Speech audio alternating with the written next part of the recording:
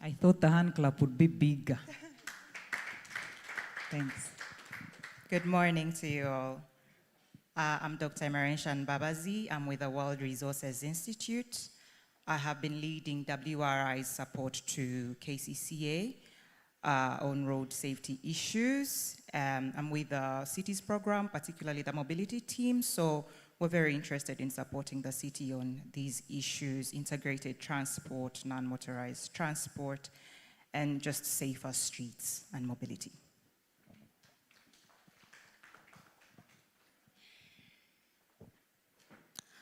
Good morning to you all. My name is Leah Akoreranji. I'm a civil engineer, Ministry of Works and Transport.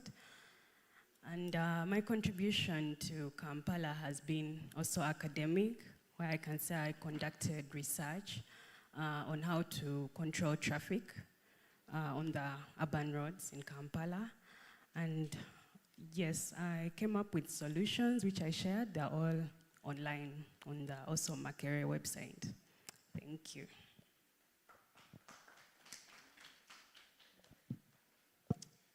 Hello, everyone. Good morning. My name is Ian Seriange. I'm a fourth-year student at Makere University. My contribution has just been in Bulungi 1C, where we go and clean our university campus grounds and neighborhoods. Thank you very much.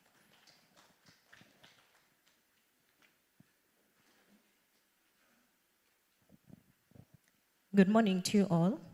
My name is Fiona Chitimbo. I'm a ward admin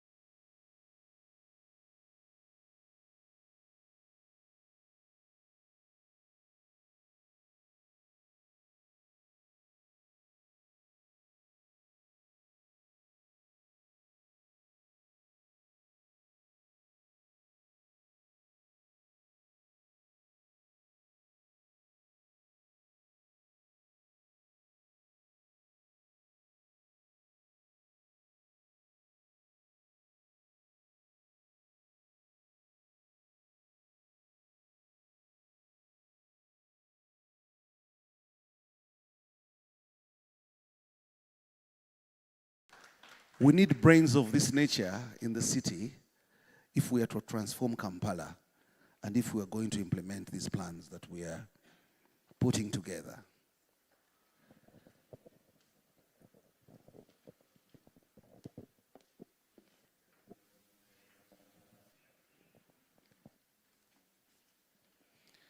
Okay. The session that is going on right now is just interactive. And I'm going to request that we continue engaging one another, especially at our tables, as I continue to receive more and more and more big people. And as you know, big people are never late. Yeah? They are always delayed. And the reason they are delayed is again because of the challenges we have with mobility in our city. But in a special way, I wish to recognize you, big man. I like people who really enjoy what they are doing. And you even portray it and demonstrate it in a conference. Cycling is the way to go. Jacob, just look at this gentleman. Deserves a hand of applause. I don't know when some of us last rode a bicycle, but I think it is important that we embrace some of these new skills if we are to live healthier, isn't it? And even to save time in our city. Colleagues and friends, a few people have just come in, and I think it will be prudent if I also give them an opportunity during this session to introduce themselves and to tell you more about what they do for the city. At this juncture, allow me hand over the mic to my senior here. Kindly greet the audience and demonstrate to them how important you have been to this city. At least some of us know the contribution you have done. Thank you very much. Thank you very much, Director of Ceremonies. Sorry, I've come a bit late. My name is Kajuna Benon. I am the Managing Director of Uganda Railways Corporation, URC. I've been there for some few months, having worked previously in the Ministry of Works and Transport as the Director of Transport, as the Commissioner of Policy and Planning, as Assistant Commissioner of Policy and Planning, name it. So I am happy to be here this morning. I'm happy to be associated with the Kampala Capital City Authority in as far as improving mass transport is actually concerned. Uganda, I bring you greetings from URC, and we need your support as we transform URC operations. Thank you very much. I think he deserves a big hand of applause. When you hear of URC, you know the trains are coming in the city, you know we're improving connectivity. Mr. Kajuna, thank you very much. The few months that you've spent at URC, there's a lot we can see that is coming. At least we hear the standard gauge, there is what. And we have you in our prayers to make sure you implement all those dreams so that we can save the city of this congestion. My brother, you're most welcome as well. Feel free to introduce yourself. Thank you. Good morning, ladies and gentlemen. My name is Nelson Renaga. I'm Acting Commissioner for Transport Services and Infrastructure at the Ministry of Works and Transport. My department is responsible for developing plans, programs, and projects for provision of transport services in the country, and we work very closely with KCCA in delivering our mandate. Currently, we are working with KCCA to update the designs for the development of bus rapid transit in Greater Metropolitan Area, and I'm happy to be here. Please clap for my brother here. And we are glad that we're partnering with you on the BRT. Thank you very much for that contribution. This table is really high-powered, Tony? I'm glad because the real decision makers, the policy makers are right here. And I'm going to request that whenever you're addressing, kindly make sure you ensure they take some notes, because if they don't take the notes, you might miss out on the implementation phase.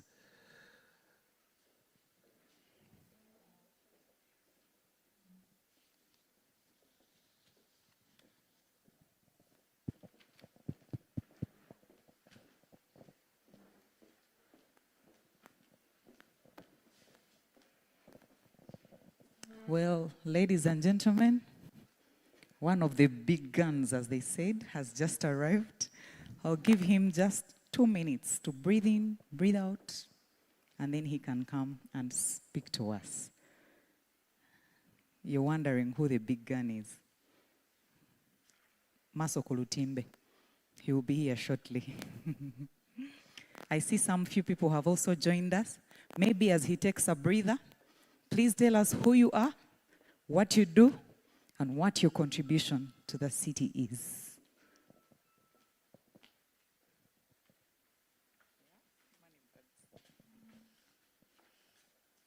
Good morning, everybody.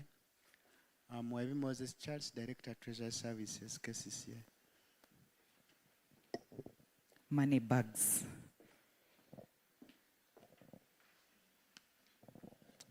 Good morning. I'm Engineer Nyende Hassan, Manager Roads and Drainage Maintenance, KCCA.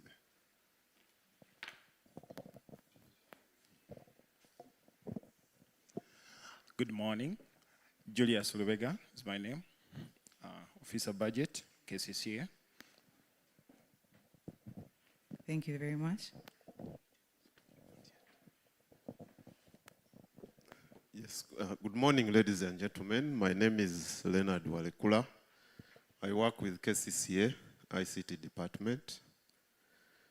Our contribution to Kampala mobility, as a department, we've got support from the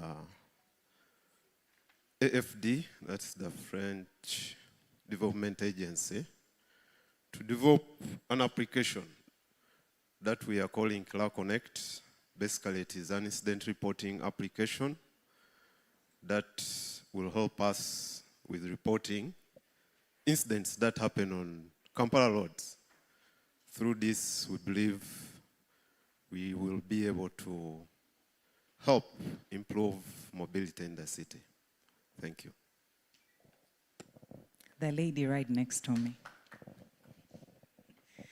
Good morning, everyone. I'm Engineer Fortunate Bira, Supervisor Public Transport, and I'm eager to be here because the outcomes of this is going to be my roadmap for the next 1 year. Thank you. A round of applause for Engineer Fortunate. 2 more people. Good morning to you all. I'm called Engineer Ronald Datwine. I'm from Sunbot Limited. I'm happy to be here to share with you, to share with us what you prepared. Thank you so much. Good morning, everyone. Engineer Gumisiriza Ezra, Assistant Registrar Technical Services, Engineers Registration Board, under Ministry of Works and Transport. Thank you. Thank you very much.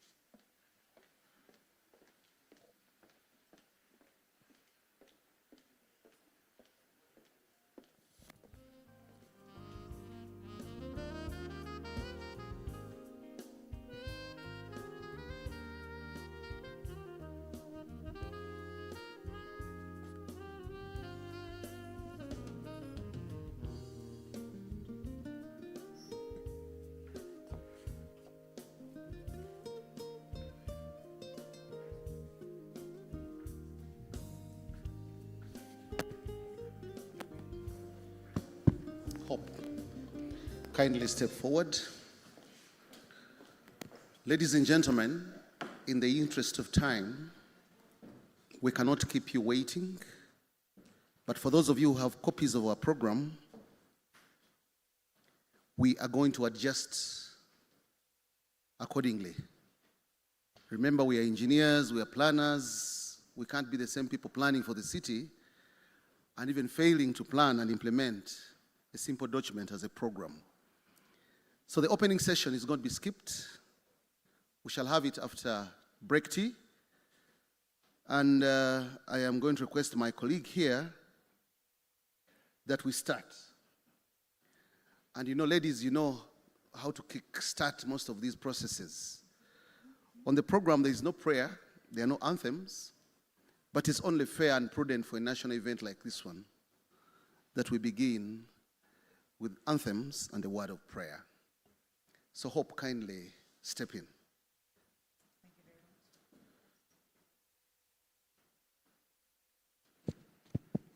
Thank you very much, Engineer Serunjoji. I'm going to request that we all stand up.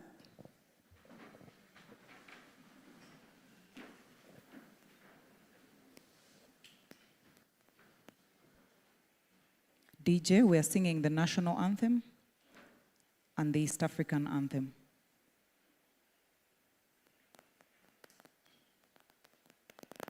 In that order.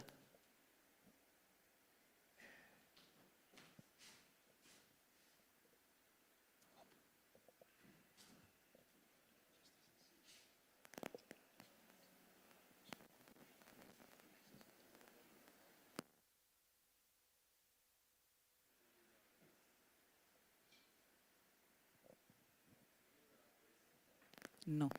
DJ, please.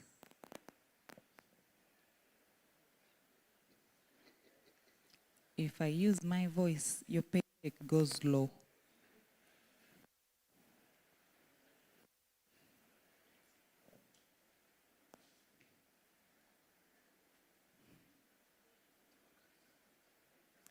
You're not ready?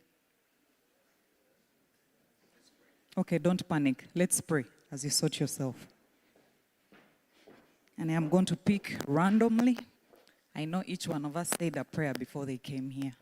So please pray for us. Let's humble ourselves for prayer. Father God, we want to thank you for this day. We thank you for blessing us and bringing us together in this place so that we can be able to plan properly and efficiently for the city. We pray, Father, that whatsoever is discussed here is able to be implemented in the right way and properly. May all this not go to vain, and may it be fruitful. In the name of Jesus we have prayed and believed. Amen.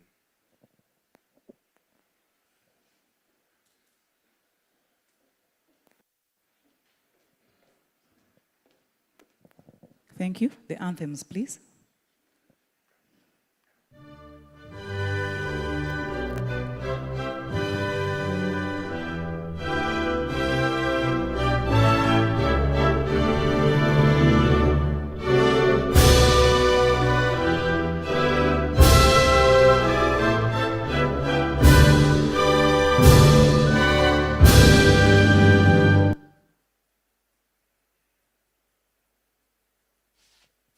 Mungu twaomba uilinde Jumuiya Afrika Mashariki, tuwezeshe kuishi kwa amani, tutimize na malengo yetu. Jumuiya yetu sote tuilinde, tuajibike, tuimarike. Umoja wetu ni nguzo yetu, idumu jumuiya yetu. Thank you very much. Let's please take our seats.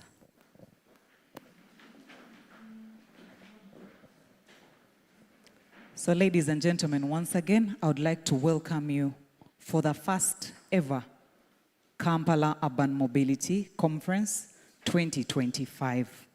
Without any further ado, I'm going to bring up someone who has done very good work for Kampala and KCCA as well, who Andrew will do further introductions but I will only call him up here. Ladies and gentlemen, put your hands together for Engineer Justus Akankwasa, who is the Director, Engineering and Technical Services. We clap until he gets here. Thank you.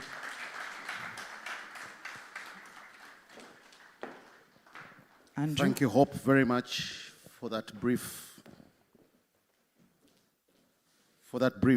intro. Ladies and gentlemen, the gentleman before you is not only the Director for Engineering and Technical Services for KCCA, but I've known him for quite a while.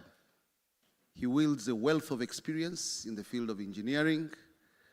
He started his career as a people engineer in Makerere University, where he worked as university engineer, later on promoted to estates manager for a couple of years, about 15 years, and where he rose through the ranks of government to the Ministry of Education and Sports as a commissioner in charge of project implementation.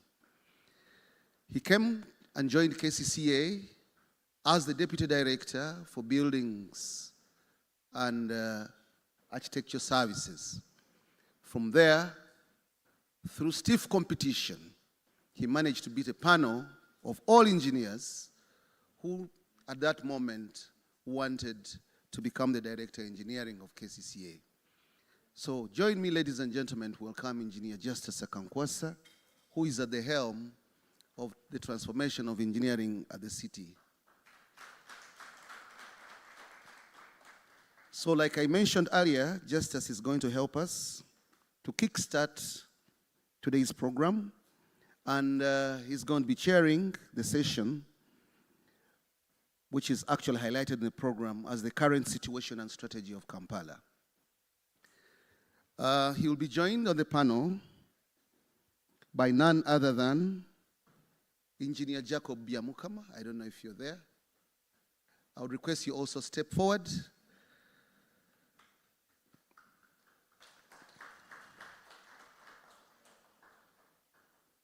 Engineer Jacob Byamukama has already told you he's the Deputy Director for Transport Planning. And in KCCA, he's the one heading the Department of Transport.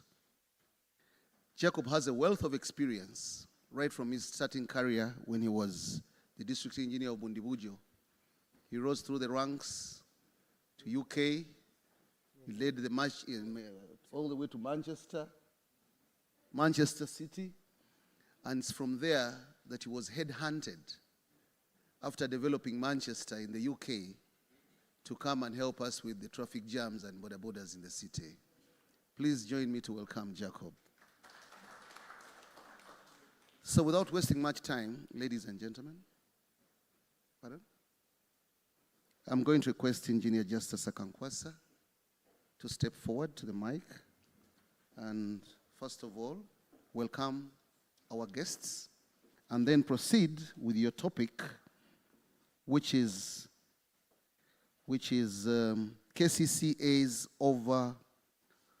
overarching mobility strategy, from current modes to mass transit. Put your hands together for Justus Akankwasa. Thank you, MC. Good morning, ladies and gentlemen. I want to observe all protocols here because I'm not sure I know each and everyone here. But I can see some few people, and I'm happy they have come to join us.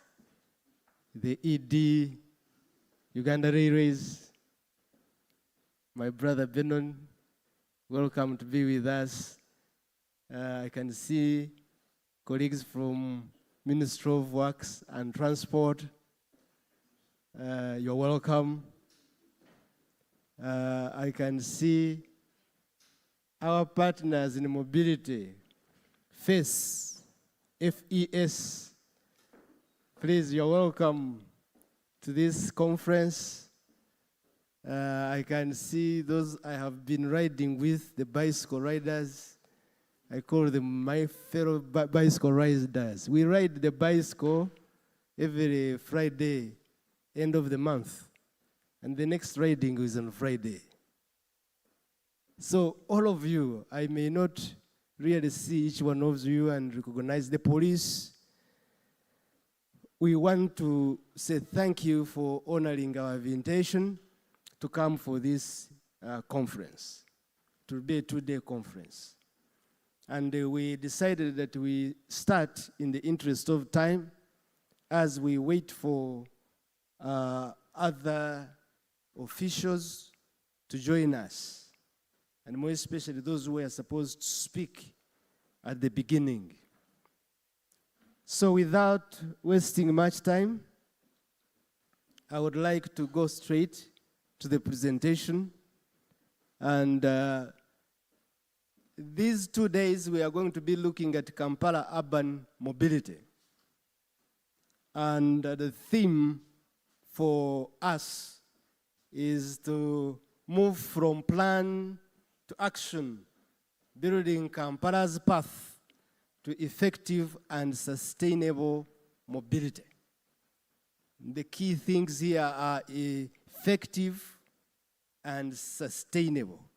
We need to see whether we are really having sustainable means of mobility within the city. Now, this is, at a glance, the profile of Kampala city. We have a population of 1.8 million. And that is at night, those who sleep in Kampala, in the 4 divisions of Kampala. But during the day, we very well know that Wakiso district and other surrounding municipalities are like our dormitories. So we sleep there, but during the day we converge in Kampala. So the day population is estimated at 4 million. So meaning there is a lot of movement to and fro Kampala. The 2.2 million estimated people, they move to and fro outside Kampala, even outside the districts, even those who are coming from Kabale, Guru, everywhere, they converge in Kampala. And so that is a lot in terms of when you are talking about urban mobility. This city contributes 60% of the GDP, which means there is a lot of activity. There is a lot of commercial activity taking place, generating money. And we are estimating the population to move to 10 million in 2040. Now, just imagine we are at 4 million with traffic jam. Imagine a situation where we are 10 million if we continue looking at transport as is now.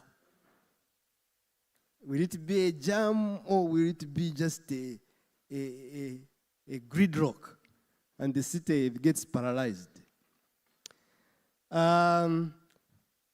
Let's proceed. Next slide. Now, we used to say Kampala is a city of 7 hills. But I think we have departed from there. There are so many hills in Kampala. And that picture shows you the hills we have.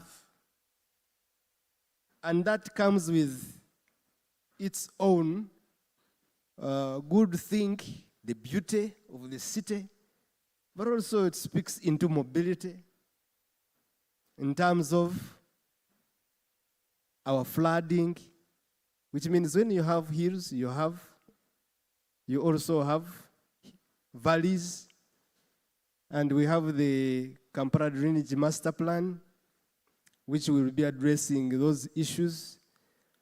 But also with those hills, we need to think of how to connect these hills.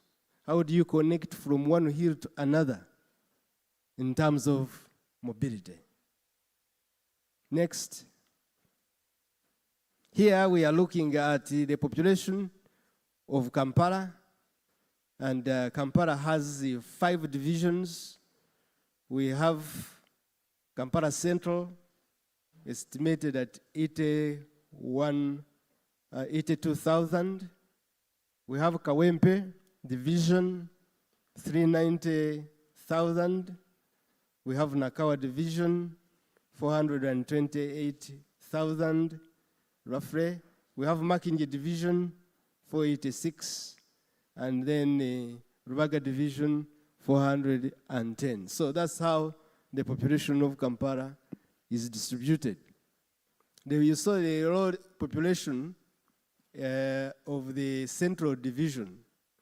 But if we were to project the day population, which we haven't segregated, you'll find that small inner division of Kampala is actually having more people during the day because of the markets, because of the transport hubs that are in it.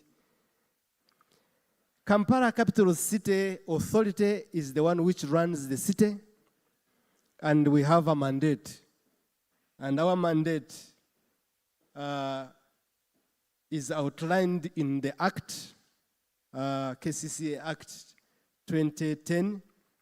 The authority is the governing body of the Kampala city, capital city, and we administer the city on behalf of the central government.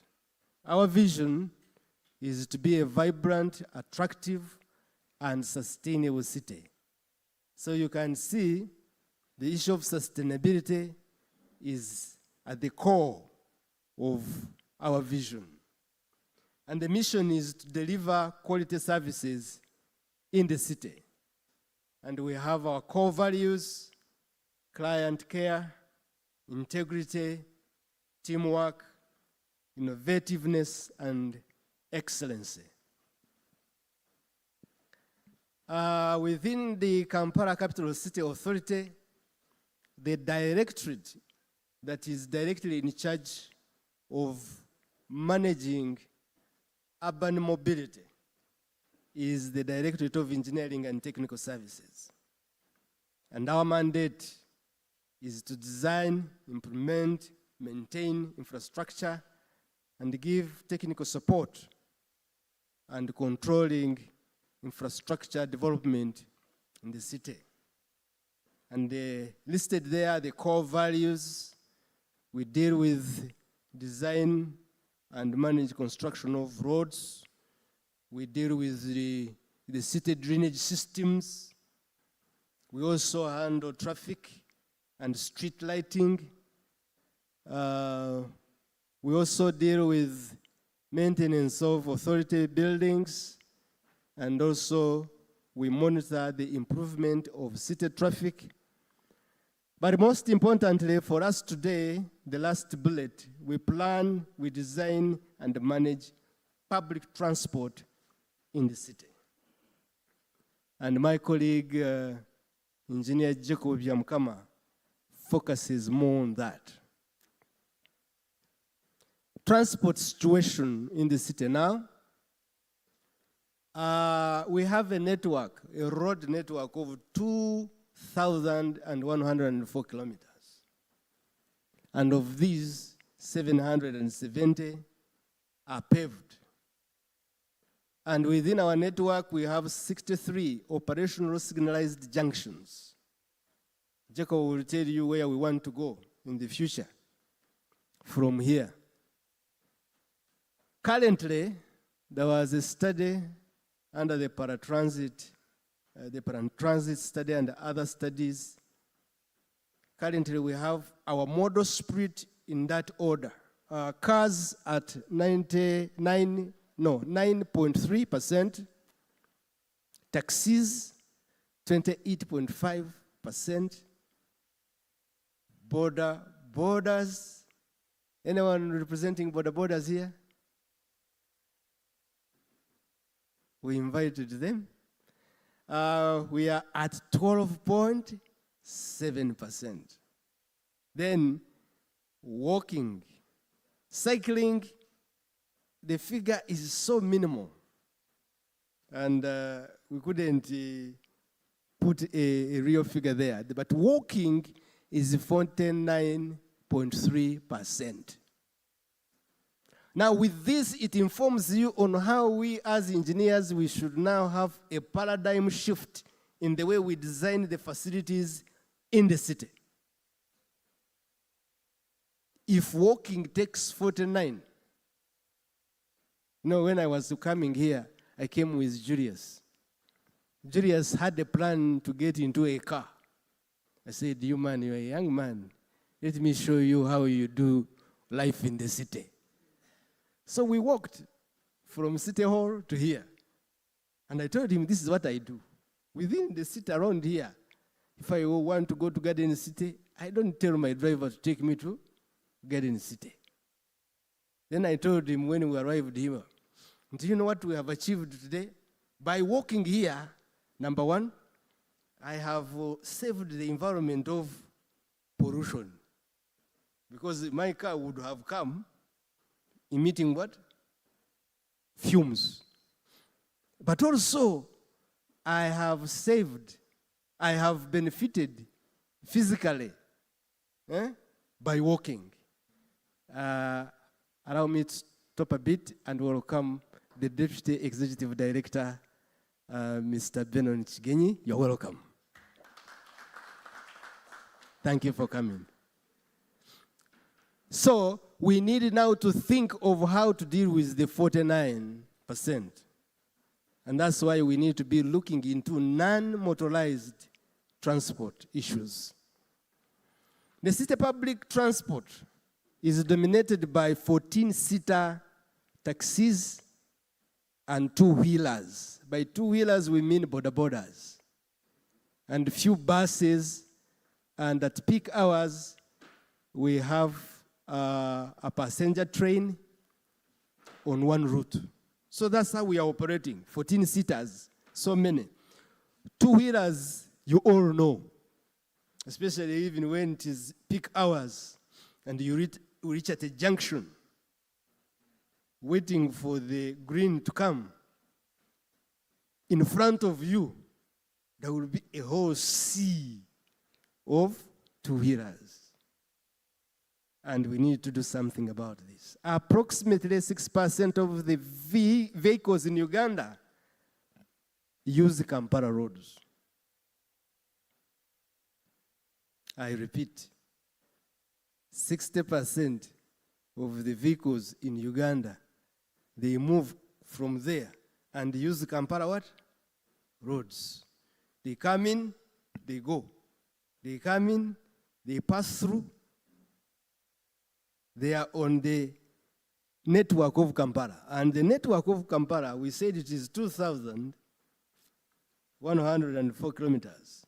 It accounts for 0.083 of the road network in Uganda. So what does that mean? We need to do something about mobility in the city. And also in terms of infrastructure development, we need to think of getting more resources. So the major transport and infrastructure challenges in the city. Number one, we have rapid urbanization and motorization. So we have so many vehicles on the street, as you can see in that picture. So many border borders, so many taxis, our individual cars. I believe each one of you, most of you didn't take public transport. You came in your car. When I came walking, I saw so many cars parked along the road. So we are using our personal vehicles, we are using our government vehicles, we are using taxis. So we have that challenge. The second one is traffic congestion, especially in the central business district. We saw the population of Central is very low. Those who sleep in the Central division, they are very few. But the day population is astronomical. So many people come into the city, and we have that problem. Urban sprawl, which has increased the average trip length. So the time we take on these roads has increased. But also we have the challenge of road accidents. They have put that picture of the road accident for the taxi. But I can tell you, that the two-wheelers are accounting for a bigger percentage of accidents in the city. The boda-bodas, every day, there must be someone being knocked. The other day, I saw the boda-boda falling by himself. No one knocked him. He just came, meandered, swerved, and fell down. So that's the situation. And I think the police have data. But also, we lack an efficient public transport system and well-designed NMT facility. And that's why we are here. We need your brains to give us more ideas to get to this level where you see that red. We need to have an efficient public transport system. We have ongoing plans, ongoing and planned infrastructure projects. Currently, we are doing work under the Kampala City Roads Rehabilitation Program, funded by the ADB, targeting 94 kilometers of roads.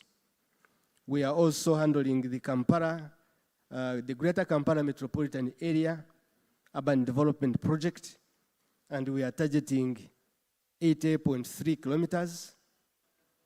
It is ongoing.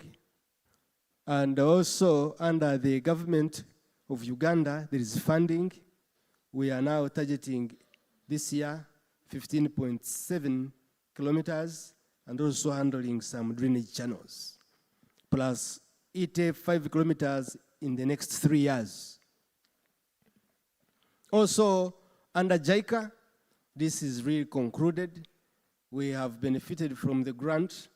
We have a traffic control center, and also they gave us a number of junctions, which you have currently seen, about 27 of them. And we are in plan going to get another project moving, targeting 127 kilometers, and that will be the Kampala Roads and Bridges Upgrading Project. So, realize, even with that, even if we fix these roads, we need to fix something. We need to fix something. Someone went to Cairo. I've never been there. So I imagine Cairo to be very, very there. But when they told me that they have traffic jam, I couldn't understand. They told me they have big roads, all is paved, they don't have potholes like us, but there is traffic what? Jam. So meaning, to address the challenges of the city is not only infrastructure development. There must be something else. And that's why we are here, to address that something. So public transport situation now, as I already hinted, we have those 14-seater. We have the two-wheeler boda-bodas, the taxis, you are aware of them. Then, our public transport is uncoordinated. That's a big problem, which we need to look at today. When you move along any street, you will not know which one is a taxi stop, a bus stop, a boda-boda stop. Everywhere can be a stop. So we needed to see what to do. Because with these illegal stops, illegal stages, we create bottlenecks in the city and we affect mobility. Limited terminal capacity versus demand. Government controls only 3 gazetted taxi parks, and that's Usafi, Old Taxi Park, and New Taxi Park. Now the rest is managed by the public.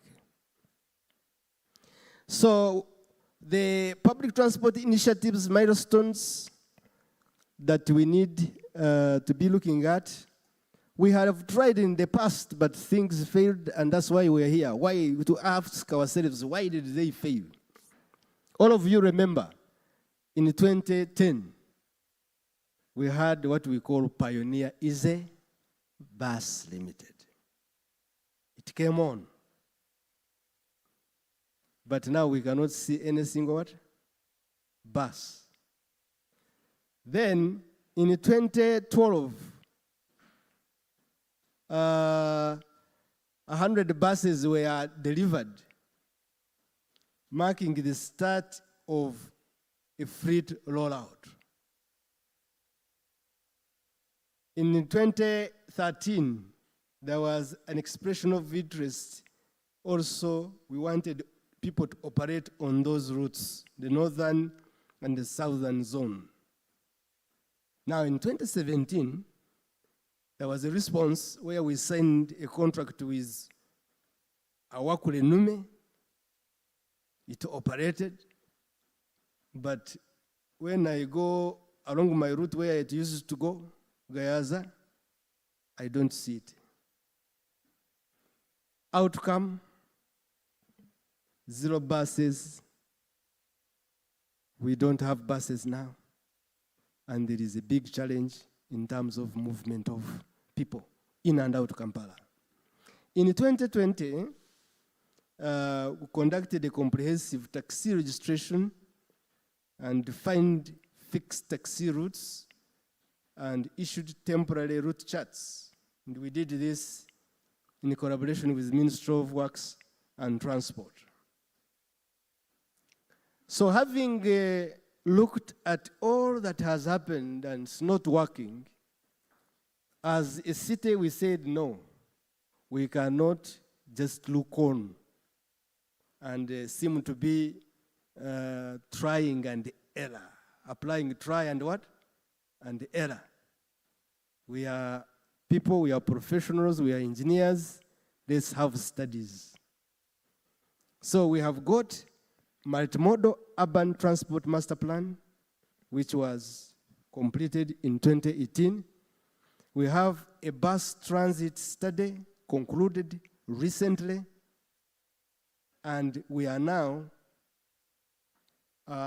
embarking on the bus rapid transport design. It is underway. So these studies will definitely help us to focus our energies into solving the issues that we have already looked at above. Legal steps have been initiated to establish the Apex Government Industry Liaison Body via the enactment of the Kampala Public Transport Ordinance, which is currently with the authority, with the council, and we hope that by the end of this year, it will be concluded.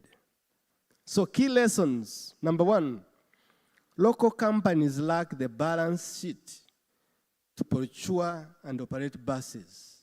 Viability hinges on predictable subsidies and viability gaps support.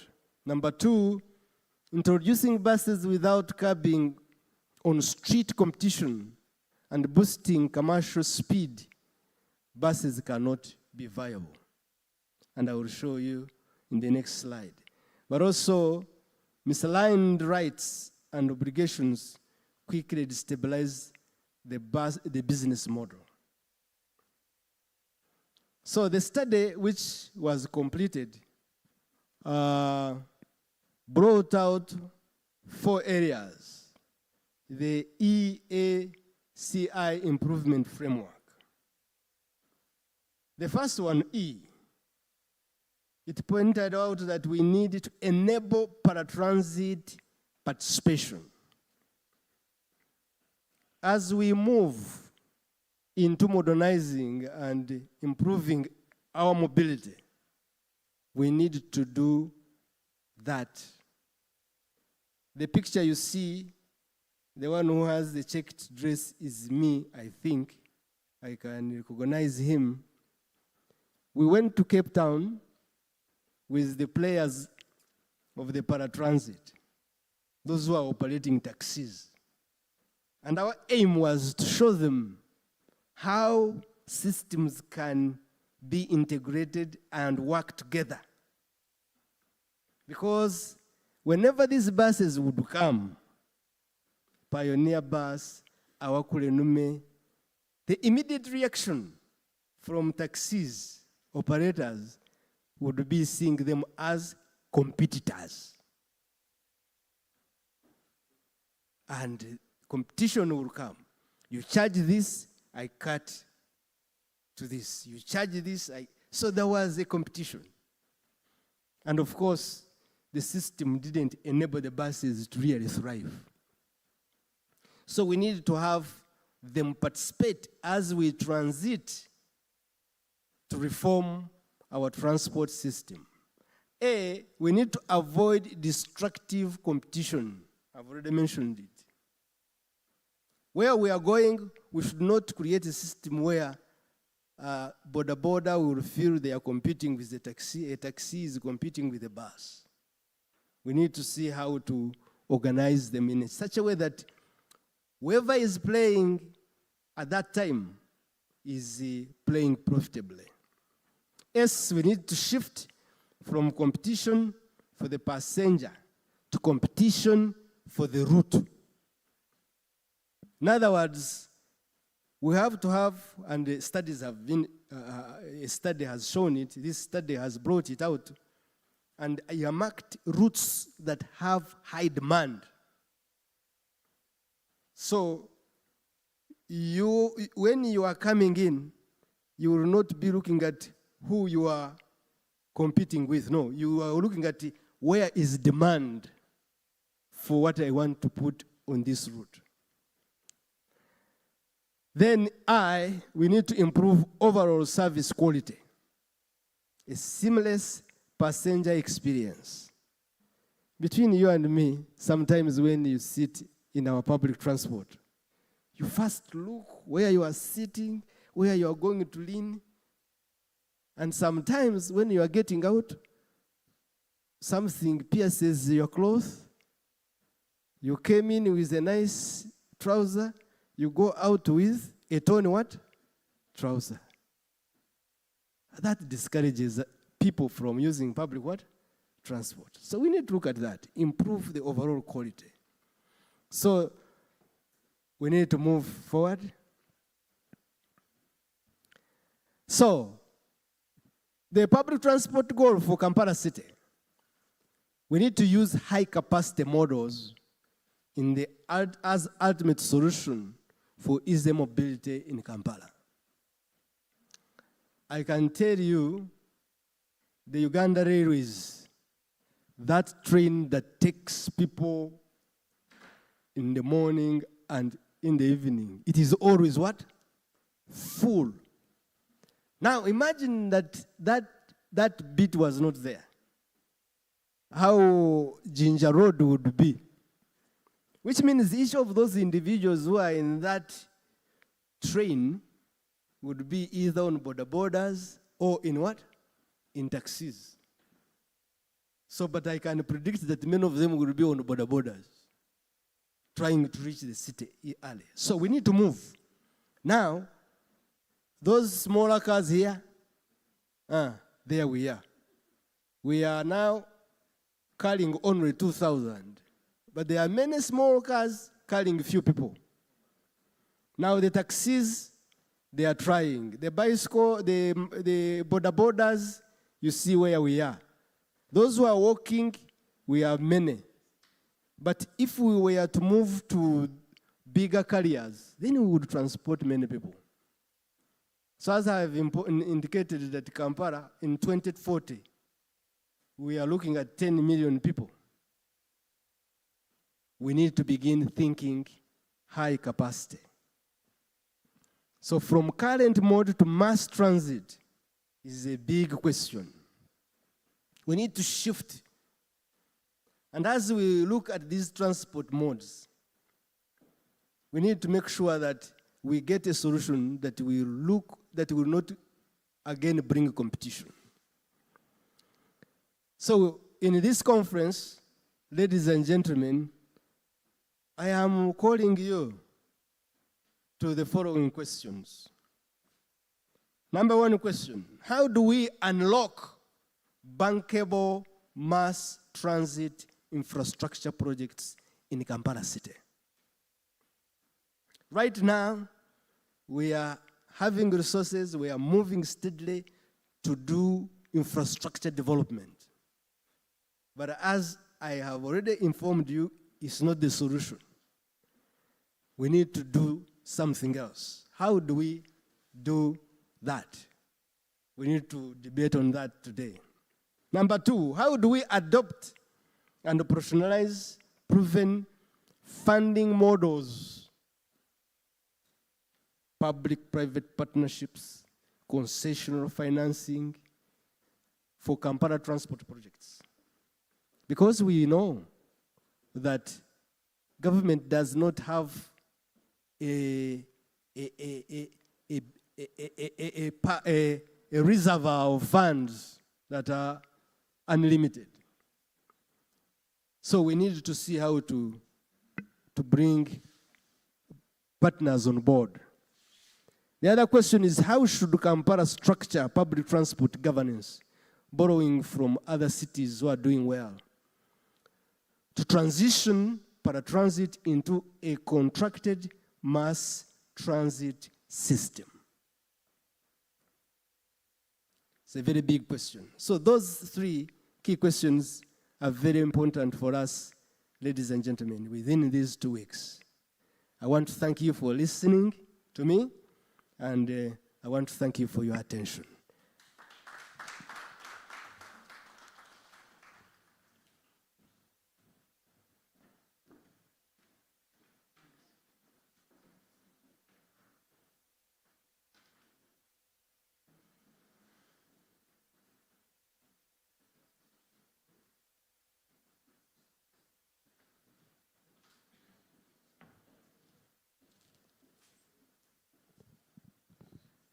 Another hand of applause to Engineer Justice Akankwasa.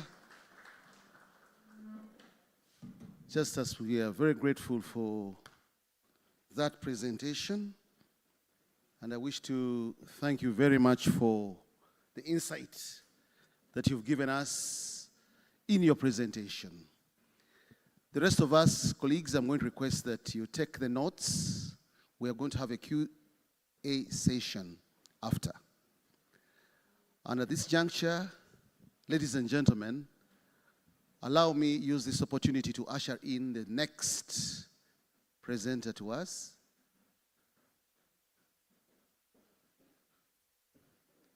And of course, I want to use the same opportunity also to welcome the Deputy Executive Director, KCCA.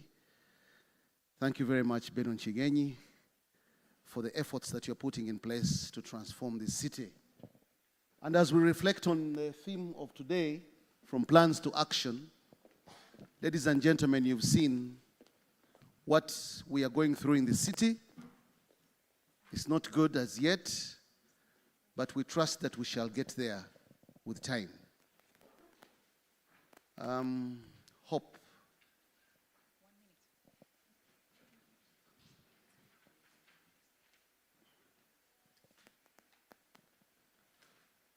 Yes, as someone is working on technology, ladies and gentlemen, I also wish to take this opportunity to welcome Mr. Wilson Katushabe. Winston Katushabe. Please clap for him. And I want also to inform him that in this house, the Ministry of Works is well represented. Thank you very much, colleagues, for honoring this invitation to make it a point that you are with us. Thank you very much, Engineer Andrew. Ladies and gentlemen, Mr. Katushabe Winston is the Commissioner Transport Regulation and Safety Licensing Officer of Motor Vehicles in the Ministry of Works and Transport of the Republic of Uganda.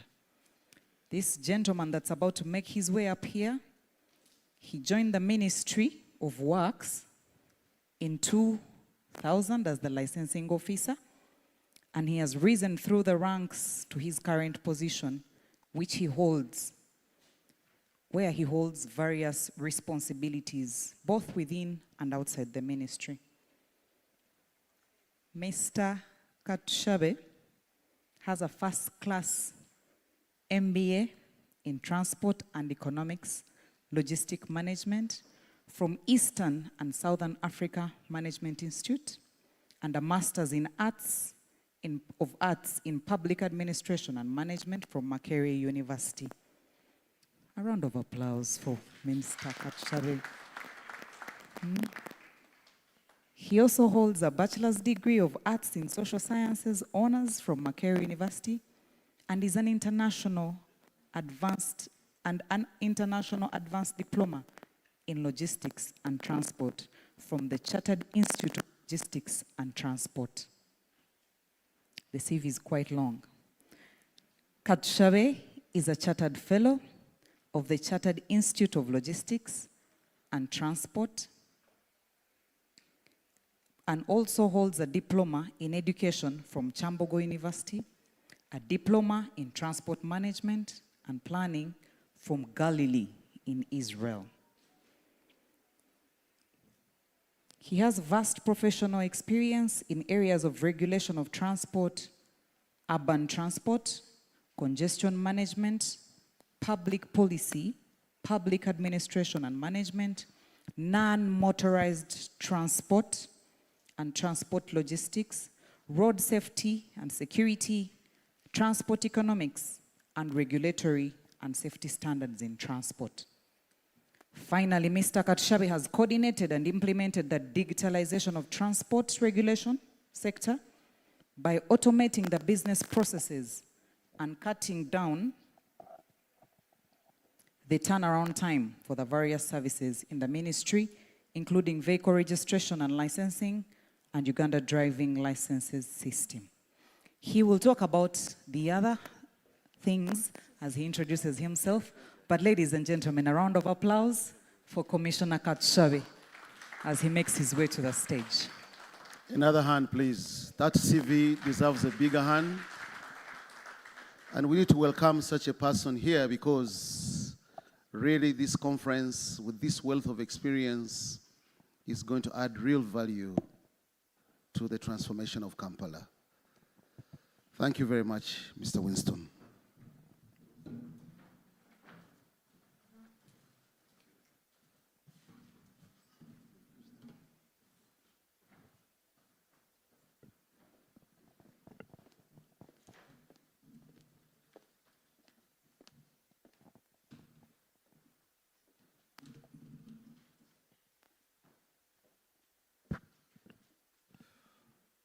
Thank you, Director of Ceremonies. I've just arrived, so I am not sure whether the protocols in the house, which side I should take. But since it is a workshop, I want to believe everybody is a participant. And I want to thank KCCA for inviting me to share our experiences from Ministry of Works and Transport. But I want to recognize the Deputy ED, KCCA. I see my former boss here, the MD URC, and all colleagues from Ministry of Works and Transport. Distinguished participants, good morning. You've heard, my name is Katushabe Winston, and the Commissioner of Transport Regulation and Safety in the Ministry of Works and Transport. I've worked for the last 20, my former director, I don't know whether he still remembers the years, are they 25, 26, around there. I'm also the Chief Licensing Officer of the Ministry. This presentation looks big because when I got a call, I was not around, and Jacob gave me a call. So what you see here is just information for sharing, but I will try as much as possible to summarize. I don't know how much time I have. 5 minutes? 20 Yeah. minutes. You know, I was trying to put you where you belong. When I say 5, I knew you would say 20 so that it can be. But I will just make sure I'm in time. The presentation is big, but I will just paraphrase and talk what is supposed to be talked about.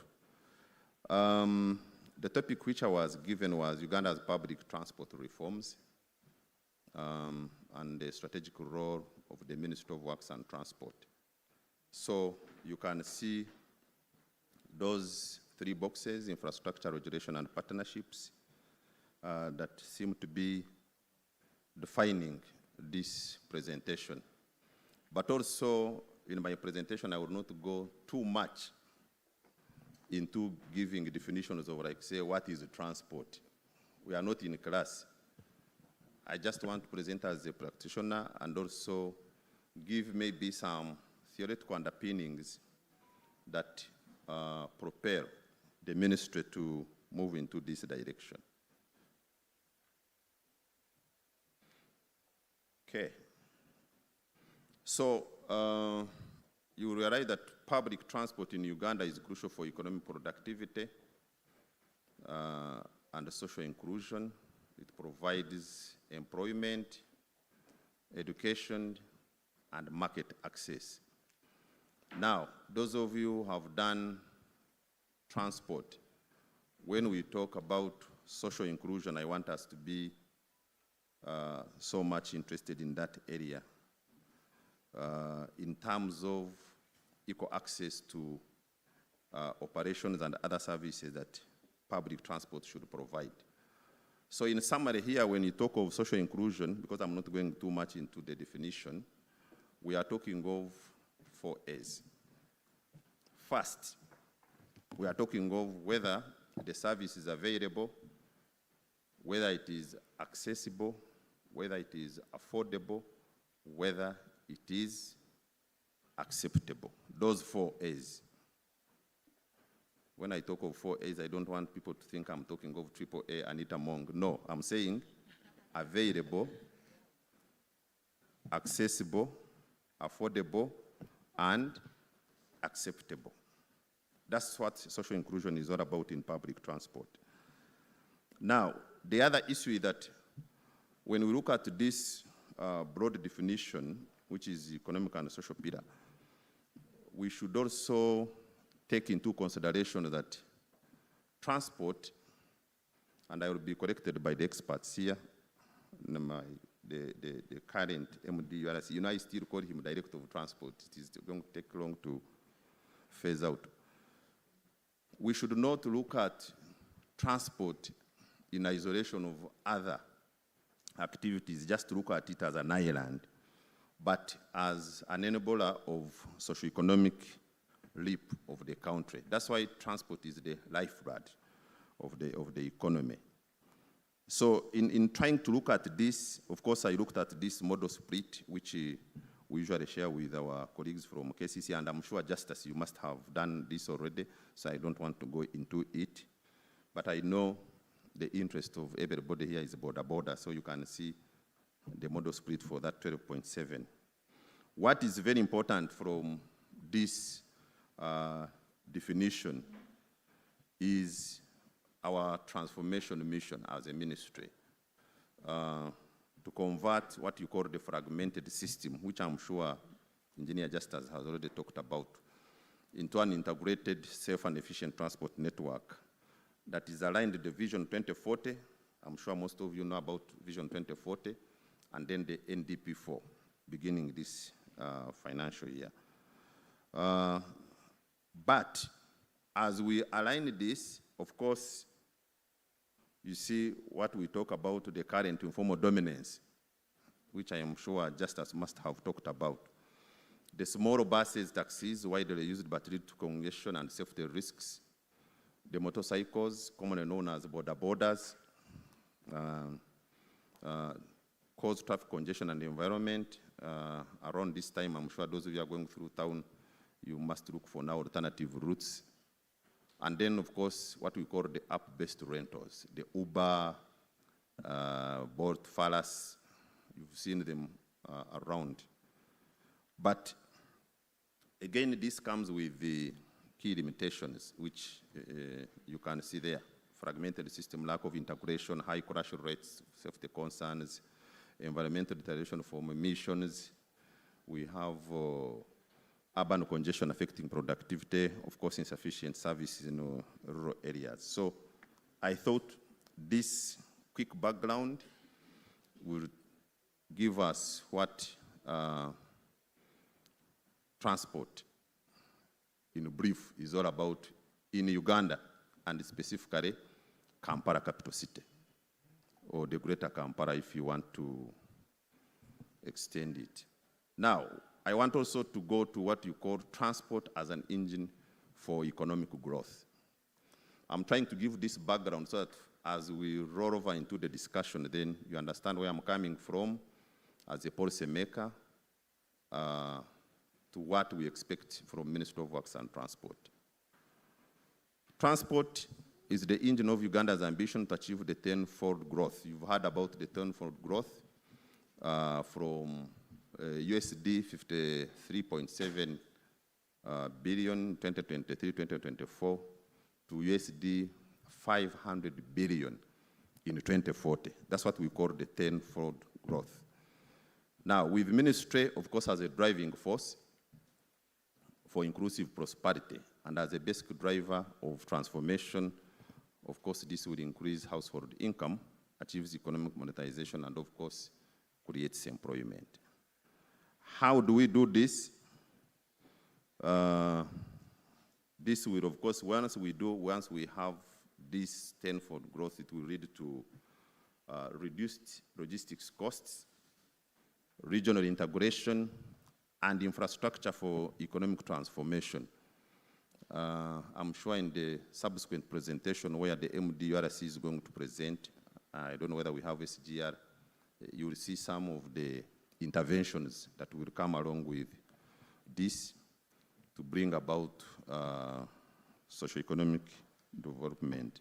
So once we talk of those three, this is how we achieve our tenfold growth in form of background. Now, it is also important to look at the ministry's strategic role in economic transformation.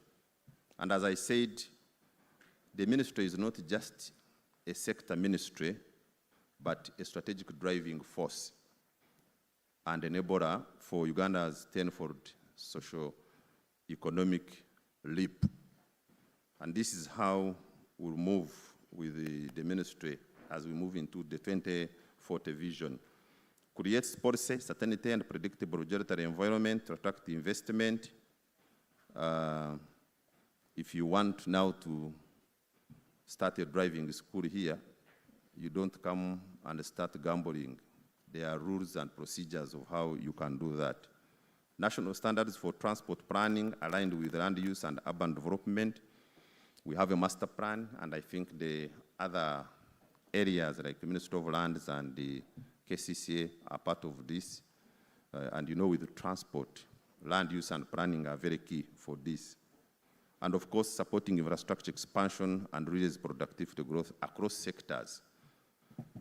Tourism roads, oil roads, those of you come from Hoyuma,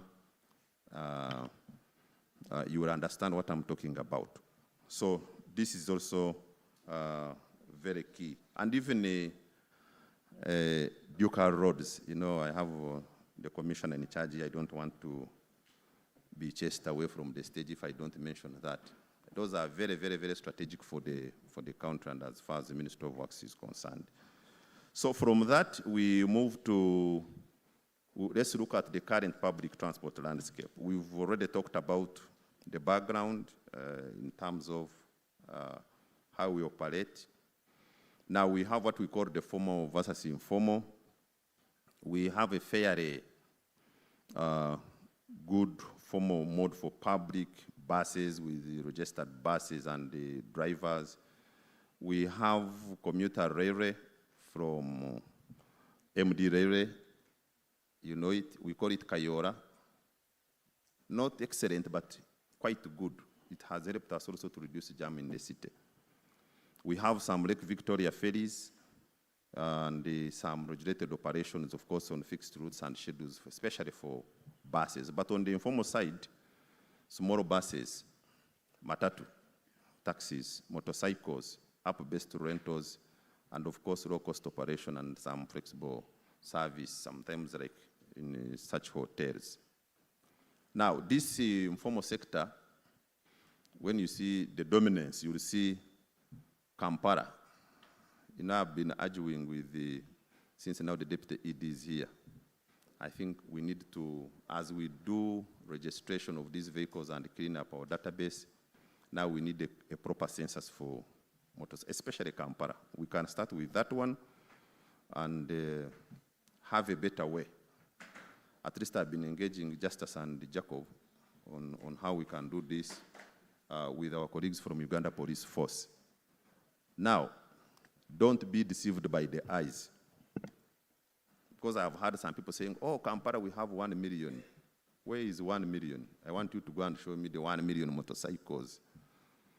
These motorcycles, yes, I see Fiona shaking her hand because we have argued a lot with her. But I want to tell you, when you get like 1,000 motorcycles along that intersection of Punjano or Chitugum, you will not believe it. You may think they are like in hundreds. The numbers which were documented by KCCA, and I think we used a lot. I remember one time we were in a meeting with the Prime Minister.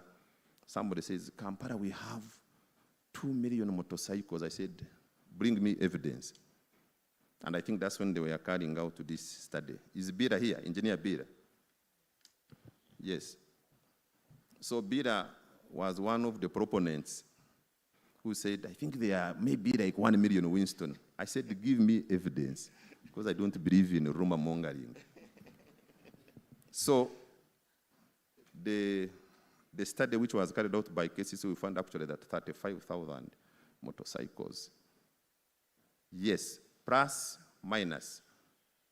Yeah, you know, when they want to get like some money from SACCO, they will say we are 100. But this is the number. Out of these 35, 10,000 are private. Now, you need also to understand the end life of these motorcycles. A new motorcycle, maybe between 3 to 5 years, it will no longer be as strong. Now, the other danger, of course, you know, we have what we call the two-stroke engines, which we have phased out, but some people still, if you look at the ones in the picture, most of those are two-stroke engines. The one that mix oil and fuel, and they emit a lot, and then you find our people are suffering a lot from cancer. So, 35, Fiona, we shall talk about this since you promised me that we can do a study on this and bring order. But at a national level, what we have, the 1.4 you see, is cumulative according to our database, distributed across the country. But of course, because now we are cleaning a database, we may talk about maybe an average of between 600 and 700. Now, there are only also those which are stolen from Congo, DRC, South Sudan. There are these ones which are being assembled here. This morning I was discussing with a colleague about what sometimes they do. So what you call retrofitting. He brings a carrier which was stolen from a motorcycle from Ministry of Works. The tank is from KCCA. The pedal is from Ministry of Health. So I don't know which kind of retrofitting is this, how to describe this kind of motorcycle. Then the number plate maybe is from President's office. So you now say, how do I describe this motorcycle which has parts from different MDAs? And they are assembled and they are used on the road. So we are trying now to remove this. Now, of course, this has challenges when you look at this. And you are aware that most of the people, 70% by the way, much as the model split shows about 49, 70%, I think recently we allowed Chira Motors. Bwana ED, maybe let me report this since you have your technical team. I don't know whether it was political, because we kept on engaging. We said, why don't we do a try with Chira Motors? and see how buses operate. As a pilot in Kampala, and also convince the other informal group of taxis. But I'm happy I'm told you are now in the process. When you delayed, we engaged your home area in Jinja, Iganga. They are doing quite well. And we think this can be replicated in other cities, and then we continue convincing people. Then allow the matatus to be in the feeder roads and this border of ours. So I think we are moving in the right direction. So, but also you can see the crashes in 2024. The number is alarming. I don't want to go into the numbers of crashes, especially for borders. If you go into Mulago, I think 60% of the national budget is on the head injury, treating head injury. So all these are challenges. This is what we need to address. And I'm happy when we have this engagement like this, we should come up with areas that will help us, especially in the program working group of ITs, because KCC is part of this. So these come, of course, with the urban-rural service imbalance. You can see, like I told you, when you look at the landscape, in Kampala, you are seeing congestion. Deputy ED, this congestion in Kampala, I also want to say, as an expert, that actually congestion in Kampala is artificial. And I want to challenge everybody in this room that let's do what you call audit of these buildings. Now, like this one, I have seen vehicles parked outside. I'm going to sue them for taking my vehicle outside and it starts radiating. It should be in the basement. So as we go with these buildings and whatever, this imbalance, motorcycles, people are saying excessive vehicles in Kampala. In the rural area, people even don't have tuk-tuk to use as ambulance. So these are the, of course, challenges, emissions, unregulated operations, urban service disparity. All these are challenges. But we'll just quickly, I have already talked about the road safety challenges. It is a key area. You can see on daily basis, 14 people die. And this is a high number. Even one person, by the way, but I'm just giving you the figures. These were last year, and we are not doing quite well in that area. You can see even for motorcycles, 1,720 out of that number. So motorcycles still top our chart list on annual crime and traffic report, and we need to do something. And these are the key safety challenges you see: crash rate increasing, motorcycle safety crisis, infrastructure challenges, and of course, regulatory gaps. So all these we need to address them. The urgency for reform, I think we need quickly to go through this. When you look at Uganda's public transport system, of course, we need a reform. Urban congestion. These are the three key areas that we need to address. Growing urbanization, which intensifies traffic congestion. I have told you, you have about 35,000 motorcycles that operate in Kampala. That is documented. I know Fiona can say, oh, not even 50, but I'm just saying scientifically, 35. Now, you know in the model split, we had 12.7 of these motorcycles.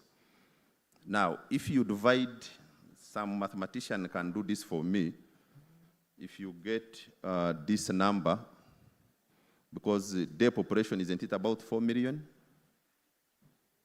Our day population in Kampala, 4 million, about 1.8 at night. If you calculate this, you are likely to find that on average, a motorcycle from Chereka to Kampala every day deals with the 14 people. One motorcycle, you can calculate that. One motorcycle, 14. And that is not good because we are talking of the 70% by public transport. If you get 70% times 4 million divided by 35, what do you get? MC, don't look at me like that as if you are. Calculate quicker and get me the number. Fiona, you are a quick mathematician. Just to get 70%, which takes a bigger portion of public transport, over 100. No, 35. 12%. You have 70% of it. Get 12%. 12.7 over 100 times 4 million. 14. Yeah. So, a motorcycle on average per day, 14. And you know they do like about 3 to 4 trips. So you can imagine the amount of emissions. And that's why we want to digitize these systems like intelligent monitoring transport system. Now, this police officer here, because I was discussing with Nwabini, the director of traffic, I said, every year, they need to take you for checkup. Because much as they take water, they get dehydrated because of these emissions you are fighting with. And you know, even running after border is not like a car. In the process of running, you are hit by the vehicle. So all these are challenges, and I think as we are in this room, we need really to get. And for us, we are saying as a ministry, of course, those are the impacts. Increased travel time, reduced productivity. Let me say this. If, for example, under this increased travel time, if you are 8 people on a border, 14, you are now having 3 children in front, then maybe in the middle there is another adult, another minor, 4. So, by the time you reach the office, you even don't want to work. You are tired because of the overload. So that's one of the, and of course, you know, if you are supposed to work for 8 hours a day, you'll work for 5. You know, these days, the service is changing, and I'm sure my boss knows this, where you used to come to the office, you put a coat, move out, come back, they pay your salary. But now things are changing. So, then heightened crash risk and safety concerns. I'm sure KCC, last year you launched a safety report. You know what it means. Environmental degradation. My statistics here show me this paper, which I think one time I presented in South Africa. But it shows me air pollution. Kampala's average PM2.5 levels exceed WHO guidelines. Global air pollution now ranks as the second leading risk factor for death, accounting for 8.1 million deaths globally. So, Kampala is not doing quite well in terms of emissions. And this is something, I think we've been working closely with the Air Corps of Makerere University. So why do we want to reform as Ministry of Works? Leadership.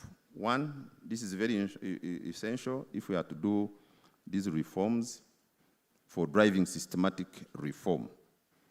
Number 2, transforming transport to integrated, safe and inclusive system and improving competitiveness. I've talked about the 1.5 GDP which is lost per day due to congestion. This study was carried out by a team here. I know there was one by World Bank, but there was a team here in Uganda, which translates into 800 million per year.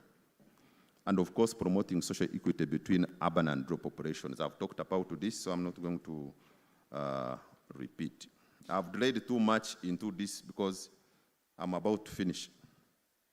Now, as the ministry moves into this, you need also to look at what you call the theoretical foundations for government interventions.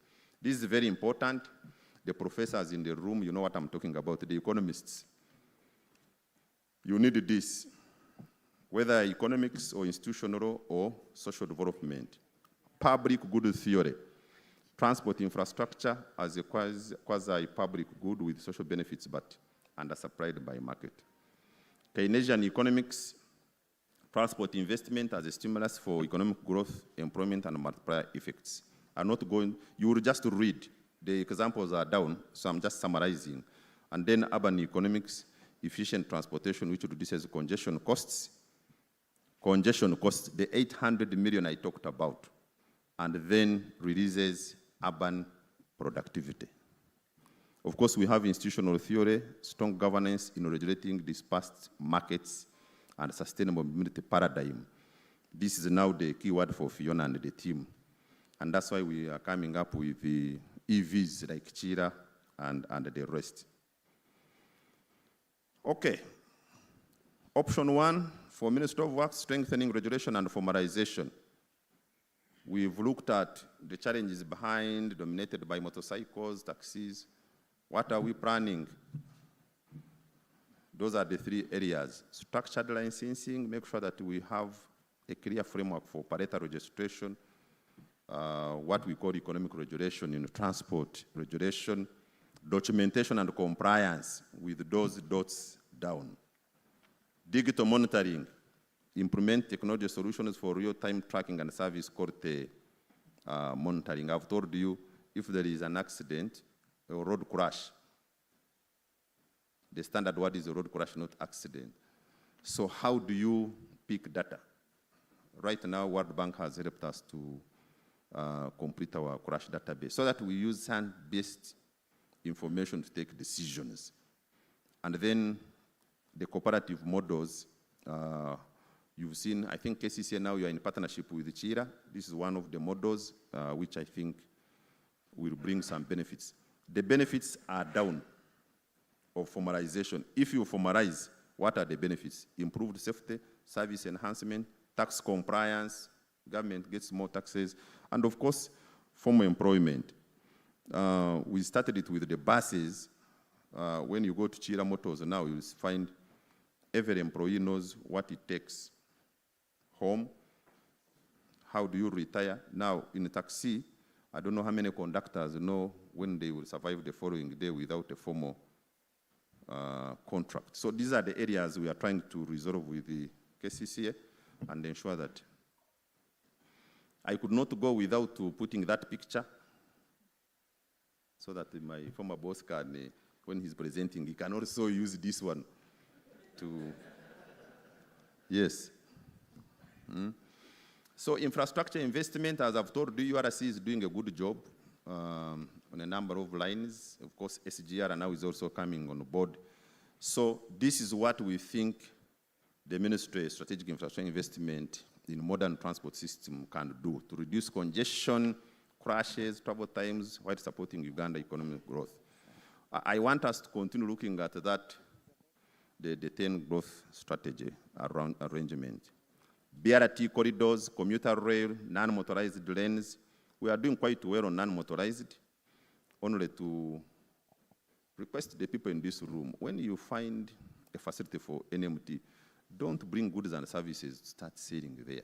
Put matoke, bring vehicles to knock people or border borders. I think, my friend, we need now to, because usually when we have this cycling, I usually see it in a room, there. Let's protect these facilities. They are good for us. Now, those are the key benefits. Reduce travel time, lower logistics, because now if we have full-fledged operational lines for URC, we'll move so many, and I'm sure Mr. Kajuna will present this in his presentation. You know, the cargo that you move from the road to, you are not having any jam on the road for the wagons, no. But here the vehicles are competing for the road. It will also reduce the logistics costs. You'll have few accidents. Right now, even when we have Kayora, I can tell you, between here and Namavi, because Namavi now people use park and ride, you will see that actually in the evening, there is and I want to engage you so that we also carry out that study. A very quick study. You don't need money. Just put some people to, because I know you may say we don't have a budget. No, you don't need now. So that we see when we have this commuter rail, how many people would be exposed to crashes using the road? How many lives do we save? That's very important for us to make a justification to have more public transport through the commuter rail. More people using the rail, and then we leave the roads people to fight on foot as we improve BRT. The economic impact, again, as I said, tenfold growth. That's what we look at. Infrastructure investments, facilitating of regional trade, and of course, employment. Once we have the bus system here, BRT, and people know that there is no need really to fight amongst themselves, employment will be there. People know they will get social contracts, and you know that you can work and go home and retire while you're not fighting. The third option is leveraging public-private partnerships. I will not go too much into this. Modern bus fleets, ferry services, transport hubs, the benefits are there, the expected outcomes are there. Core responsibilities of the Ministry of Policy and Regulation. I've gone through this policy framework for sustainable transport, because now, as a minister, of course, we are looking at this concept of resilient climate change. Which methods do you use? So again, I've looked at what we can do as a ministry, and these are the benefits. Clear policy provides stability for investors, consistent regulation and attractive investments, enables efficient use of public funds under infrastructure expansion. Infrastructure delivery, you know, this is a key role and mandate of the ministry. Again, this takes you through this. I see the MC is looking at me. Just watch the space there. I'm finishing. I'm winding up. Financing and resource mobilization. All this I've just put together. We will just look at, of course, coordination and collaboration. As a ministry, you know, we coordinate and collaborate with multiple stakeholders. Our partners, CSOs, private sector, all this. This is what we do. And when we do this, we come up with the reduced duplication, enhanced inclusivity, and customized solutions. All this we have done, for example, when we are working on our National Road Safety Action Plan. CSOs came on board, private sector came on board, development partners. We had even a retreat. So we are not competing for knowledge. Okay? Conclusion. A critical turning point. Uganda's public transport system is at a critical turning point.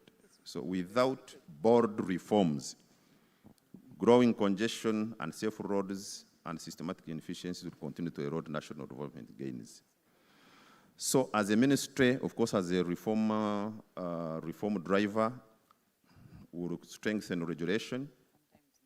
We need to modernize infrastructure, private sector partnerships, support Vision 2040, as you've heard, and of course, position Uganda as a logistics hub. You have seen part of this in Guru. And my last call to action is that, of course, as a ministry, we must lead a comprehensive reform of Uganda public transport system to create a safe, efficient, and inclusive transportation network that drives economic growth and social development. Thank you very much.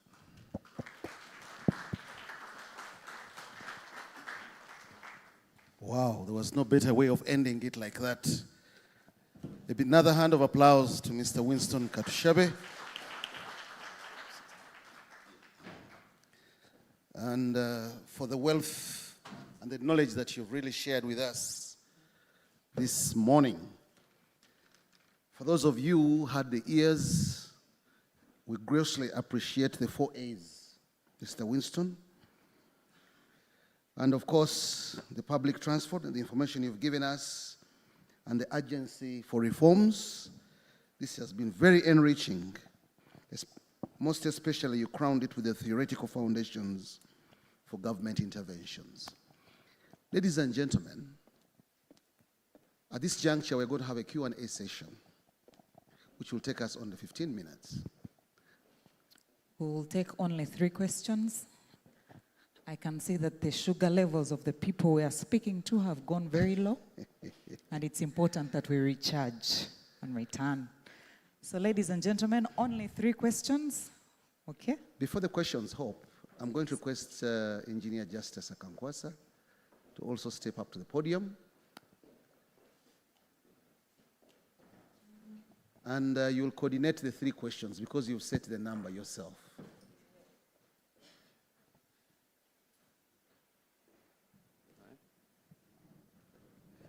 Okay, once again, Achim Vogt of the Friedrich Ebert Foundation from Germany.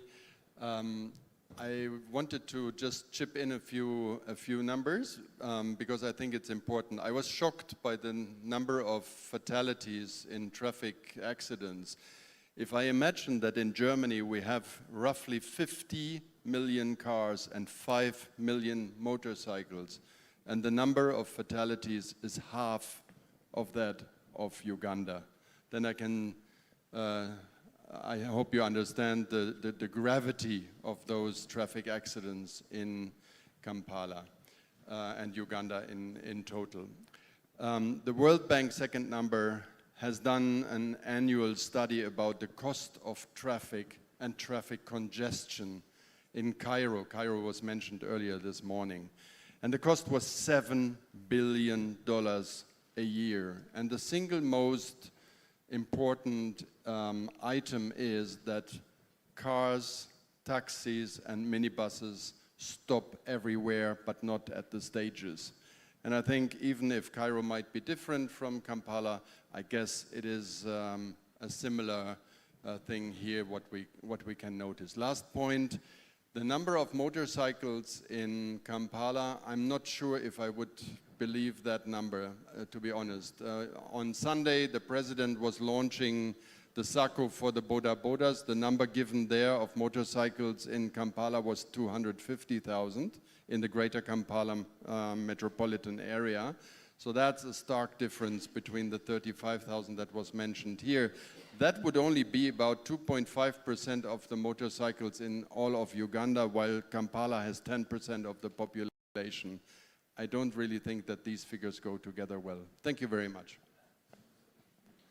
Thank you. Hello. I want to thank the presenters. I'm Dr. Esther Baiga from the Makerere University School of Public Health, and I'm excited about this initiative. My interest is in regard to transport in relation to health, with the focus of road traffic injuries, mental health, but also with our information that right now Uganda has a double burden of both the non-communicable diseases and the communicable diseases. The advantage of what walking or cycling could mean for the health of Uganda. I want to, and also recognizing, I looked through the presentations, and most of them are engineers, and also considering public health and the health aspects and inviting us here. I want to highlight that some of what we have missed have been the advantages of what KCCA has already been doing.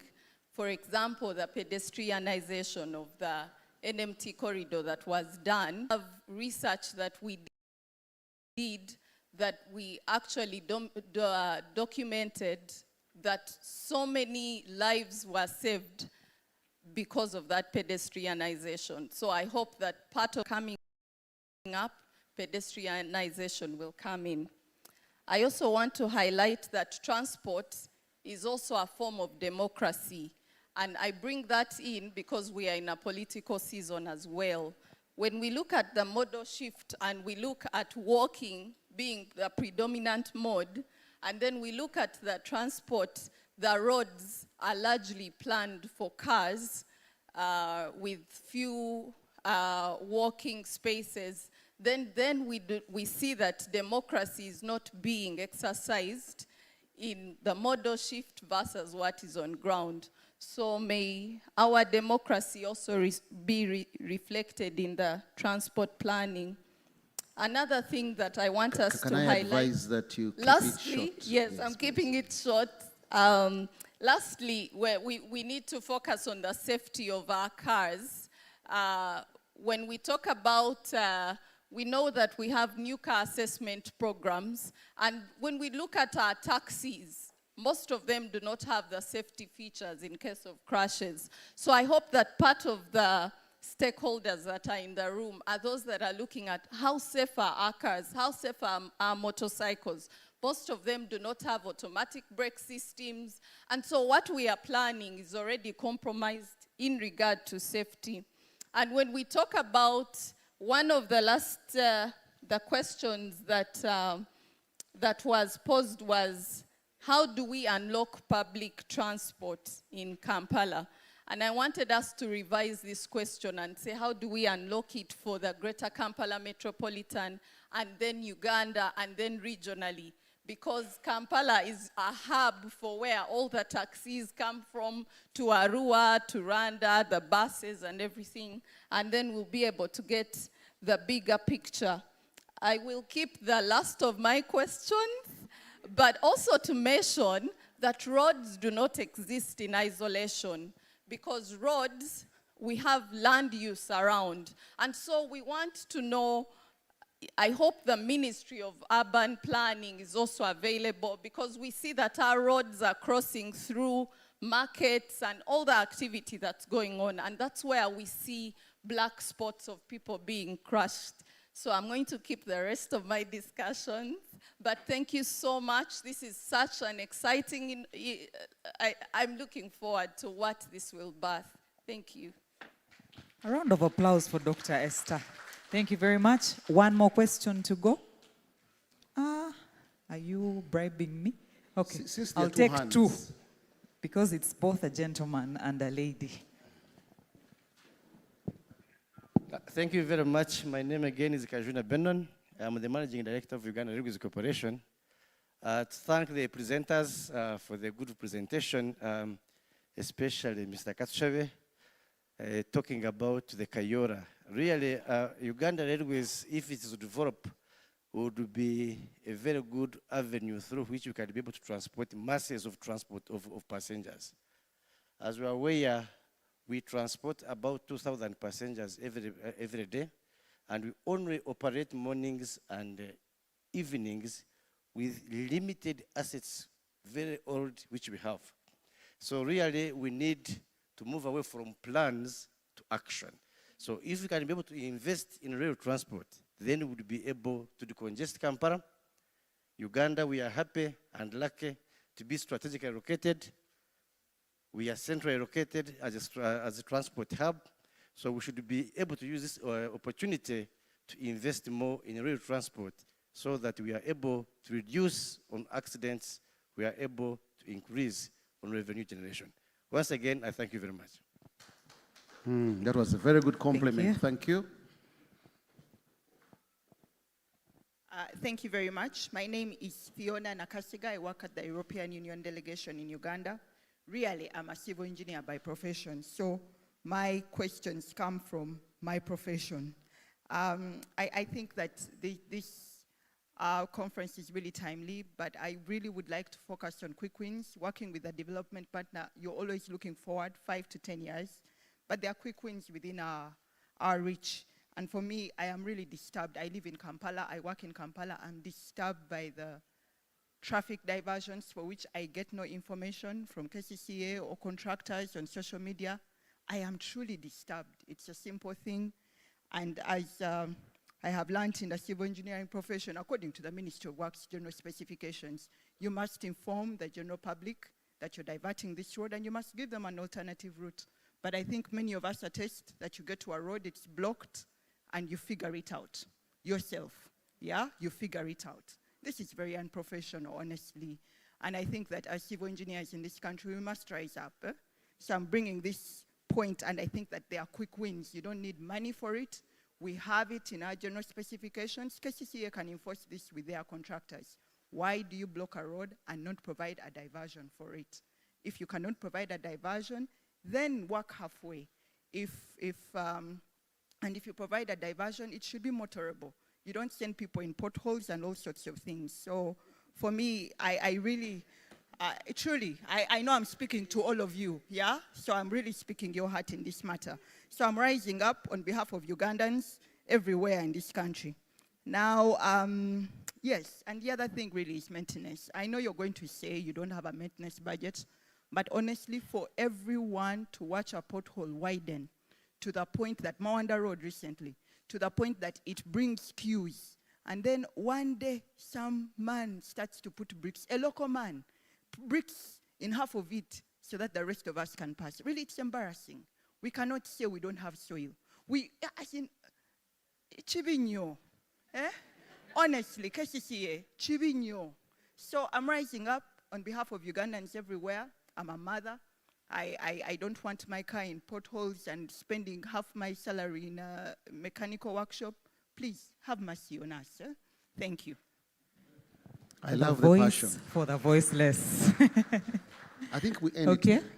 Let's just let our speakers give us some answers and we'll proceed. Respond to Fiona. Please. Thank you for raising those concerns. And I'm always happy when I get feedback from the citizens of Kampala who want to deliver quality services. We had 2 questions. Number 1 was on traffic diversion.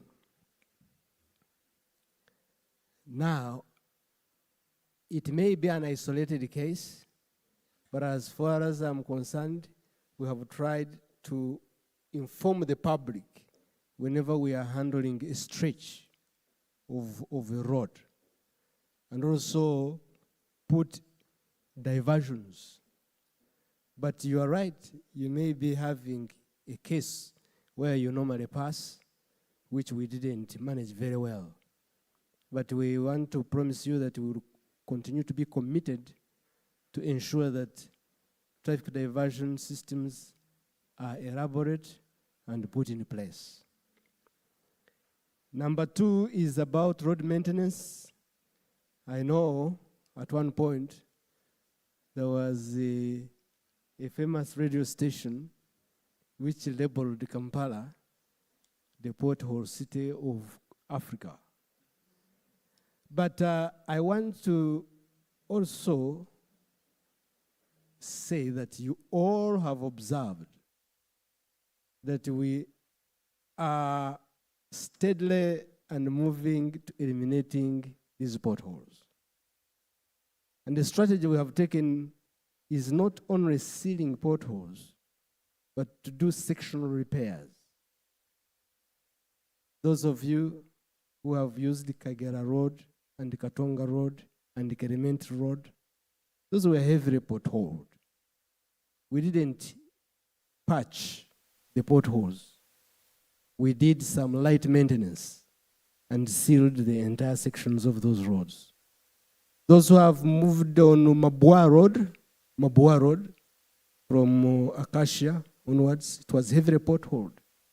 We couldn't patch because we realized patching is just like when you have an old cloth and you put a new patch, the neighboring friends will react and you wouldn't get results.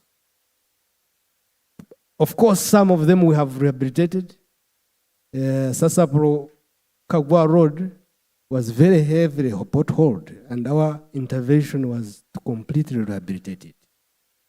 But in other places, we try to patch with the resources available. And I think the situation has improved. And we hope by the end of this financial year, it will be really improved because government has put in resources to rehabilitate it, 85 kilometers, rehabilitating, not new infrastructure, rehabilitating, especially corridor roads and all those roads. Funds are available over the next 3 years. So within 1 year, you will see change. Within 3 years, you'll be telling me where are the potholes in Kampala.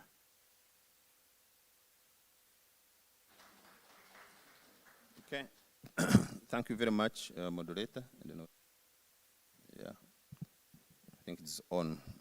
I hope I'm audible. Again, of course, when Fiona was talking about maintenance of roads, instead of pointing at, just as he said, you Minister of Works, yes, but okay, fine. The traffic management plans are in place, and I think I was even wondering, because I was asking him, usually when you cross a road, a diversion, the public should be informed ahead of time. If it was not done, let me apologize on his behalf, but I'm sure they do it, and the ministry usually does it, even on national roads. And we've now gone ahead to make sure that the signage is very clear and visible for that purpose. I want to agree with you on these quick wins. Sometimes there is no need for budget. Even these contractors have money for that. So it's not something really that should be a big issue. MDRC, thank you for the compliment. I think there is a need really to, because you see now the program for ITs, we are looking at what we call the multimodal transport. Now, we cannot say we are going to deal with traffic jam or even dealing with only one mode of transport, roads, to deal with congestion. So as we are in this room, I want also to mobilize you that we need a railway commuter service to help decongest Kampala. This is very, very, very important. Yes, you know, I also regulate railway, so it is, I don't contradict myself on that.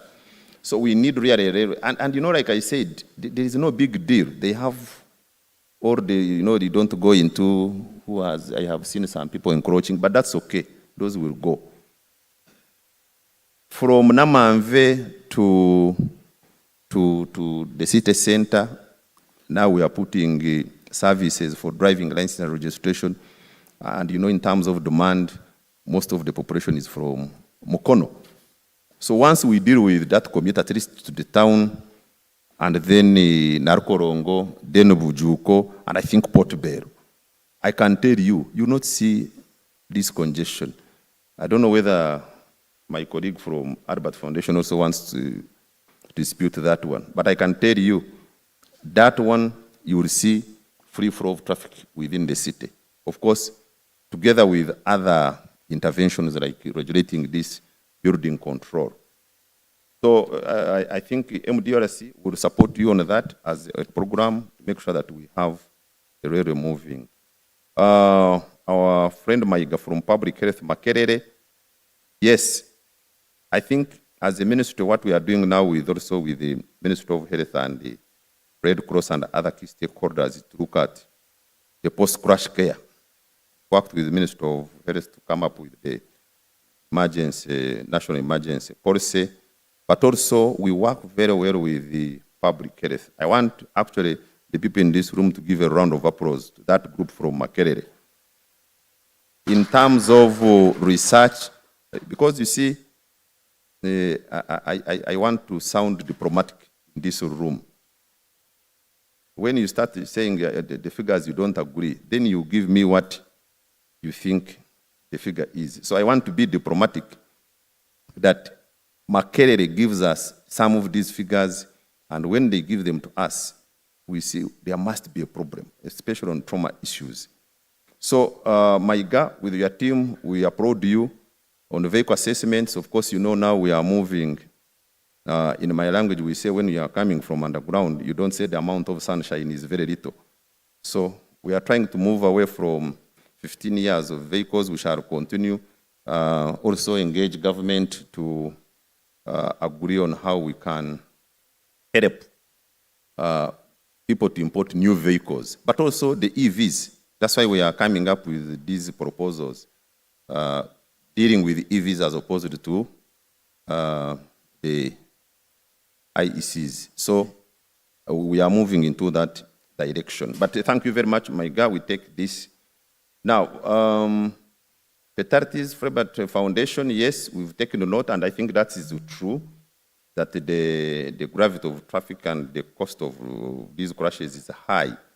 I think the last time we carried out a study by World Bank, it was about 3 to 4% of the national GDP, the monetary loss. How I wish you could also carry out that study here, because Cairo and Kampala, I think, more or less share similar characteristics. So we need to know this, and then this can inform us to take concrete decisions or to deal with traffic. Now, the last one on borders, as I said, I will only report what is scientifically done, not the imaginative figure. Now, and two, for clarification purposes, from what our colleague from Freebird Foundation said, the 35,000 I'm referring to are actually Kampala capital city with 5 divisions. When you go to the numbers now explode. If you want to talk about Nansana, you are talking about Wakiso, you are bringing in Mukono, the numbers grow. And that census which was carried out was only for Kampala capital city. So when I talk about 35,000, look at this small city with the 5 divisions. But when you explode to what you call the greater Kampala, of course it will also go beyond 250 like you said. And I don't think your intention was to bring in the borders to relate them with the president. The borders are doing work. They support, they can support everybody. So I didn't want you to also say, I saw the president launching so many borders as if now it is the president who related the problem with the borders. No. So I hope that was not related to challenges of borders. But I thought I should also give that clarification. Thank you very much. A hand of applause to the panelists. Just one more. There was someone who talked about transport democracy. Many people are walking, and we are not doing enough. I agree, but we have deliberately now encouraged walking on all our infrastructure. When you see the roads we are rehabilitating and constructing and maintaining, we have tried to put now walkways, and every road will be having that. Where we have enough space, we want to move to having cycling lanes where we have enough space. And I think Jacob will tell you more about the NMT plan that we have. Thank you. Also to mention that actually the ministry, on those design manuals, I'm sure the engineers here will tell us. Tony Mugenyi is here. He will tell you now no road, even for national roads, where there are facilities for pedestrians, walk paths and the footbridges, those must be there in the interest of the bigger group, which is the 49. So the roads now are built for people, not for vehicles. Thank you very much. Another hand of applause. Colleagues, I wish to advise that in the next session, we're going to have the Executive Director of Kampala. So he'll be expounding on most of the issues that have been raised. And I'm going to request that Fiona, please don't rise. We are here, let's partner together as engineers. Together we transform the city. Hope, can you get us any information from housekeeping? Okay, I'm going to request that we have a working tea because of the time. However, I'll grant you 15 minutes break. Grab something to eat. Visit, I know you know where. So please, let's take a 15 minutes break strictly, pick our tea, and have it right in this room. I beg of you, please, because we're out of time and would like to proceed and have this day wonderful. So we're going to have breakfast on my left, if you can see me, On my left, that is where the breakfast is. Let's walk through that door and pick something to eat. Thank you very much. 15 minutes.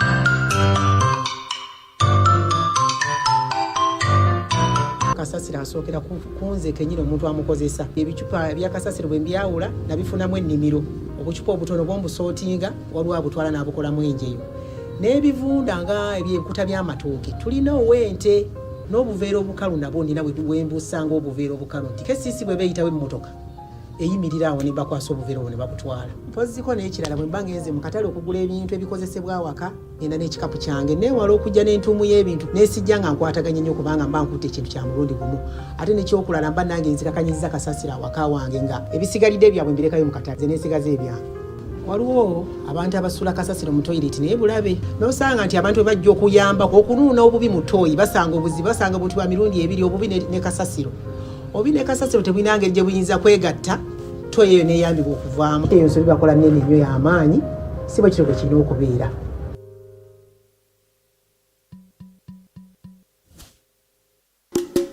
Today we get to identify the cyclist in the city. This is one of the means of transport that has not been popular and yet is an effective means of transportation. A city that recognizes all modes of transport is part of fulfilling the inclusivity in our transportation system. Ride safely and come back safely.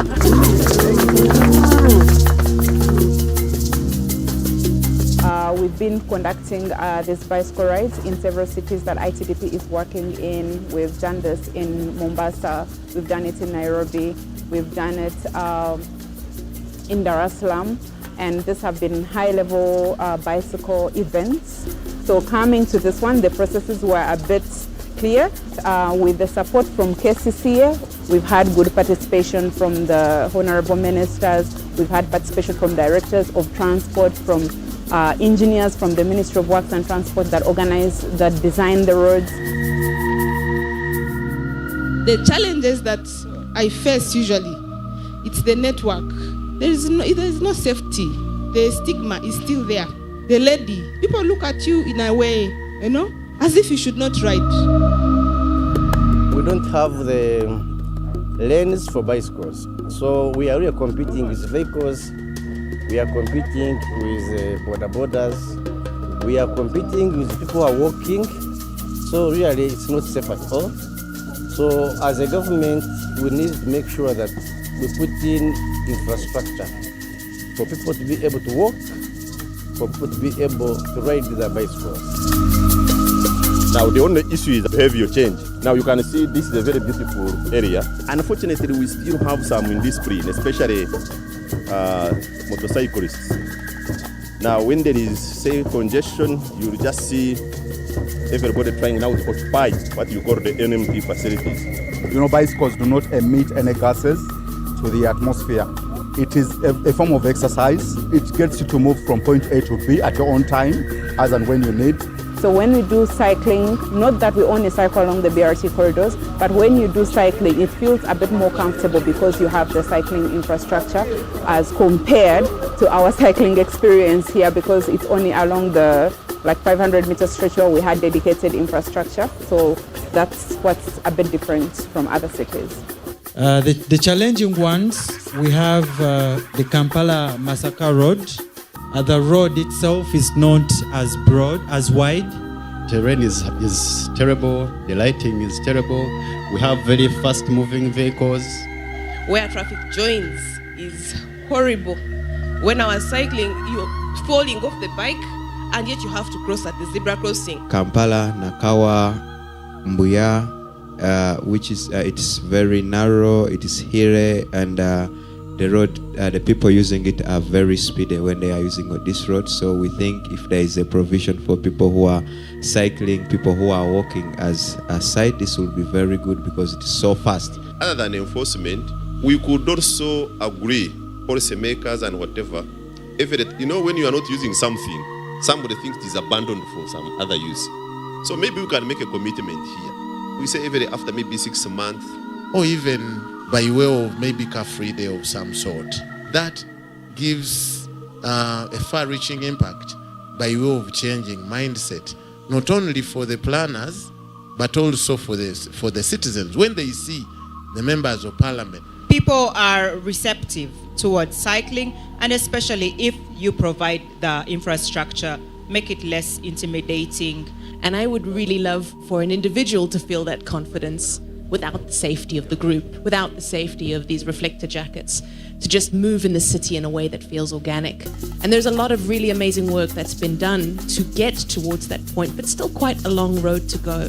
There is no district that presents their plan and they have not indicated cycling in the plan for transport.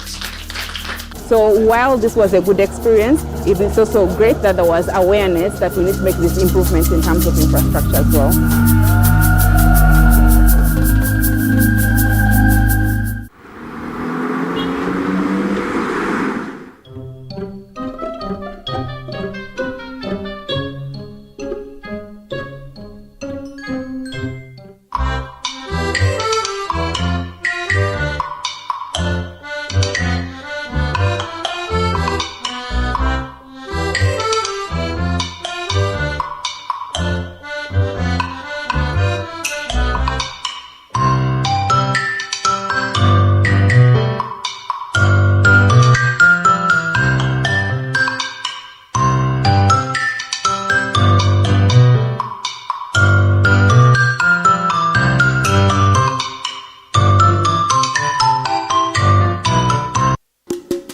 Today, we get to identify the cyclist in the city. This is one of the means of transport that has not been popular and yet is an effective means of transportation. A city that recognizes all modes of transport is part of fulfilling the inclusivity in our transportation system. Ride safely and come back safely.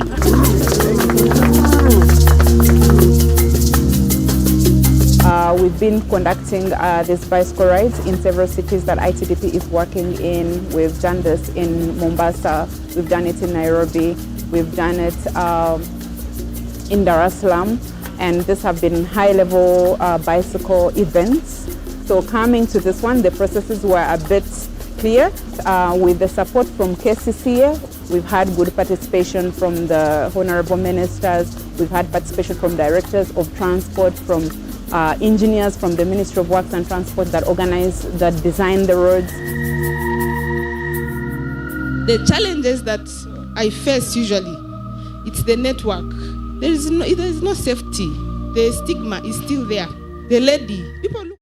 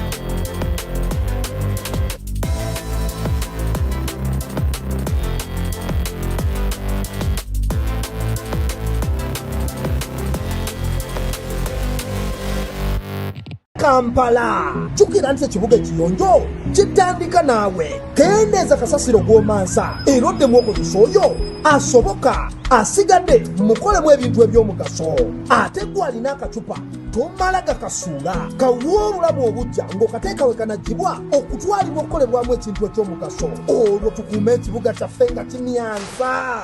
Obubaka buno bukutuusibwako ekitongole kya KCCA. Okumanya ebisingawo tukubire ku noti 8 noti 299 noti. KCCA ku lw'ekibuga ekiyonjo ddala. Today we get to identify the cyclist in the city. This is one of the means of transport that has not been popular and yet is an effective means of transportation. A city that recognizes all modes of transport is part of fulfilling the inclusivity in our transportation system. Ride safely and come back safely.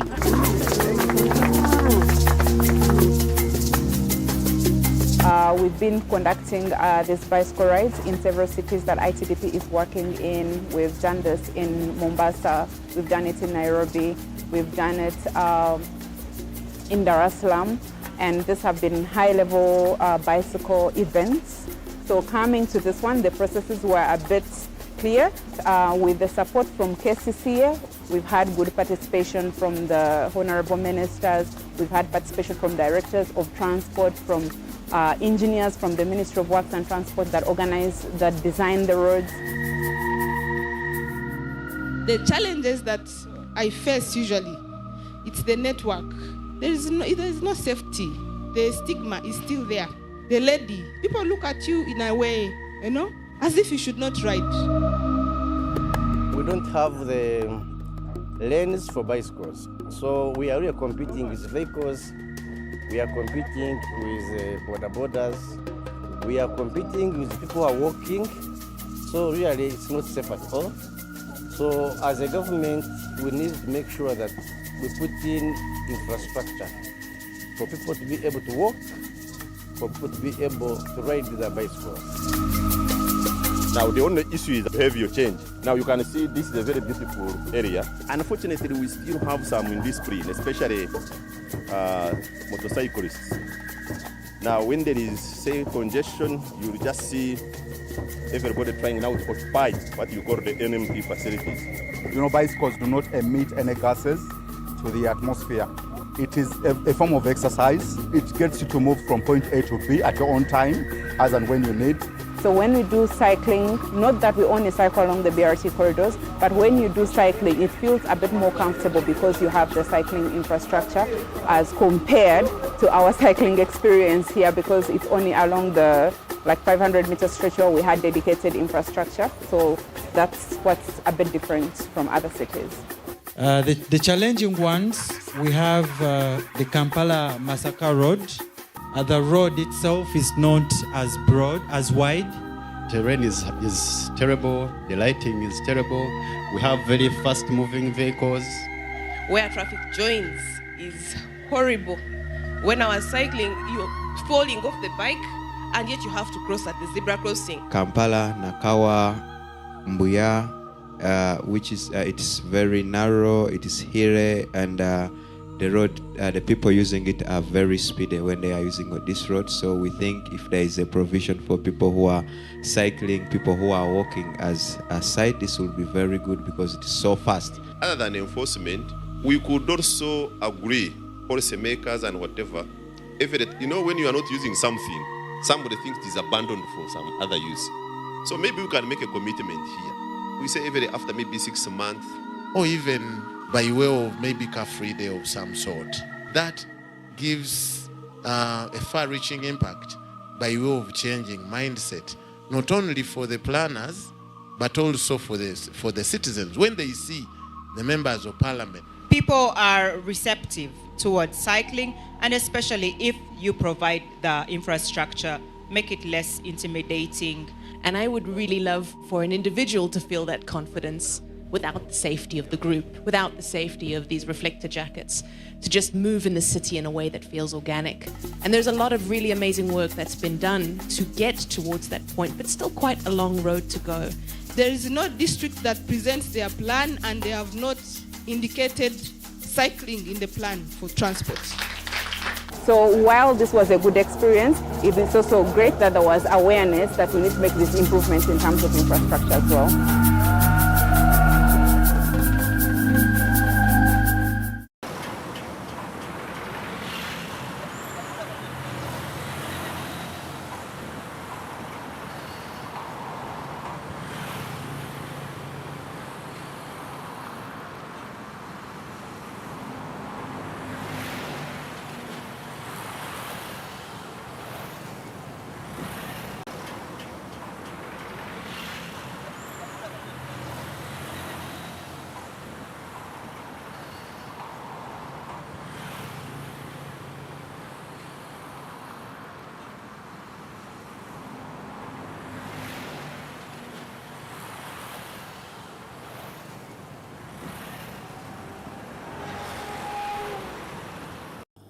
If we want good roads, there will be some little inconvenience which will come by the constructions. Sometimes you'll see some dust. Your waiting time on the road may increase because some roads will be closed, but that's just for 18 months. The contractors, you expressed interest willingly. We ensure that work is done on schedule. This is a program for results. It is result-based financing. When you delay, we are also not going to be able to access more funds. Do your best to ensure that work is delivered on time. If we have time lags, which will again turn our construction works into a nuisance to the people of Kampala, we will be left with no option but to explore a means of terminating these contracts. We are not going to hold the blame for people we are paying and they willingly expressed interests for these works. From the documents we have reviewed, you qualify for the works, you have indicated you have experience, and we expect you to do the work to the expectation of the employer, who is KCCA.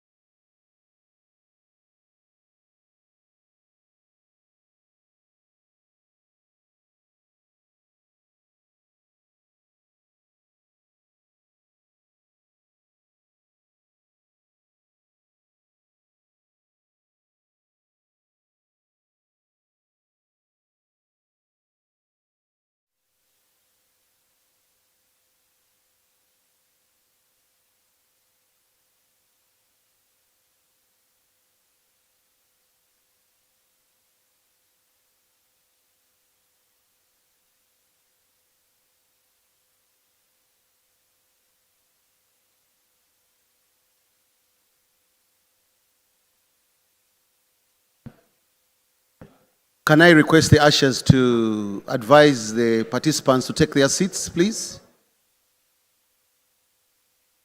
The ushers, wherever you are, advise the participants to take their seats. Yeah. Colleagues, let's take our seats because we need to proceed. And those who are still finalizing their tea, kindly get in so that we can get the ball rolling.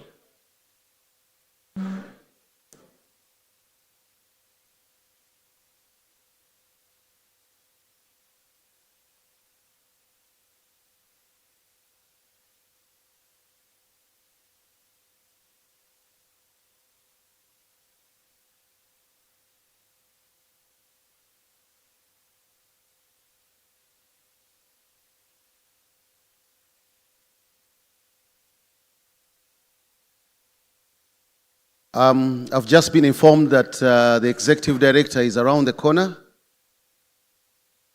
And I'm going to request that we take our seats, that we can welcome her when she comes into the room.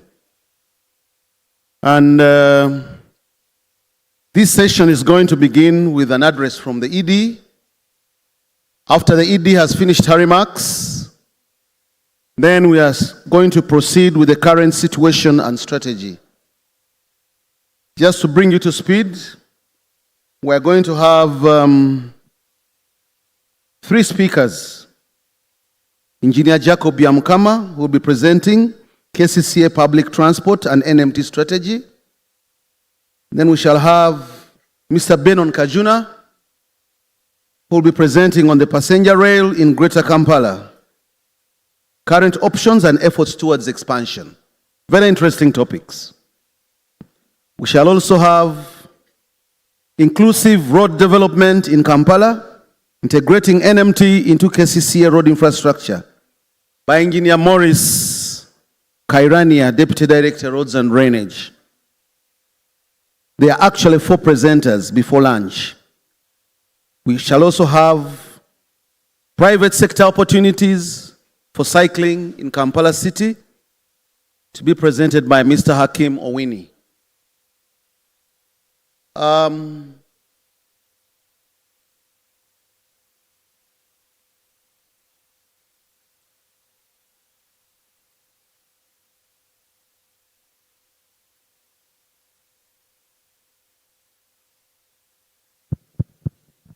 As we wait for the Executive Director to join us, I would like to appreciate our different partners that have joined us today. We have Kampala Cycling Day, EB Mobility. We have Uganda Police. We have School of Public Health. We have Climate Skaters. We have Makerere University, Ministry of Works, World Resources Institute. We have Kira Motors. We have City Move.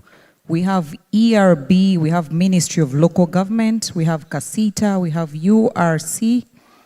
We have Chambogo University. We have FES. We have Rosaku. We have URRENO. We have Cisco. And then we have European Union. We have ITDP. We have the 4th estate, and that is media. Just to say thank you very much, all of you, for responding to our call and coming to be here with us. This is the first of its kind, but we shall have bigger and better as the years go by. Hope, I think you also forgot to register the presence of Bulungi Bwansi. I remember recording them in the introductions. Yeah, we still have some more. I see we have JICA. I see we have UTOF. Most of us are talking about taxis. UTOF is in charge of taxis. We have Traffic Safety Awareness Organization. We have Safeway, Right Way. I saw the manager somewhere. We have UCAA and then Sandbolt.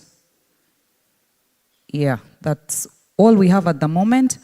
But just to tell each one of you that your role is very crucial in Kampala and you are doing well. We thank you and appreciate the fact that you take off time to come and sit here with us, not just to discuss, but to find solutions. We go back to our theme today, from plans to action. Enough of the boardroom meetings. Let's go down now and work and provide solutions for the people of Kampala, Greater Metropolitan Area, and regionally, as someone had earlier mentioned.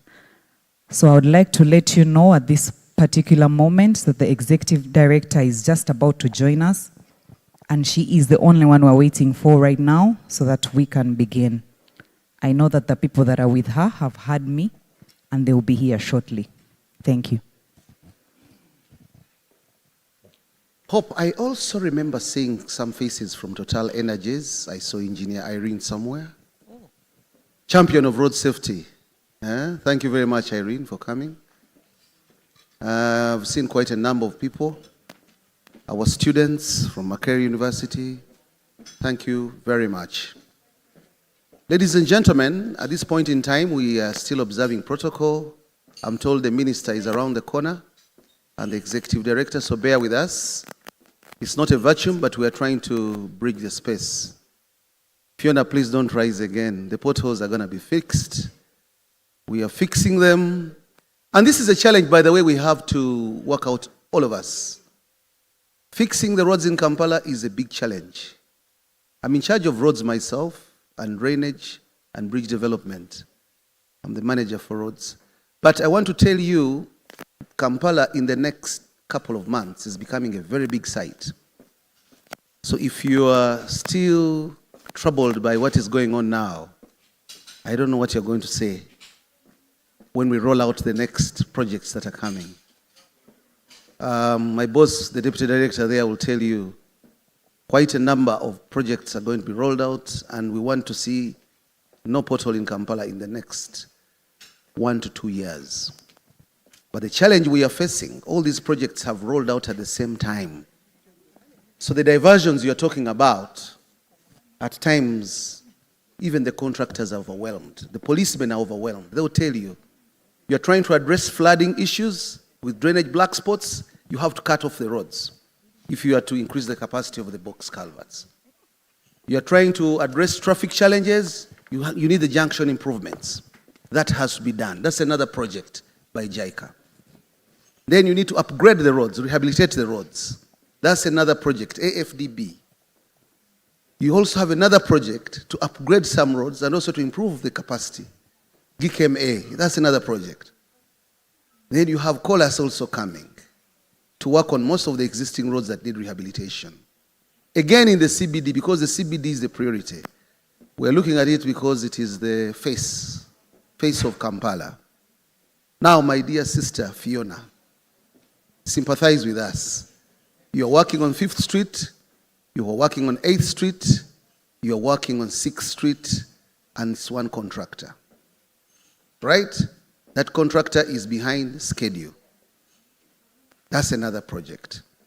Those 2 roads, that conclave in industrial area is leading to Old Port Bay Road. That's another contractor. What do you do? Should he stop? He has to proceed because he also signed a contract. Now, before you finish that, you get to, you come from Port Bay Road. Now you enter Kololo area.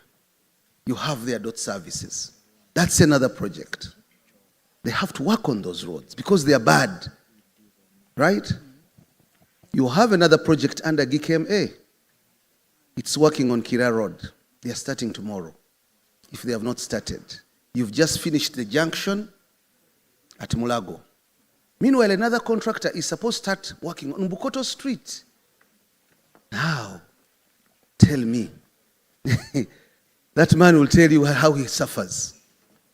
And you know, with contractual obligations, you tell a contractor, stop, suspend, you have to pay. Now, planning for all that, he will tell you how they are overstretched. They are doing a lot. We're encouraging most of these contractors to work at night, to roll out these works at night, but it is not easy to work at night with the current situation in Kampala. Security is not guaranteed. My brothers and sisters, you know what they do with vandalism. They will steal their fuel, they will even attack them. Now that alone curtails even working at night, and yet we've encouraged them to do so. Now, for those who have tried to work at night, then you'll say they have blocked a road without warning you. Because at the end of the day, these plans evolve and they change depending on their need. Right? You will plan and advertise, I'm going to work on this road at this particular time. For security reasons, it's closed because there's a conference. The contractor will not sit back. He has to adjust the work plan. That's why you find those intricacies where a road will be blocked without warning. Right? And we beg you, colleagues who are with us in this, we have to work it out together. Because we all believe Rome was not built in one day, but I'm sure we shall get there at a time T. We shall get there, but you can only enjoy the omelette after cracking the shell, right?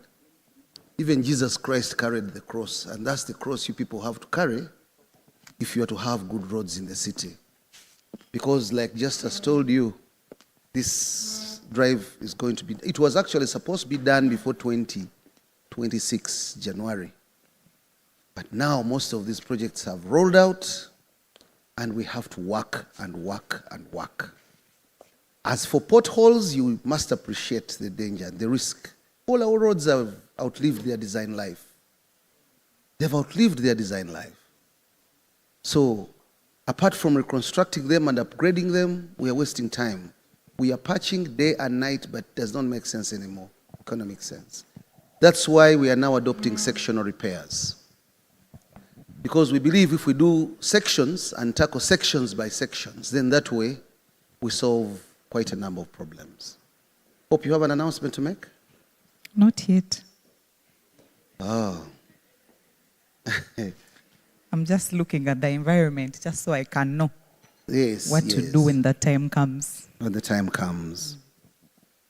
Colleagues, like the director told you of engineering and technical services, all NMT facilities are now priority number 1 on all our project roads. But you must appreciate in the city we have the challenge of right of way. We all love the best. But where you need to put a cycle lane, where you need to expand, widen the walkway, trust me, the corridors are not gazetted. They were not defined. They were defined a long time ago.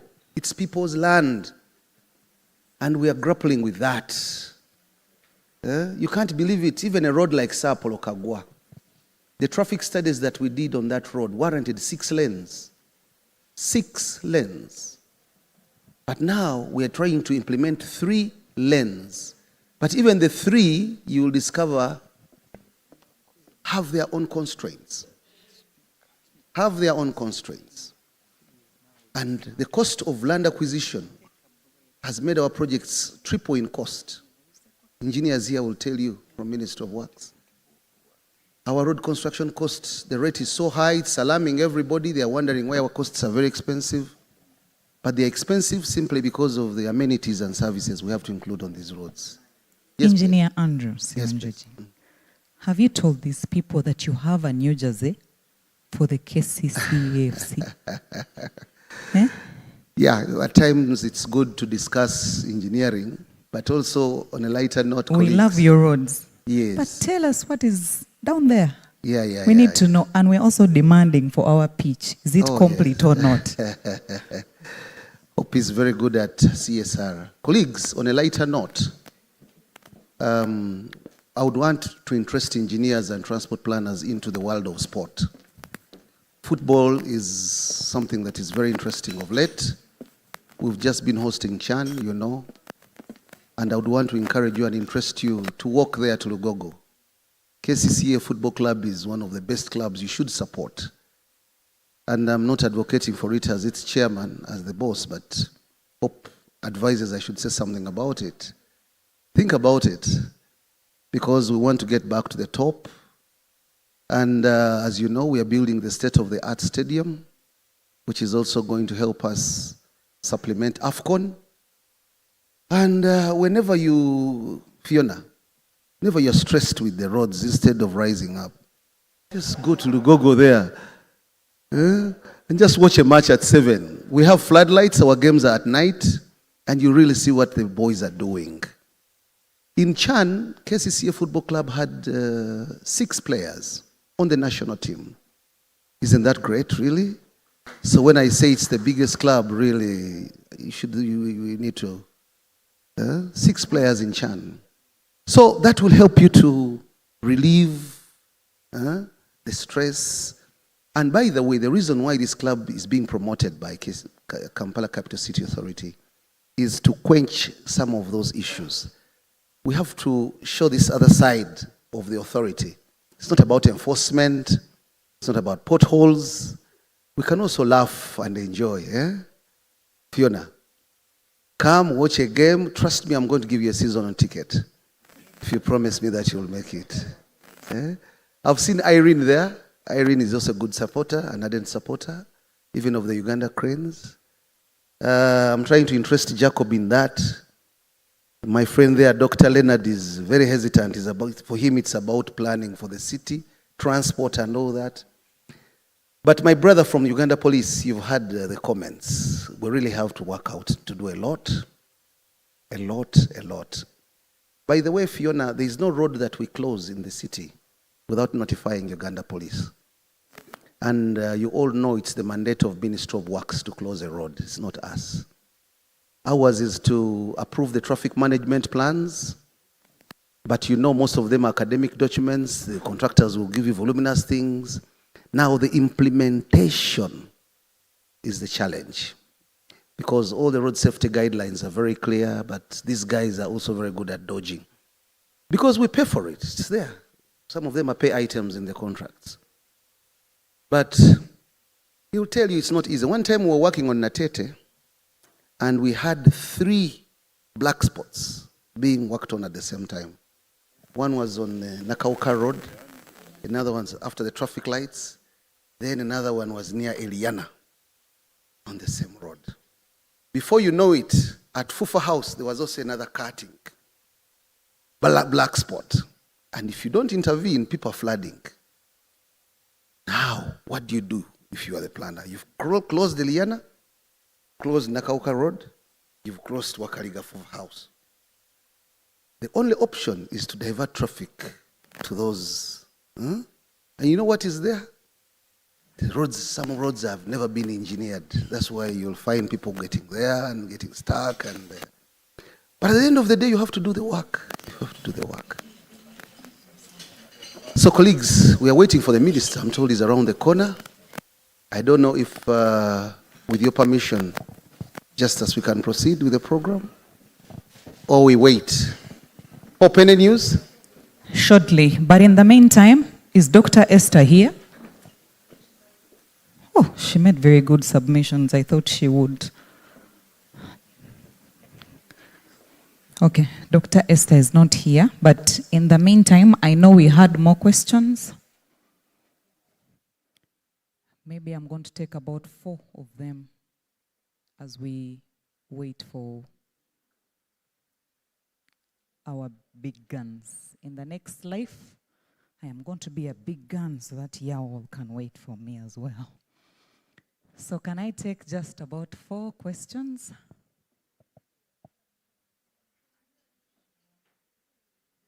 Mm-hmm. You have... By the way, we can even welcome compliments. Any additions, by the way? Anything you think we should do better? Should do better. Or your expectations? Traffic police, come and say something. What do you think we should do better? The mic is there. Okay, I have 2 people here. Before they can come in, let's listen for something. Just give me a second, please. Hope. Just a second.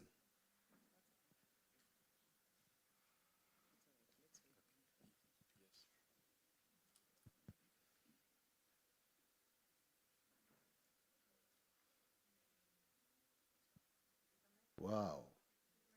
I think proceed with It's that. okay. Let me bring you.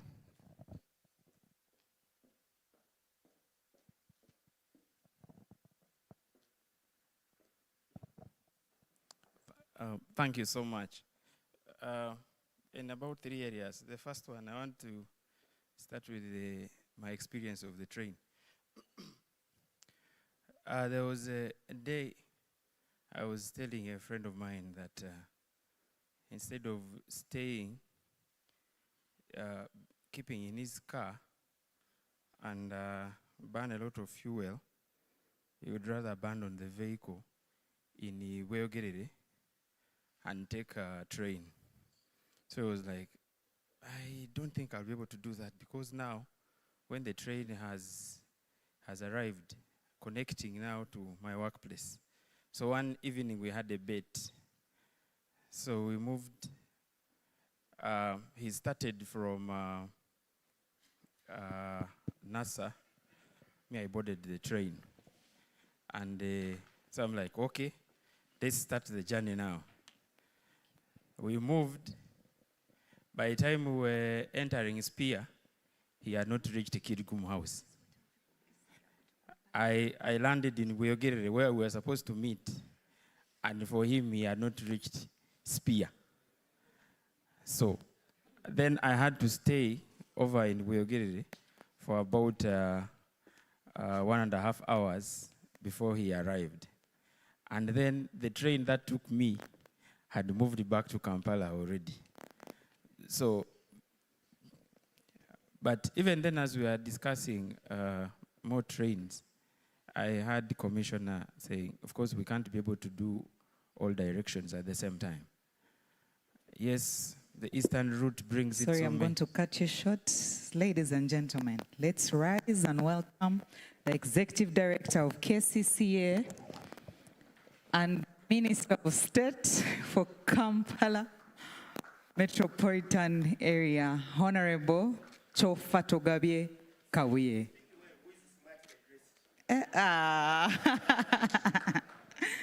Now I know what you're trying to tell me. Okay. I know today is that day, and you're dressed exactly. So thank you very much for coming. ED, we're very glad to have you amidst us. The Deputy Executive Director has been here with us. Thank you so much for joining us. I'm going to request us to please sing the national anthem again, and then we can proceed. DJ, please look for it. I hope it's not too far this time.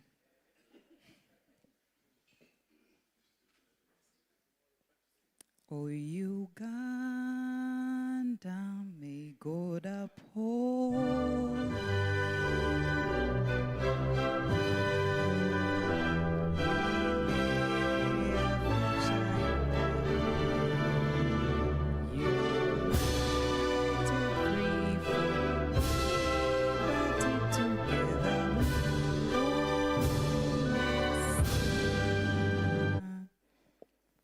Thank you so much. Let's take our seats.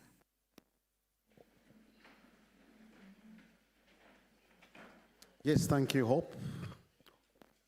Honorable Minister, the Executive Director of Kampala, Deputy ED, Director, Engineering, Commissioners, good afternoon to you all.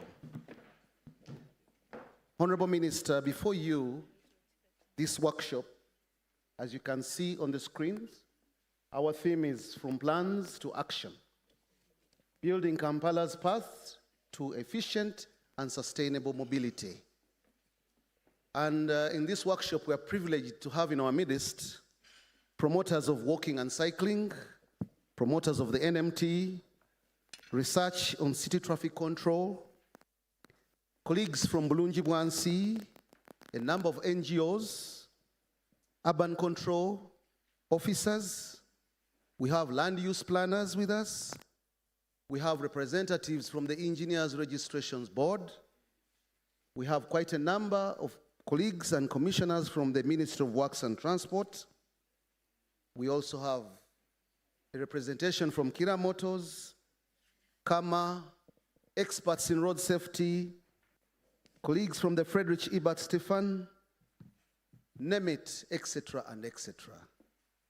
At this point in juncture, ladies and gentlemen, allow me invite the Deputy Executive Director, KCCA, who has been with us the whole morning, perhaps to take us through a recap of what we've said, and also invite the Executive Director, Kampala Capital City Authority, to address us.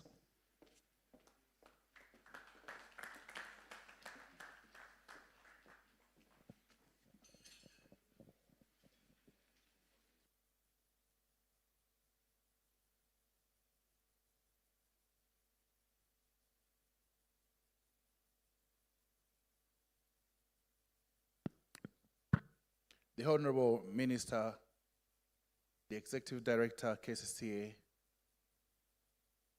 distinguished participants, ladies and gentlemen, good afternoon. Good afternoon.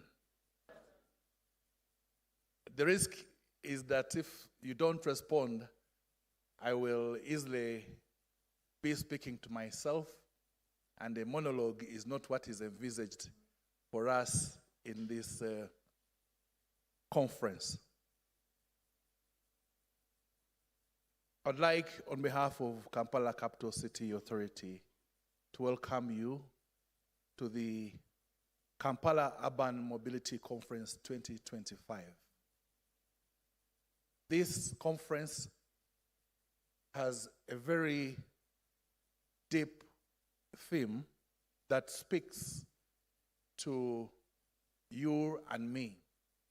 The theme is aptly put, from plans to action, with emphasis on building Kampala's path to efficient and sustainable mobility.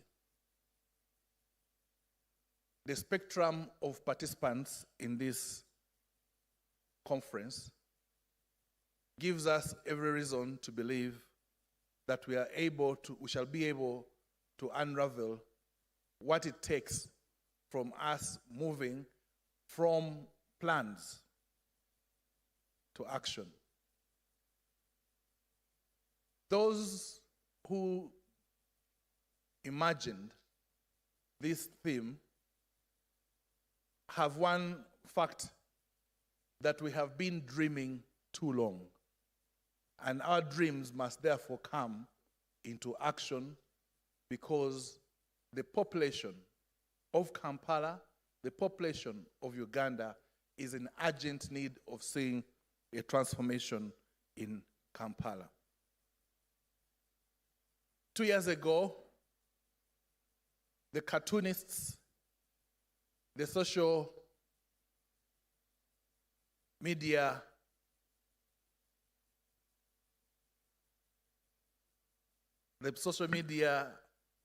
I don't know what other word to add there. But we all know that 2 years ago we had the pothole campaign, that hashtag about the pothole campaign. There's been a lot of effort to make sure that we get to a better place. That only makes the reality that the population is watching and want change. Honorable Minister, we are happy that in this room we have the Ministry of Works, not just as a regulator and key partner, but as that big brother for whom we have taken a lot of beating for. The construction of Kampala Capital City Authority territory is very amazing. That at one point you have an intersection of national roads and city roads. But the person on the roads will not distinguish what is Kampala's capital city's weight and what is for the Ministry of Works. In fact, to allege that some of these roads are for the Ministry of Works brings a lot of scornful eyeing to you. In March, we had a very terrible downpour. If you recall, that downpour had a big flooding, rush floods. And some of the networks that got flooded were not ours. Ginger Road. Particularly Chambogo and Banda. I like the one of Chambogo because at least it is just near the Ministry of Works facilities. But it is also a section for the Ministry of Works. KCCA will be beaten for it. The other one was the Northern Bypass. That early afternoon, about 12 o'clock, I was rushing into a meeting, and I got in a corridor meet with the head of public service, and she asked me why I would go for a meeting when Kampala was under siege of the rain and floods. Well, I told her we had most of the areas are getting sorted. She said, no, you don't have to be there. Then I said, but the rains, first of all, are more than usual, to the extent that our neighbor's road has been flooded. Neighbor's road, which one? I said, the Northern Bypass. I said, that's your road. I said, no, it is for Ministry of Works. She refused to understand for a moment. I said, how about Bata? Then I told her, but that is another territory. That is Wakiso. And when she went on to Chambogo, I said, that is Ministry of Works. She got more confused. I said, get out of my face. Well, I went out, and later she was able to understand that that is true. The other person that we would have loved to have in this room, Honorable Minister, is the Ministry of Water and Environment, especially our kid brother, National Water and Sewage Corporation. Every time there is a burst, sewage or water, KCCA will be called and social media will be awash with our ineptness. A few people will recognize that the urban authority has only a limited function on some of these issues. This conference helps us to be able to speak about some of these things.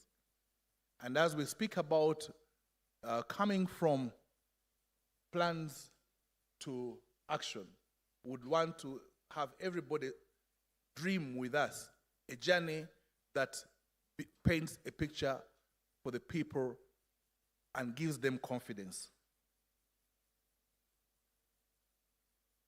KCCA is busy doing many things, and I'm sure the ED will spell some of these. And all we ask of you is to be our partners, not only when things go awry, but also in the planning. So your participation in this particular conference, I would like to ask you that over the 2 days, you give us your professional support, your ideas, so that we build together a new Kampala. We want to have a Kampala that is responsive to the issues of the day. Madam ED, to demonstrate that your engineers are awake to being in sync with everybody, I would like all of them to stand up.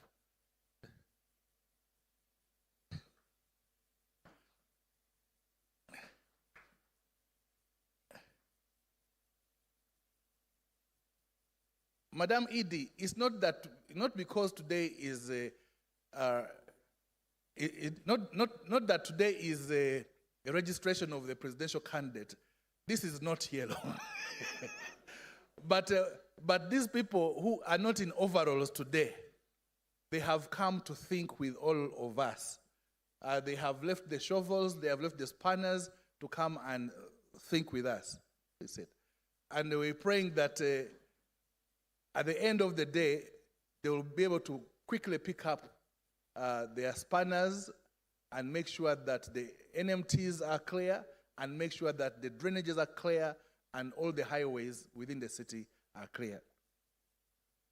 The risk for us to continue speaking about the problems and where one take Kampala is very high when you take this kind of rostrum, but I know that you have a package and comforting words to the people of Kampala, and especially those who are at this mobility conference. Madam ED, may I take this singular honor to welcome you and address this conference.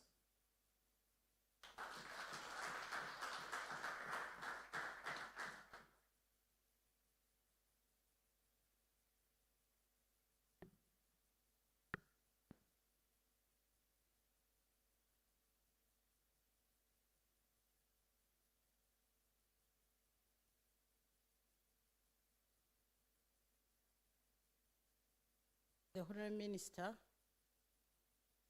of State for Kampala and Metropolitan Affairs, the representative of the Minister for Works and Transport, the Deputy Executive Director, Director Engineering and Technical Service and your team, all our invited guests in your categories, including our transporters, ladies and gentlemen, good morning. Is it still morning? Good afternoon. I wanted to see whether you were alert. To us in KCCA, today marks a significant step towards our transport system and the transport services we offer to the people of Kampala and those who transit through the city. We are holding our first ever Urban Mobility Week, and this Urban Mobility Conference will not leave us the same. I am sure even some of you who have attended the few presentations you have been given have provided information and you will not be left the same. In this week, we have started with this two-day conference, but we will have a number of activities which are going to take place in the whole week. They will be crowned by the Car-Free Day, which we are going to hold on the 27th of September 2025. We technically or tactfully had to map it in the week of the Kampala City Festival so that the people of Kampala and those who transit through Kampala can be able to enjoy the beautiful scenery, the roads, and they are in a better position to tell us what they want their city to be like.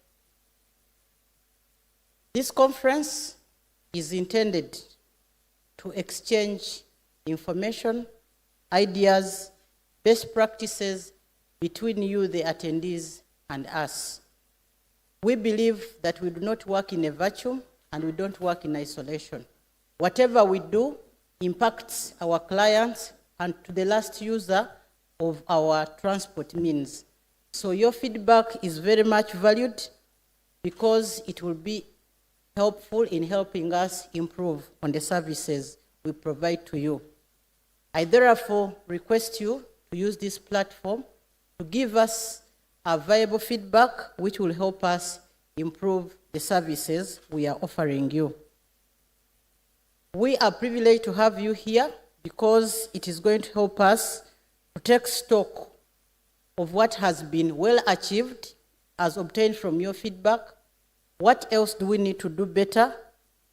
You'll give us ideas on the areas for improvement because ultimately, whatever proposals you make have to find themselves in the policy space to be able to improve whatever we are providing.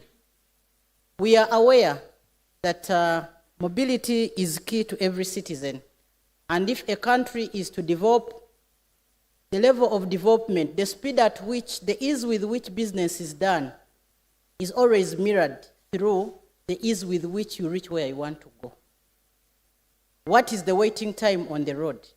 What are the hurdles you go through to reach where you want to go? How easy is it to access comfortable and speedy transport? So all those are questions which we have been entrusted in our times to answer by way of providing solutions to those problems. You'll all realize that all the national development plans we've been having from NDP 1, NDP 2, NDP 3, now NDP 4, all of them have been having thematic areas and interventions on urban mobility or public transport for that matter. However, all National Development Plan 3, but when we did our review, after implementation of the plan in the 5 years, we had not moved very far. So what does that tell us as people who are in the driving seat? What it tells us is that we have to rethink what we are doing. We have to reprioritize our initiatives and see that we focus on urban mobility and we ensure that we reduce the waiting time on our roads or in any other means of transport. We appreciate your ideas, and we know that all of you who are here are very central and key to the success of urban mobility. We have invited all of you because we know that you are going to give us valuable input. Please, we request you to use this platform to give us your feedback and guide us on how best we can be able to improve. I would like, and I'm positive that at the end of this conference, you will be able to come up with low-hanging fruits, which are achievable by most of the MDAs which are represented here, and KCCA for that matter. What people want, what the population is waiting for, are those visible changes which are coming towards the very painful or the pains in their lives. They are talking about potholes. They are talking about dust on the road.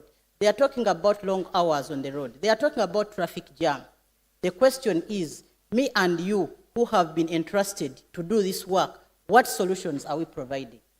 It is only until we provide those solutions that people will be able to know that we are paid to think. And the solutions we would have thought about will again exonerate us and will go in the books of history for having solved the urban mobility problem in our cities. I would like at this juncture to allow me to stop here.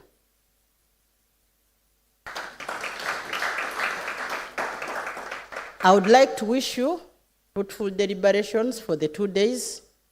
I would like to invite you for the Kampala City Festival, but more so, being interested in mobility, don't miss the car-free day. Come, we have a number of activities. You are free to come with an old tire and roll it over. We have planned for Kwepena. For those who know games like, I don't know how they call it. How do they call Kasonko in English?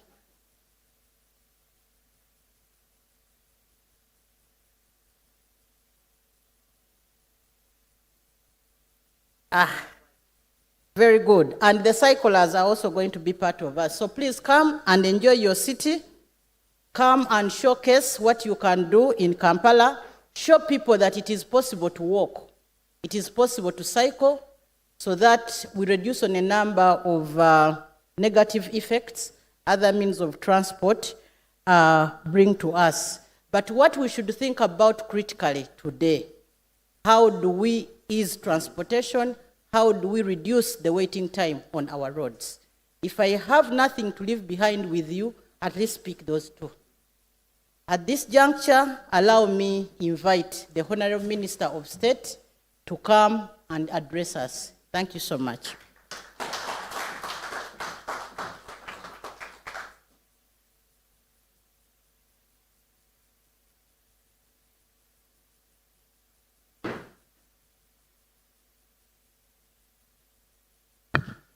Even jogging is part of the Kampala car-free day.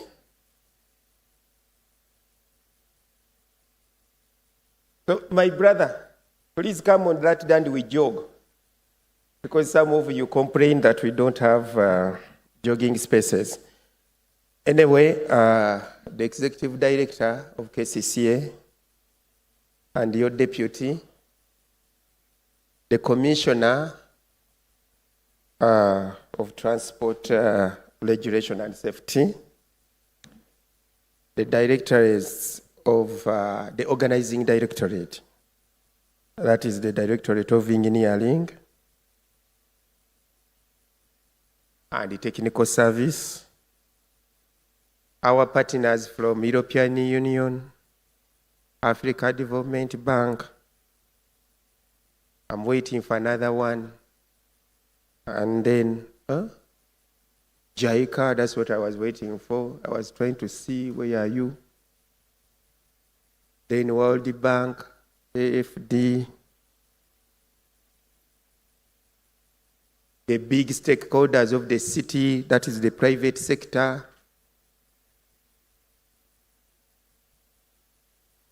And all of us. and the most forgotten partner, that is the media. When I was told about this conference, I tried to reach out to my friend whom I've never met in life physically, but I don't know whether we are friends or we are enemies, but somehow we are colleagues on X. You know, that word is also funny. The former Twitter something, that is Dr. Spire.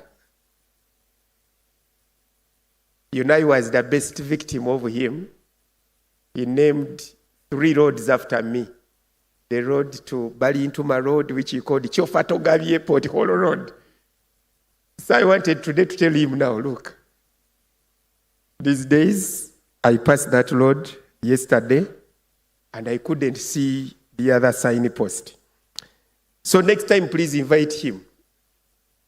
He's my friend, the professor from Makerere, but we've never met. So I want to meet him, and we discuss about the hurdles we go through to make Kampala capital city a livable one, a lovely city,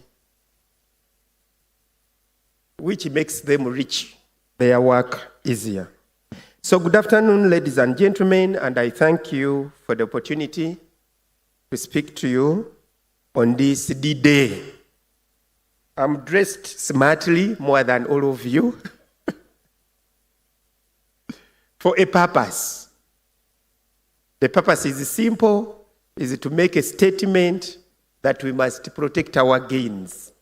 And part of the protection of the gains are these ones. Because sometimes we've moved from plans, now we are putting into actions all our plans.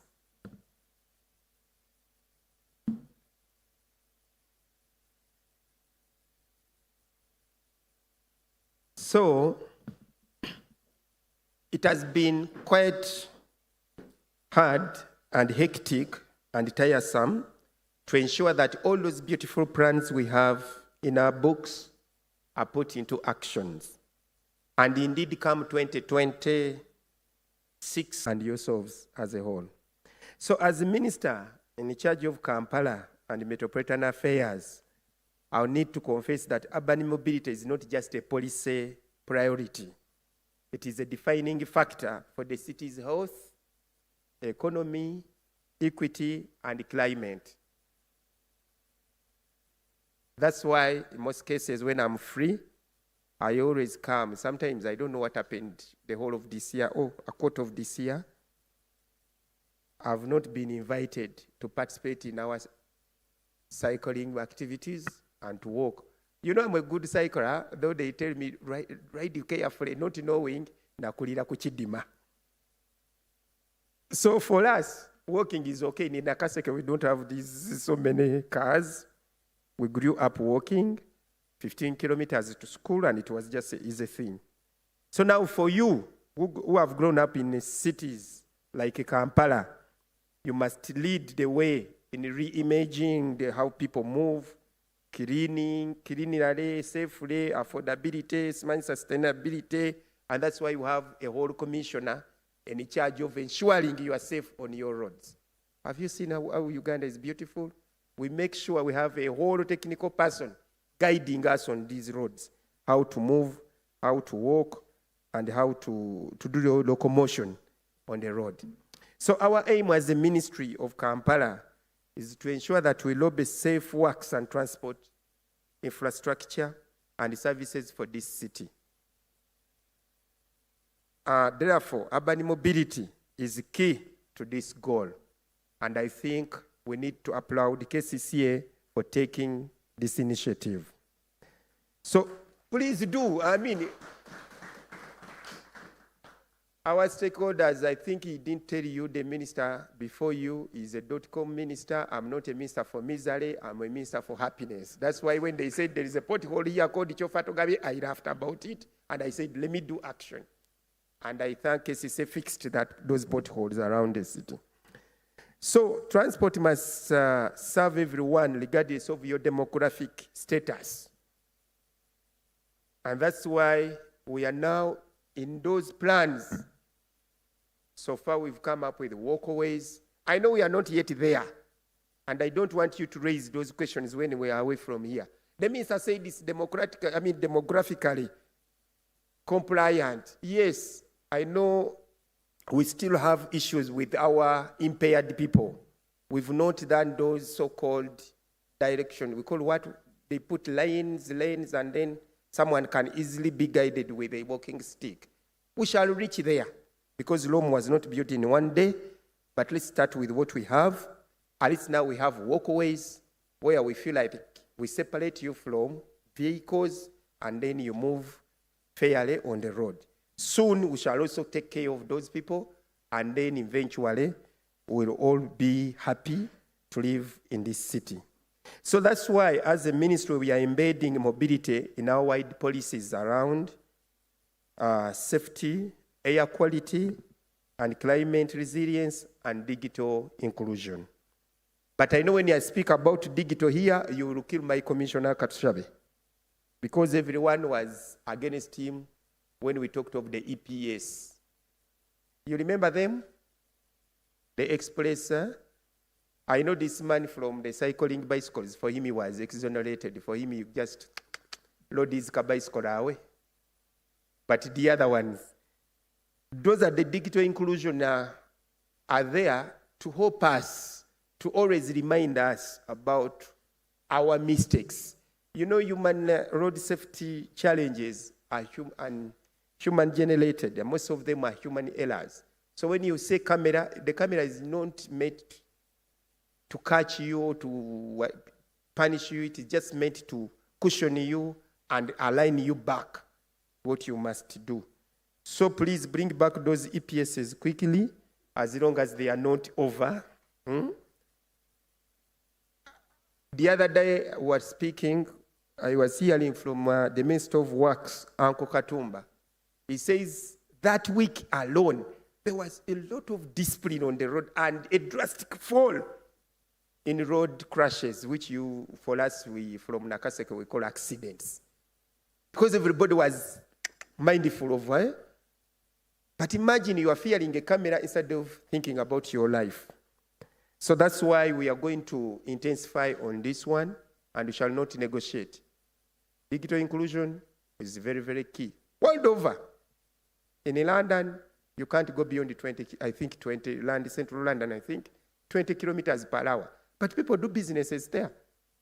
I know soon you will say, Chofa, provide another alternative. It is soon coming. So that we use other modes of transport and we forget about these punitive areas where you are not happy. So we are supporting infrastructure development in the city, such as the Greater Kampala Metropolitan Area Urban Development Program, which is meeting the emerging transport-related issues across the GKMA area. Now this one will be hanged on with the Greater Kampala Urban Development Master Plan, which soon we are going to unveil. Now that everything is concluded, we are waiting for just blessing, and then it will be guiding all the entities around GKMA in urban mobility development. So the ministry is committed to supporting KCCA and other entities in promoting sustainable travel modes, and shall adopt an initiative proposed in this conference for furtherance of sustainable travel solutions for the city and the GKMA. Why am I speaking more of GKMA? For us, in terms of transport, it's very hard to distinguish between the boundaries of Kampala and these metropolitan areas. And that's why you had the DED here crying that we are punished of sins they have not committed. Sometimes of sins of the national roads, and sometimes of sins of the GKMA areas, of the entities. For instance, that flooding you had, it wasn't in Kampala. It was outside Kampala, Chira municipality. But you can't tell when you're on northern bypass where Chira municipality ends and then Kampala starts. But as usual, Kampala don't complain. The big brother, after all, you are the big brother in the house. Whatever happens, First to suffer is the big brother. You know when you're a firstborn at home, isn't it? Who are firstborns here? You know what we suffered when you were a firstborn. Kila kintu firstborn. You boy, you going to drink water, I'm going to do this. Leave my son, leave my daughter. So firstborns, you must accept to suffer because you are the big brothers in the house. So we recognize that solution is about providing reliable transport modes that the public can choose, facilitated by the benefits of using those alternatives. Urban mobility is more than transport. We've mentioned this. It is about how people live, work, and connect in our city. So let's work together to build a Kampala that is cleaner, that is one, safer and livable, one journey at a time. Safer, you know, when you talk about mobility, we are talking about even your actions. I'm sorry to say this, but it happens. If you are not there, but it happens. All of us here, at one time you've ever thrown a bottle out of your vehicle. Am I lying? Yes, I may be lying because you don't want to get, you know you are now in positions where you feel like, how can a commissioner throw a bottle out of the vehicle? But at one time all of you might have committed a mistake in one or the other. Let's call it an error. So now that is now urban mobility. Can we behave?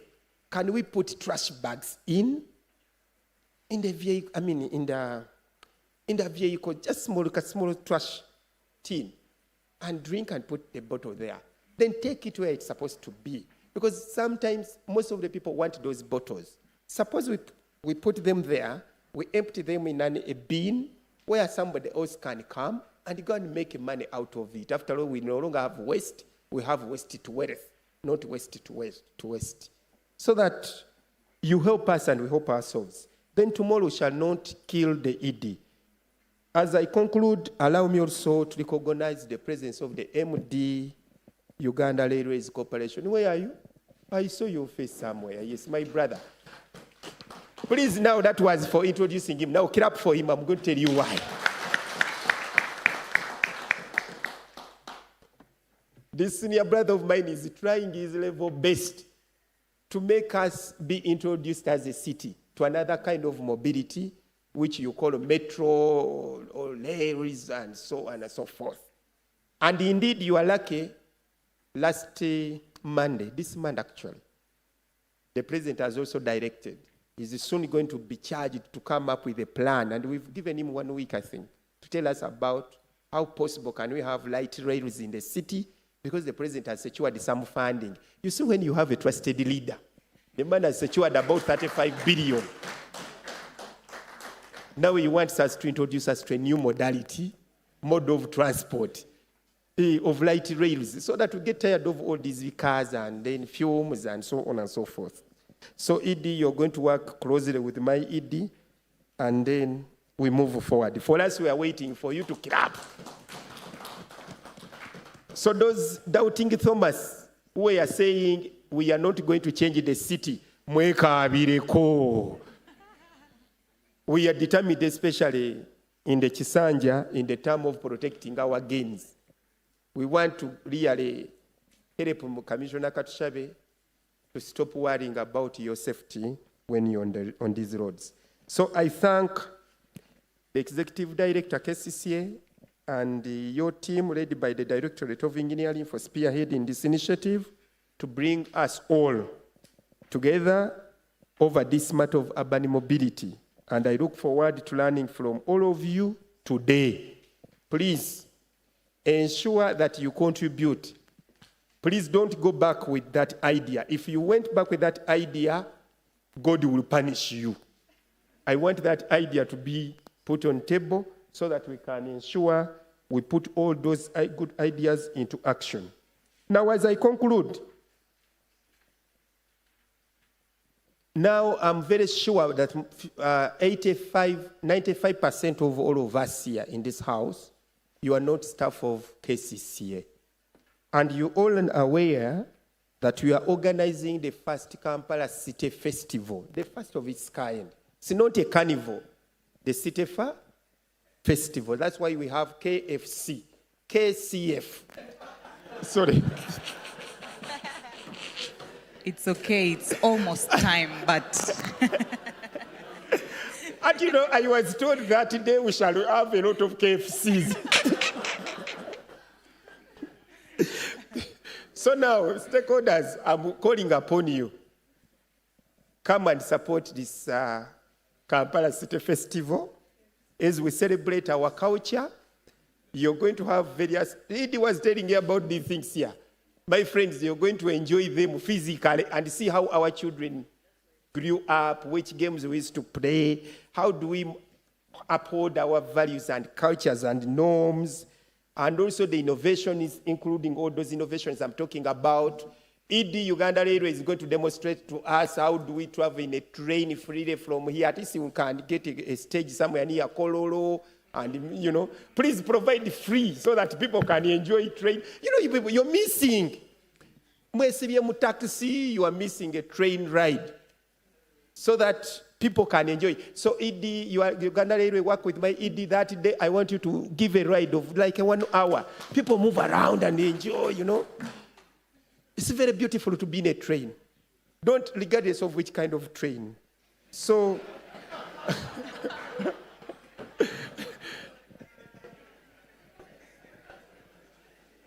so please, come all, and then all those will be guided by one principle and one factor.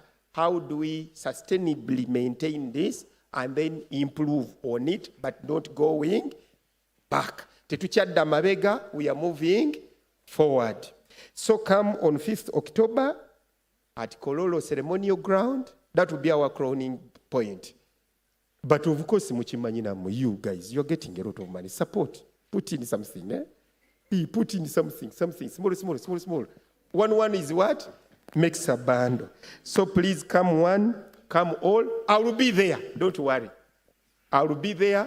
And that day I will not segregatively dressed. I will be dressed properly in a sexy way so that I can attract everybody. Don't say he dressed up in a yellow color which was shining a lot and my eyes got a problem. But I will be dressed properly and we celebrate. So you come and we celebrate Kampala, but support. The ED doesn't have enough money to do all this. And we need your support in all kinds, including buying water is okay, including welcoming people. Just you can even volunteer to be an usher on a certain street. It is okay. You guys who enjoy riding, I can give you all the roads you want and pay people ride your bicycles freely. Tell them ride from here to there, I give you 10,000. You will see how many will be able to ride. It's only me and Katushabe who grew up suffering, so we can ride. Edie must ride a bicycle that day. And we see her if she can do it. I take go on the calorie. So, I'm waiting for you, and I will be welcoming you that day. I thank you all. Thank you very much. And please, I don't want to say we stop here, but allow me to officially announce that we've pressed a start button of this conference. Maybe we shall come back on the day 2 to see how we press a cross button. I thank you. Thank you very much, Honorable Minister. And right before you take your seat, sir, I'm going to request that you remain here. Please take a seat. I'm going to invite the Executive Director to please take a seat. I'm going to invite the Deputy Executive in the middle. Yeah. The Deputy Executive Director, please have a seat. Engineer Justice Akankwasa, please join this team. Mr. Katushabe, please join the team. Mr. Benon, please join the team. We're going to take a group photo just in case you're wondering. Let me not let your hearts rest so quickly. Representative from the police, please come and take a seat. We are finished. Oh no, we're going to have some people stand behind us. Yes, Commissioner, please come up here. And The seats are done. Maybe the rest will stand. No, we're going to stand behind. Please, Engineer Jacob, we're going to stand behind these people. Engineer Tony. Engineer Jacob, please. Commissioners, please. Engineer Robert Kairania, please. You can stand behind the man in yellow. We have colleagues from the Engineers Registrations Board. Has he gone, the engineer? Please join the photo. Flavia. Come for the picture. Flavia, you shouldn't rise again. Jemima, Please come. please come up here. Yes. Irene. Yes, safe way, right way. Safe way. You can tell me to stop. Joel. Dr. Leonard. The gentleman from cycling, please. And our bicycle man. No, thank you. That's it. From FES. Please come. Okay. Hope we are not too many. The official camera person is over here. So eyes on the camera. When you say yellow, the mouth will close. Now I don't know what to say. Museveni Jew. Eh?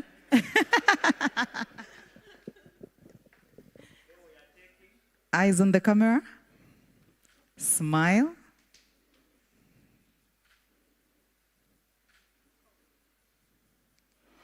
One last one for me. With my equipment.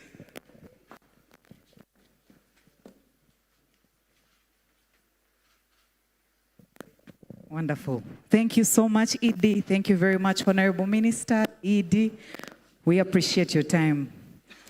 Colleagues, the ED will be exiting in a short while. And I'm going to request that we prepare for the next session. And the rest of us will be taking our seats. We have two ladies who have a souvenir for us. Engineer Fortunate, are we ready? And how fast can we have those? I know they are going to take seats for a minute, although... No, the ED is exiting. Okay. Is still around? Okay. She's still around for a minute. I know she'll wait for my souvenir. She can't leave it. But you can proceed with your program, Andrew. Okay, ladies and gentlemen, thank you very much. We've got very encouraging words from our Honorable Minister, the good Catholic Chaufa Togabie. Please clap for him. Honorable Minister, I must say we are grateful for steering us very well in the city and for being a very good example in our drive for having a transforming city. Colleagues, the next presenter is none other than Engineer Jacob Byamukama.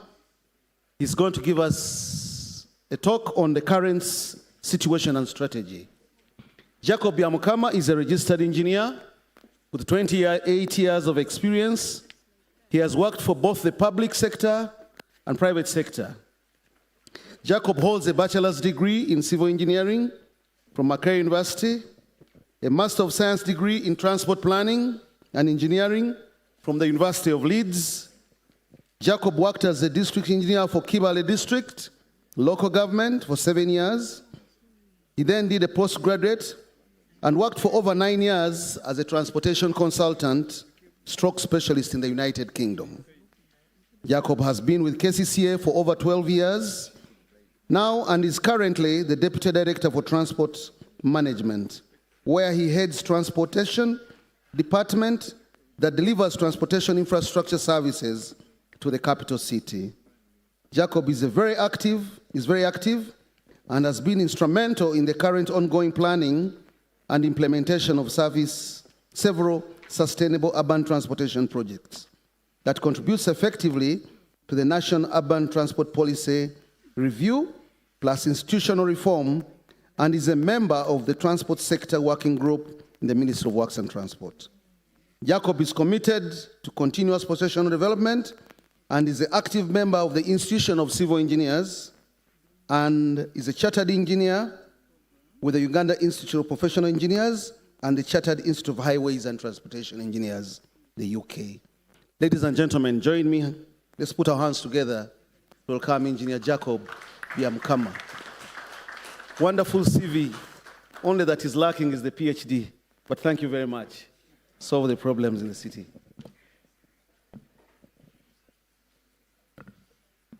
Thank you.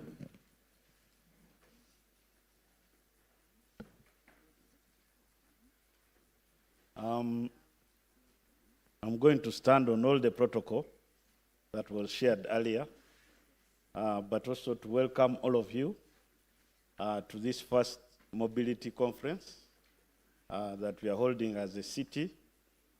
For me, I take it as a national event because it is going to shape the direction of transportation in the future.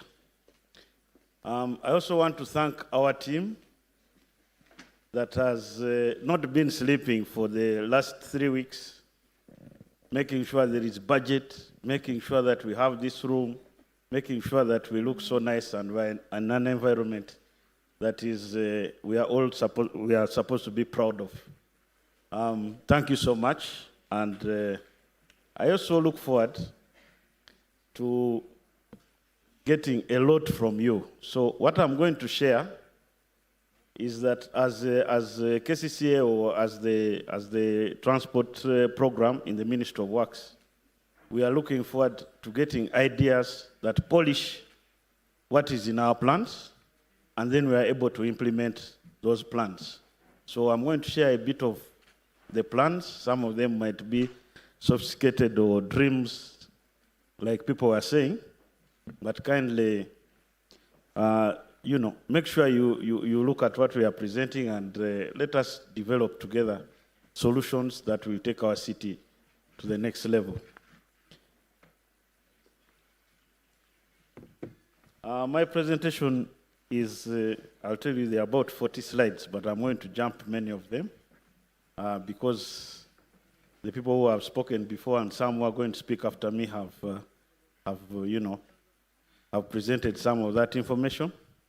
But I'll take you through the public transport situation in the city, share the major challenges, share with you the strategy, and also for public transport, but also the one for non-motorized transport. Talk about e-mobility and the support we have to give and make sure that that innovation goes to the next level. Talk to you about what we are thinking about moving from where we are just now and working with Kira Motors, Kasaiba, and the government of Uganda through the Attorney General's office to make sure we have some electric buses on our network, hopefully even before independence. And then I conclude. This is how it is just now, I think. Just in pictures, the 14-seaters, the kids going to school, the buses of Pioneer, which are no longer on our roads, they are now parked. You can see they are being vandalized. They have been scavenged. They cannot work on our roads. So whatever solution we are thinking about needs to be taking us away from having places where we have just scrap packed in a place. We have to be able to have vehicles that continue to work, and we're able to make sure they are maintained and also they provide the service to the city. We have to make sure that those kids on that border, if they are going to school and going back home every day like that, once there is a problem, then we have lost 4 kids straight away. So that situation has to change, and the solutions are in this room. And of course, the other picture is about discipline of our current transport. Right now, the other day we launched the Traffic Signal Control Center, and we have some junctions which are coordinated in the city. But once you give a green light, what happens is that the bodabodas just continue moving from any direction, and the vehicles that have been given priority don't even move. So those are some of the things we have to change, and we have to think together as we go ahead. What is the dominant mode? You know this one. The 14-seaters and the boda bodas. They account for most of our public transport needs. If you look at public transport, where do you think it should be at this level? At the moment, if you are look at the numbers, public transport is very expensive. If you climb on a boda boda and you're going maybe to the yard, to Ministry of Works, it is 3,000 shillings. I walk that distance, so I save 3,000 every time I'm going to the yard because I can't manage the jam. So it's very expensive for short distances and long ones, and that's the current one that we have. And the level of service, like you have already had, the director presented that, you enter with a new trouser and you leave with a hole in the trouser. So the quality of our public transport is very wanting, and of course we have very long times. When you go to boda boda in the whole of Greater Kampala metropolitan area, we have witnessed a lot of growth in the recent years. You have heard of the numbers. I'll not go through the numbers. The boda bodas kind of take about a third of the trips coming from GKMA into the city core. The good thing now we have some they told you about the digital app companies, but also we have what is coming up now as electric motorbikes. About 2 weeks ago, the president also at Kololo, it was a Sunday, we were talking to some boda boda associations which were looking at introducing electric bikes, and one of the farms there said they'd moved in the last year from 0 electric bike to 10,000. That is spiral. So if the electric bikes are growing at this rate, what about the ones which have ICE? But for now, I think it is the most attractive mode, and it will act as a feeder to buses when they come. What are we looking at going forward is trying to make sure that we reduce on the congestion because of the boda bodas and also the safety, like has been talked about.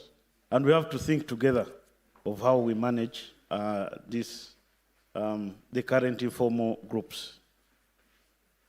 For the taxis, of course, again, even after the few buses which we talked about are now in a parking area, they are the ones that carry most members of the public. They are the dominant mode. And when it comes to bus rapid transit and city bus services, they will complement those journeys. You saw in the director's presentation, if the buses are operating along the main corridors, which are going to be, at least now we have designed about 19 corridors for city buses, they will act as feeders together with the taxis, the boda bodas. We did some work with the UN Habitat sometime and came up with what we would call a map of the routes.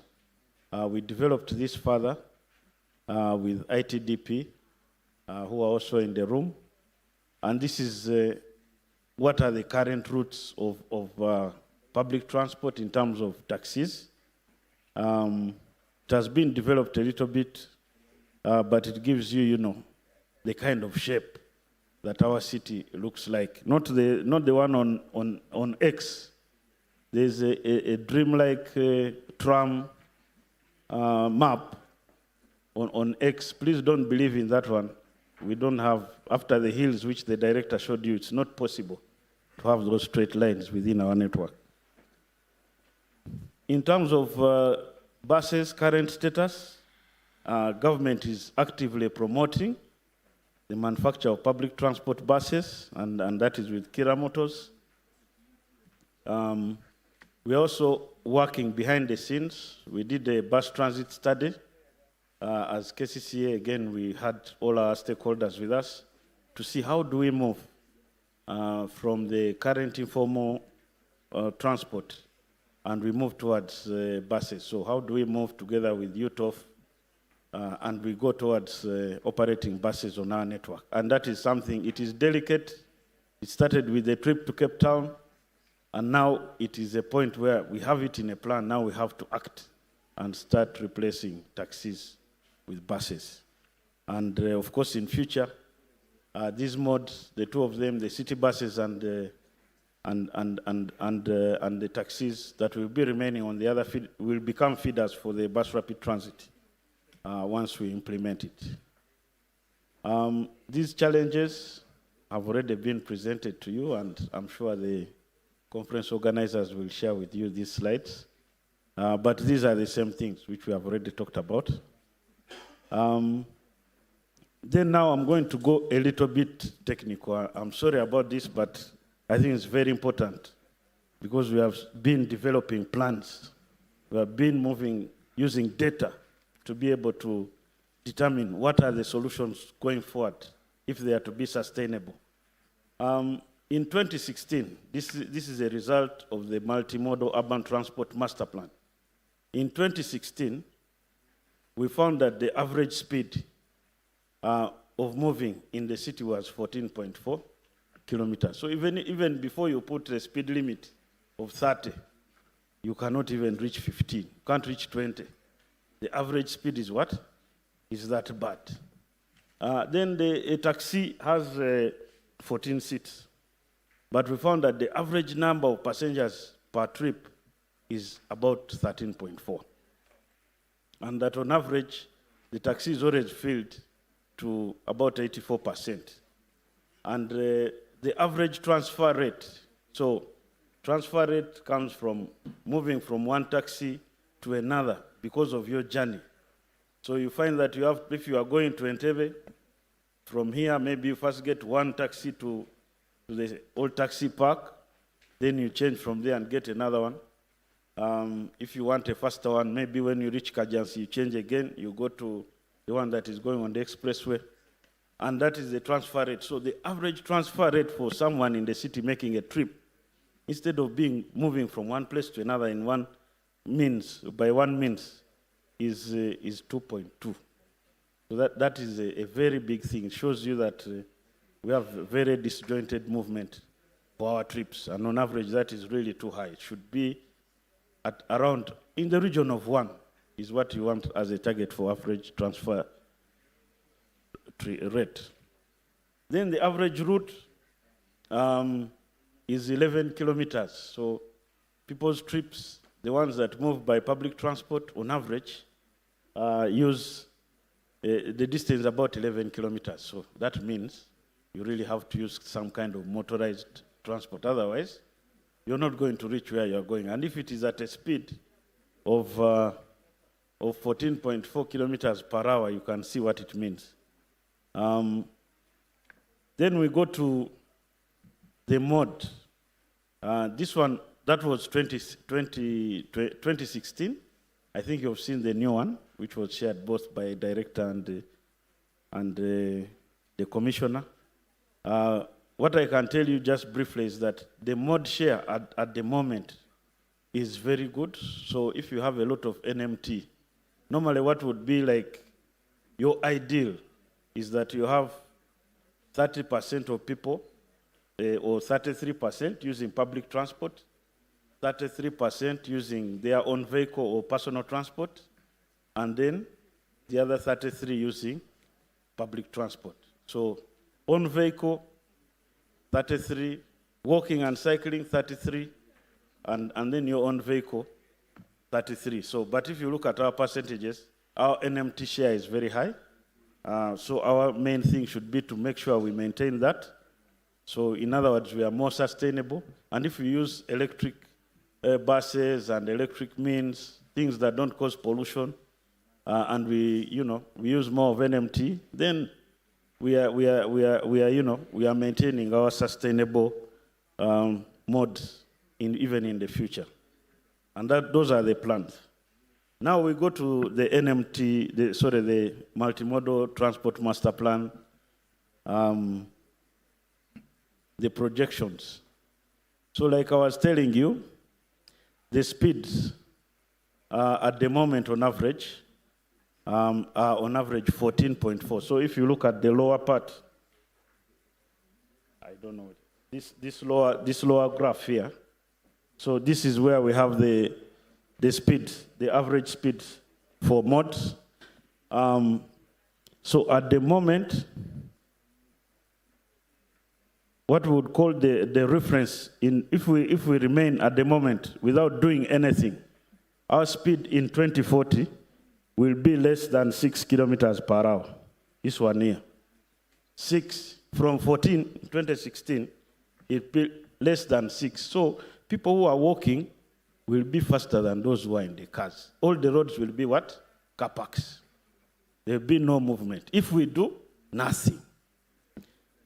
If we do something about it, and maybe increase a little bit on the share for public transport, on average we could remain around, on the red one, okay. The red one is around 12, so we have just a small benefit by using public buses, BRT, but the main one which will take us to the next level is by using mass transit. And that's where we'll go. Yes, we'll go a little bit beyond 12, but on average, that will be at least a good, it will be an average speed that allows many people to move at that time when we'll have a bigger population within the city. So what in short, it means that we need to invest in mass transit. And why do we need this mass transit, MRT, mass rapid transit? Why do we have to move faster? We have to move faster to be able to match the demand in the future years. We have to move faster using cheaper means. We have to make sure that we use transit that is accessible to everyone. You heard about the principles of being inclusive. The service must be available, must be accessible. Do I remember? Acceptable.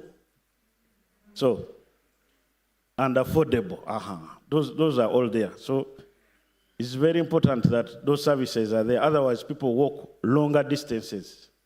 And if they, and that's the reason why we have slums very close to the city, because that's kind of the limit of where people who are working in the city that are on a low income can afford to reach. If they find any loophole in how they should be able to how to shorten their distance going home, then they will go to the slum and build there. So it's very important that we provide for them and that transport is cheap. The other one is to enable densification to be able to move far. The service has to be more comfortable. It requires less space. It is environmentally friendly when you're using electric vehicles. And in 2040, according to the master plan, that would be a good place for all of us to be. If we compare with some cities around, today we talked about Cairo. Cairo has what we would call our rail or our suburban rail, like the one we have from Namave to Kampala. How many people can it carry? Less than 50,000. Of course, they also have a metro, but now we are talking about suburban rail. Carries a little bit less than 50,000. I'm sure the MD URC will give you more details when it comes. But this is just to give you a flavor of what we want in MRT, in mass rapid transit technology. So then you go to a city like Algiers, there's an underground metro, entirely segregated.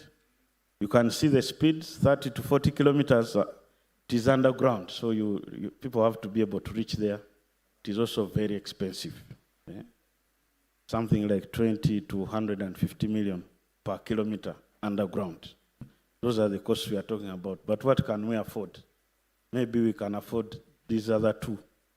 Light rail in Addis Ababa, they did it in record time, if you remember. It is mostly at grade. Costs, I think on average was $15 million per kilometer. Then the BRT in Dar es Salaam, I'm sure most of you have gone there or at least seen pictures. They started with a line. It carries less than 12,000 per kilometer. The initial design which we had for Kampala for carrying passengers in one direction per hour was about 9,600. And one of the things that came out towards the end was that within 10 years we would be able to supersede that demand in terms of direction in an hour. So the speeds, like you can see, 15 kilometers to 25, the cost is between $5 and $15 million per kilometer. And that's the range which we think our BRT should be able to cost, the one where we are doing a detailed design update. Now we go to the technical stuff. The criteria which we use to arrive at what we think is the solution for the whole of Greater Kampala metropolitan area. As a transport planner, planning for only KCCA, you are just wasting time. So from day one, we are always planning for the whole metropolitan area. Like the numbers that have been given to you, the population within the city, within KCCA is about 1.5, going to about 4 million during the day, 1.5 at night, 4 million during the day. But from a recent study, this is going to increase to even 13 million if we keep at the pace at which we are growing. So 13 million people, of course, Kampala will not grow that much, so we won't have many people within the city. So it means maybe you have 2 million in the city and you have 11 coming from outside. They have to move efficiently to be able to make your city work and provide for the nation. The criteria, one of them is sustainability. So we considered this one, the share of trips, and we found that, like you can see the green, we're comparing using mass rapid transit, light rail and metro. And we found that you need metro to be able to deliver in terms of a sustainability mode that reduces the borders and taxis, and also encourages more walking and cycling from stations. Mobility. That is the map of Greater Kampala on the right. And to ensure every citizen can reach their destination, light rail, in terms of moving from CBD, was faster for people in KCCA, but for the rest, KCCA going outside, going to GKMA, going to what we call the special planning area of GKMA, all these metro was superseding in terms of the decision, in terms of the MRT that you should use. Accessibility, which we've been talking about, and inclusiveness, making sure that populations around these stations are able to reach. This is where the light rail was way ahead of the metro. And you can see the penetration there. So it would help be able to bring people to the city faster in terms of making a decision. Next one, safety. The metro was safer, of course, because it is segregated. The light rail moves within people. Again here, it is the preferred mode for MRT. Environmental. Again, this is another one where the metro was better. And economic efficiency, again, the metro was ahead. So in a nutshell, in terms of this criteria, metro or rail was the dominant mode that will be able to transport people within the city, the many people that need to be transported within the city going forward. At the moment, you can see how we are sitting in our, that is when it is not crowded, when there are only government officials in the train. No? But I can tell you in the evening, there are so many people using it, and also in the mornings. In fact, our doctor here also normally uses it and is in charge of transport planning, Dr. Leonard. Going to the summary of the multi-criteria results, the analysis, you can see there from the greens that the metro is the dominant mode. that should be able to transport people within the city. So overall, it gives a better service. But light rail, like we saw when it came to accessibility, is better. It allows people to reach it faster. When we break down, I hope now you can see some of these photos. In terms of network, the places where we can have metro at the moment are where we have the right of way for URC right of way. So coming from Mukono, Mukono is somewhere there, coming all the way to the city center and then going to Bujuko. That would be a line for metro. And then the other one would be in the direction, in the two directions. One coming down to Kajansi. This was in terms of the numbers for the MRT, and then another one going north towards Nansana, Kachiri, that side. The blue lines which you see, that is the light rail, 113 kilometers. Like we were saying, if we are to take advantage of accessibility, then it should be going around. This was mainly around the northern bypass, using that area of right of way and coming back towards Munyonyo. And then also there's a new Nachisunga, the planned city. It would have to have a line there. This was the plan according to the master plan for the multimodal in 2018. Next slide is interesting. This slide is from the recently concluded. I know it has not yet been launched, but me, I'm one of the architects of Chapter 11. Chapter 11 is about transport in the Greater Kampala Metropolitan Area Urban Development Plan. This is the area that we are planning for going forward to 2050. And what does it bring? So it integrates land use and transport. It also creates some questions for us, and I think it is good news for everyone that at least now we have something that can help us going forward. It creates what we call a metropolitan core in the middle there. That is a metropolitan core. Then it comes out, and so that's a place where, you know, you would expect most things to be happening, the metropolitan core. It is much bigger than KCC. Then you have what we call metropolitan centers. So the metropolitan centers are the big circles, and I'll show them to you. So I hope this can work. So for example, that one, that is Mukono Metropolitan Center, big one. So that means in terms of transport, you need something that moves very fast from there to the core.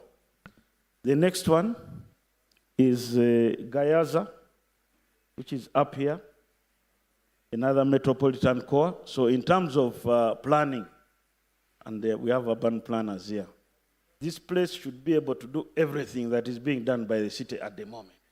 Should find jobs there, should go to school, everything should be able to be done in that place. And you must only come to the city center when there is a need.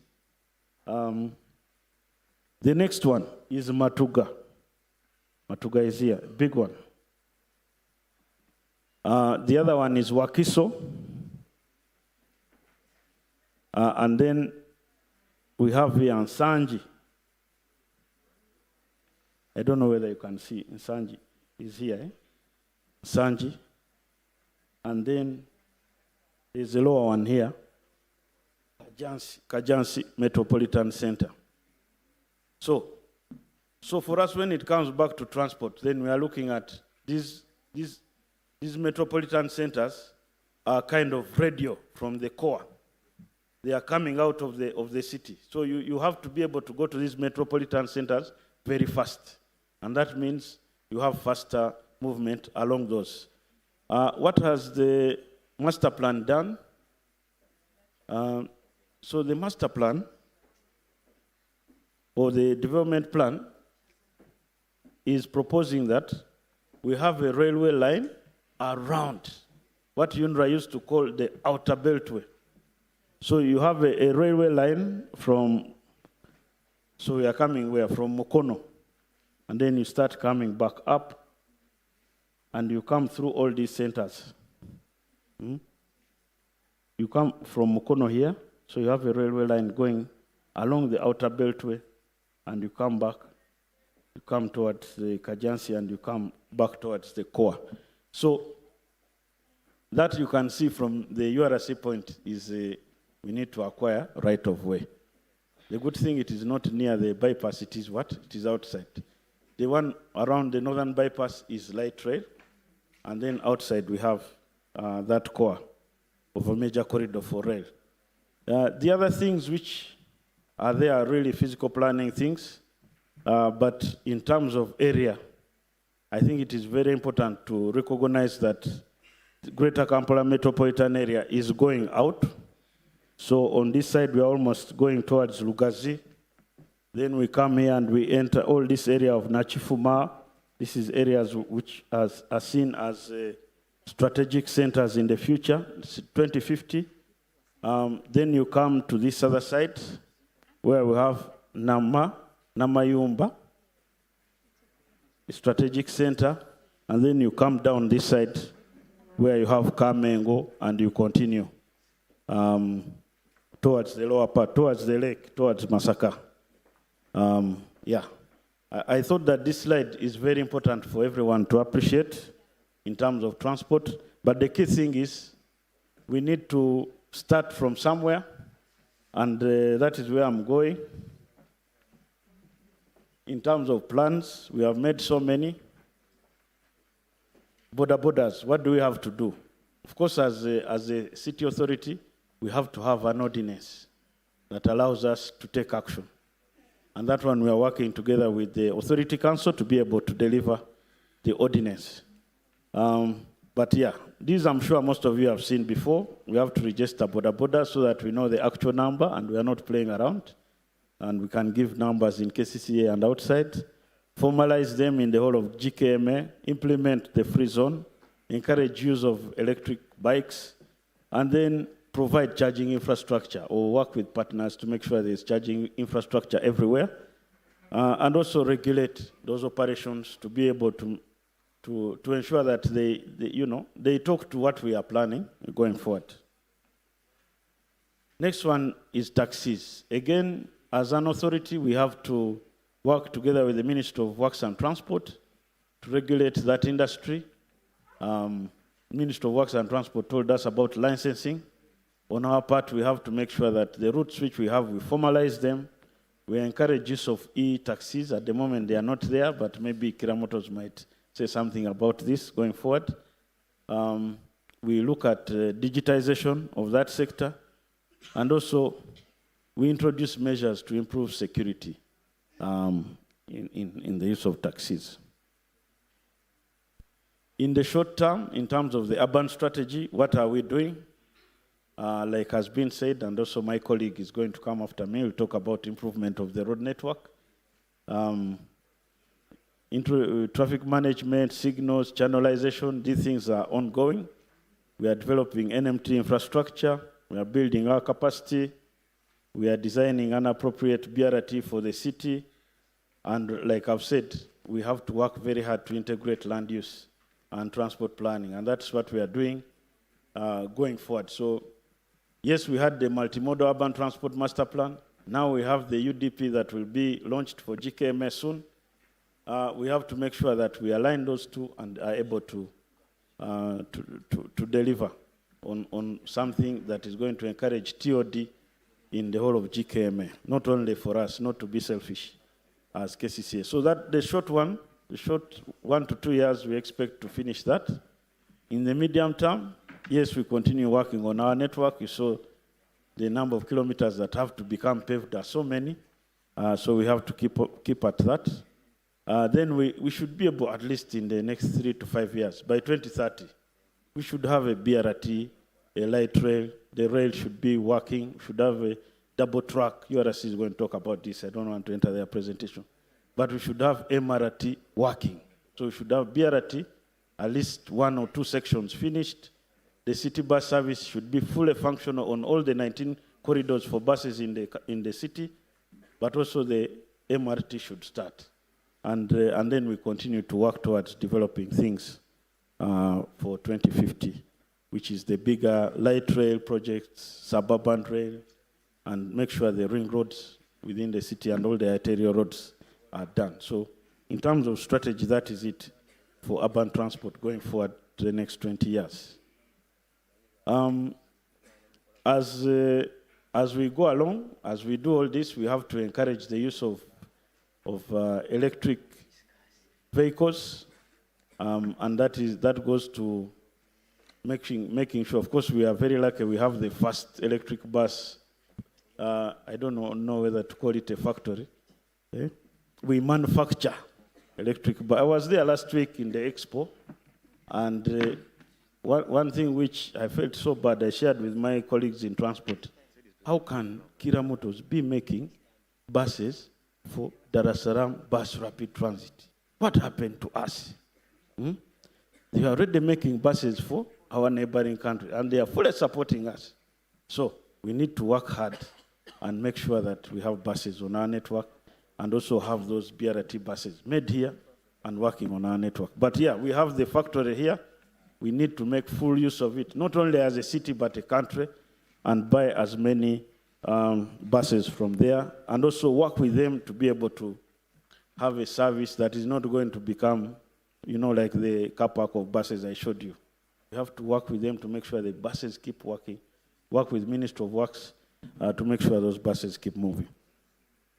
The transition to electric has come, so motorcycles, buses, cars, we need to work together with all the physical planners, all the authorities, municipalities around, to make sure that we have the right policies, regulations that encourage us even to charge from here. You should be able to charge your bicycle from inside this building. Of course, the major challenge is going to be financing all these solutions, but we can work together, and have a session on that, hopefully, to talk about how we can finance this.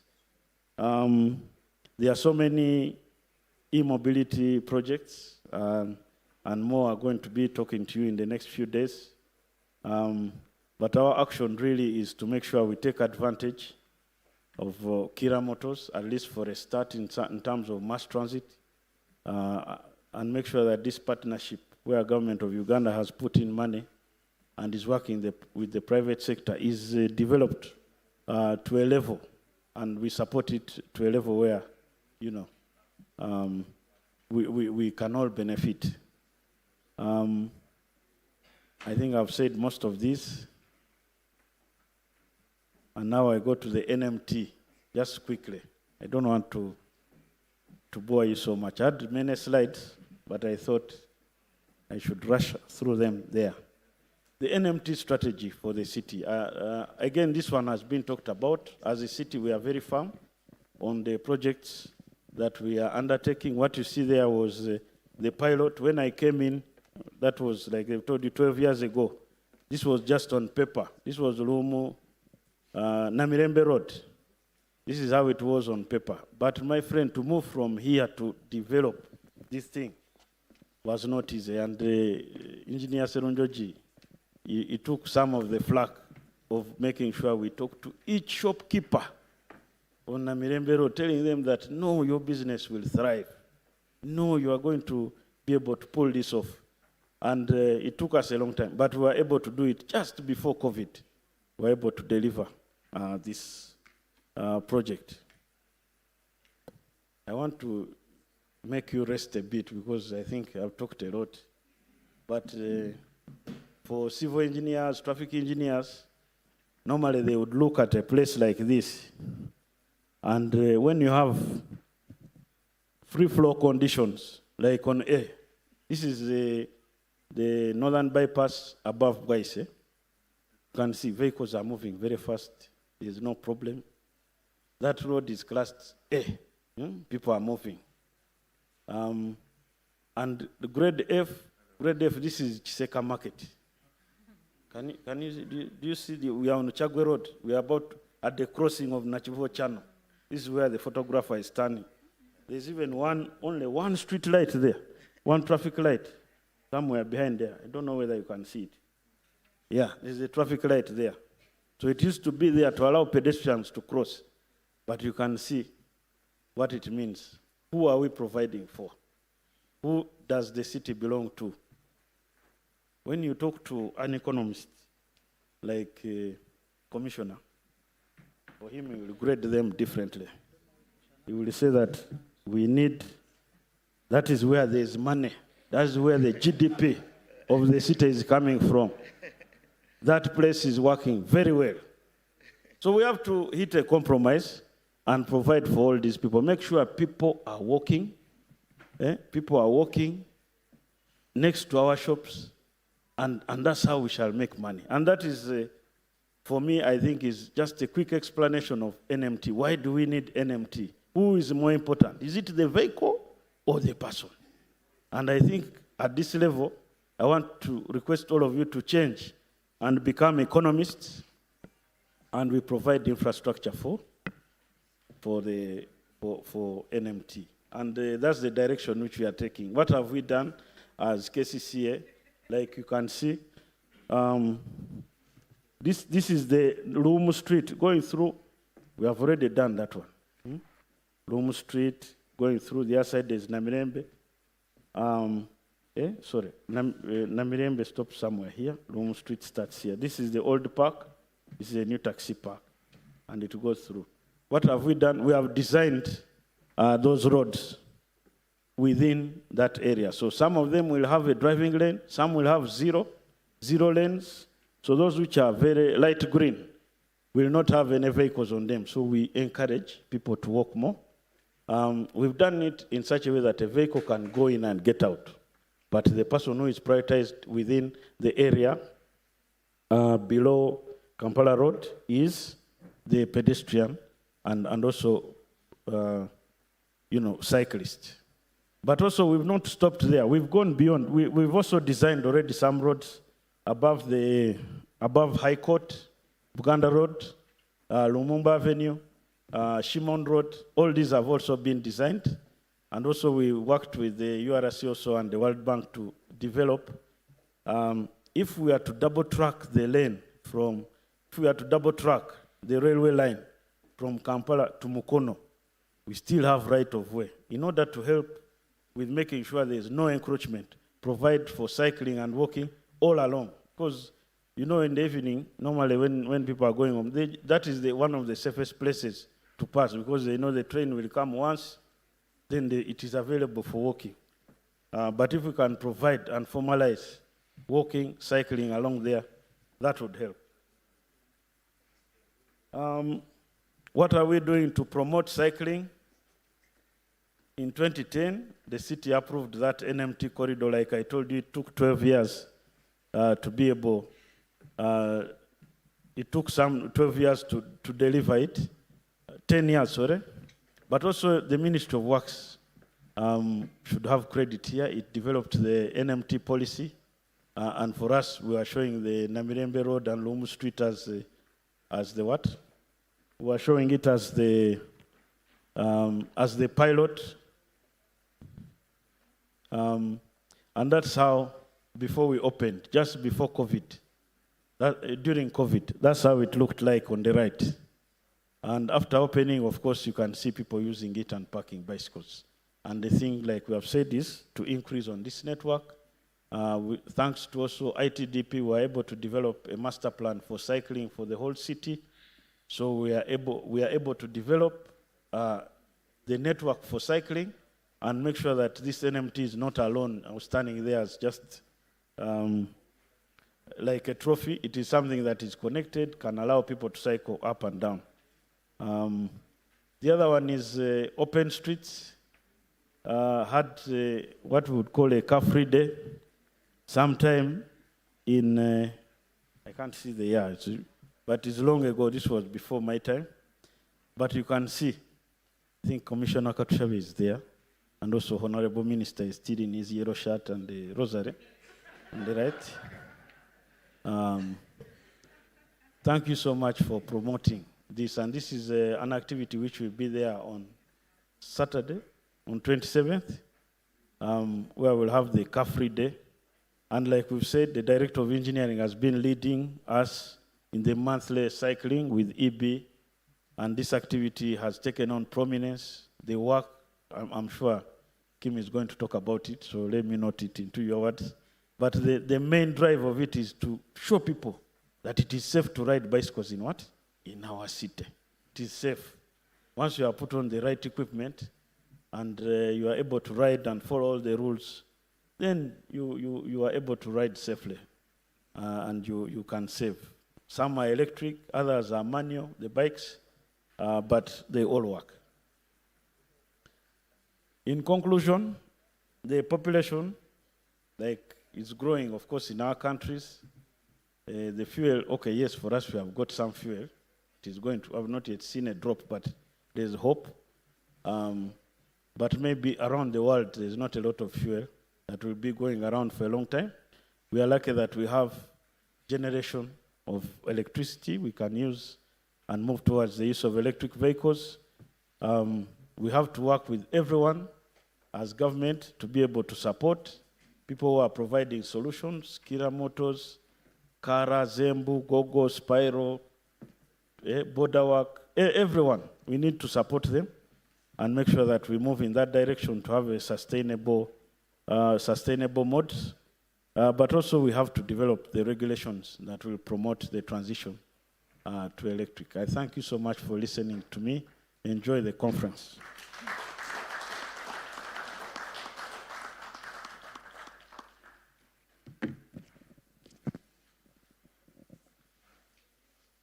I think Jacob, being the host, deserves another hand of applause. And Jacob, you've really demonstrated what needs to be done in that presentation. It was really, really enriching and revealing with the pictorial. Thank you very much. Without much ado, ladies and gentlemen, we are cutting short our presentations to only one more, because it would be only fair for us to do at least one more presentation before we break off for lunch. And that presentation is going to be the passenger rail in Greater Kampala. I feel we should have it so that we can have greater discussion after lunch. And you will bear with me, because the Honorable Minister is here for Greater Kampala. We need to have the QA session as well before we break off for lunch. Ladies and gentlemen, Hope, are you around? Yes, Chief. But when you said we shall have Q&A, someone said what? Do you know what that means? These topics are very important, very interesting. So I would request Hope you usher in our next... We are going to welcome Mr. Benon Kajuna, the MD, Uganda Railway Corporation. Mr. Benon Kajuna was previously the Director of Transport, Commissioner Planning, also the Assistant Commissioner Planning. He presented several papers at international, regional, and national levels. Mr. Benon Kajuna also holds an MBA from Isami. He has a master's in economics from Makerere University. He has a bachelor's of commerce. And he's also a fellow of the Chartered Institute of Logistics and Transport from London. And he has also attended several courses in transport planning and policy. Ladies and gentlemen, let's put our hands together for... Now, Mr. Benon is a senior colleague. I don't know how politely I can tell him to define KISS. You know KISS? All right. Someone has addressed it very well. Keep it very simple. Thank you very much, Honorable Benon. Thank you very much, Director of Ceremonies. Once again, Kajuna Benon is my name.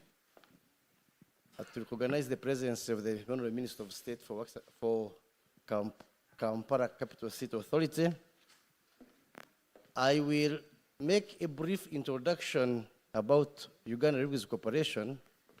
Then after, I invite the head of planning at URC to take us through the presentation. I will keep it brief. Ladies and gentlemen, the mandate of URC is established by the Act of Parliament of 1992.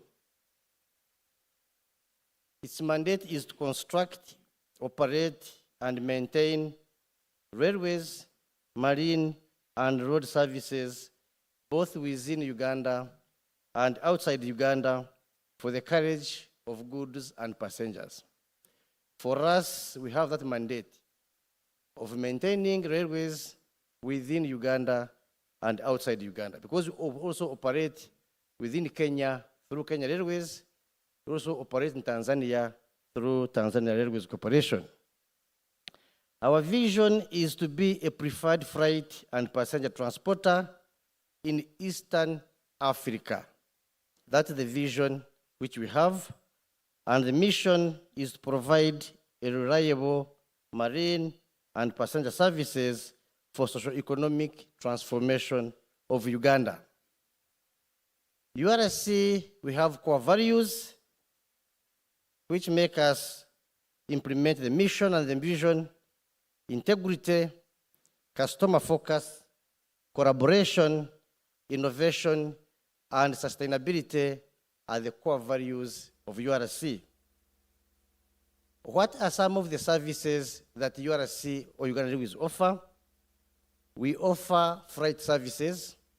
This is the movement of exports and imports coming into Uganda and outside Uganda, and that's our core mandate.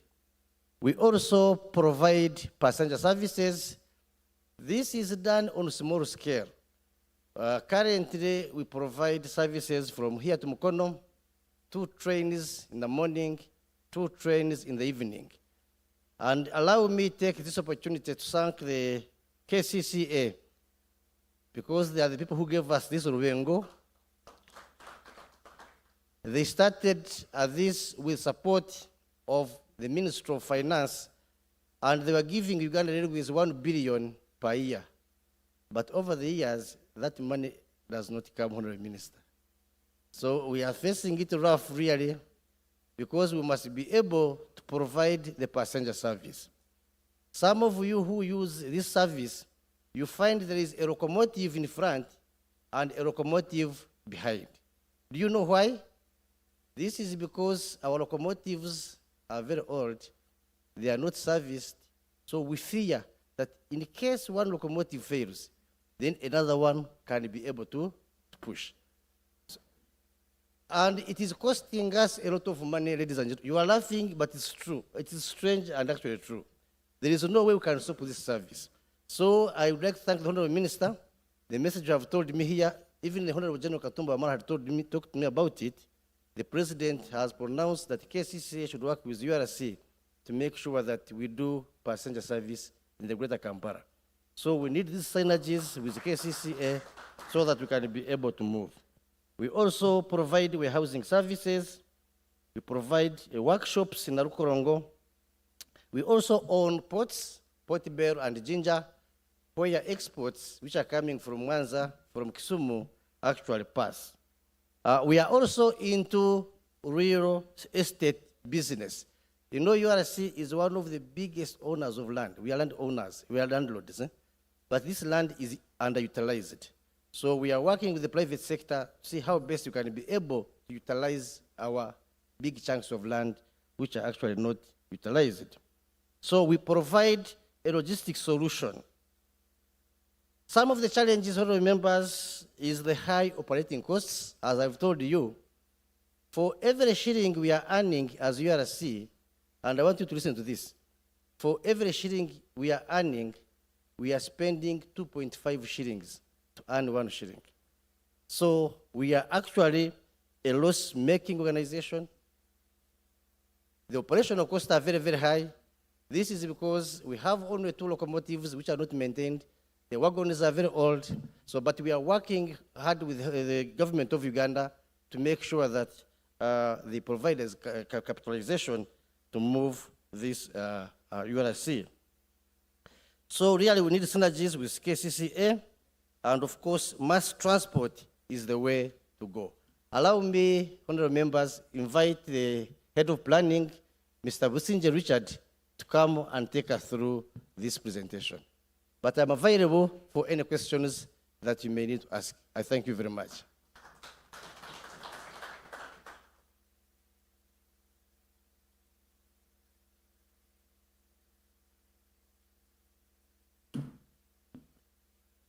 Ladies and gentlemen, I want to ride on the protocol that has been adopted, and I want to thank our managing director for the preamble that he has given.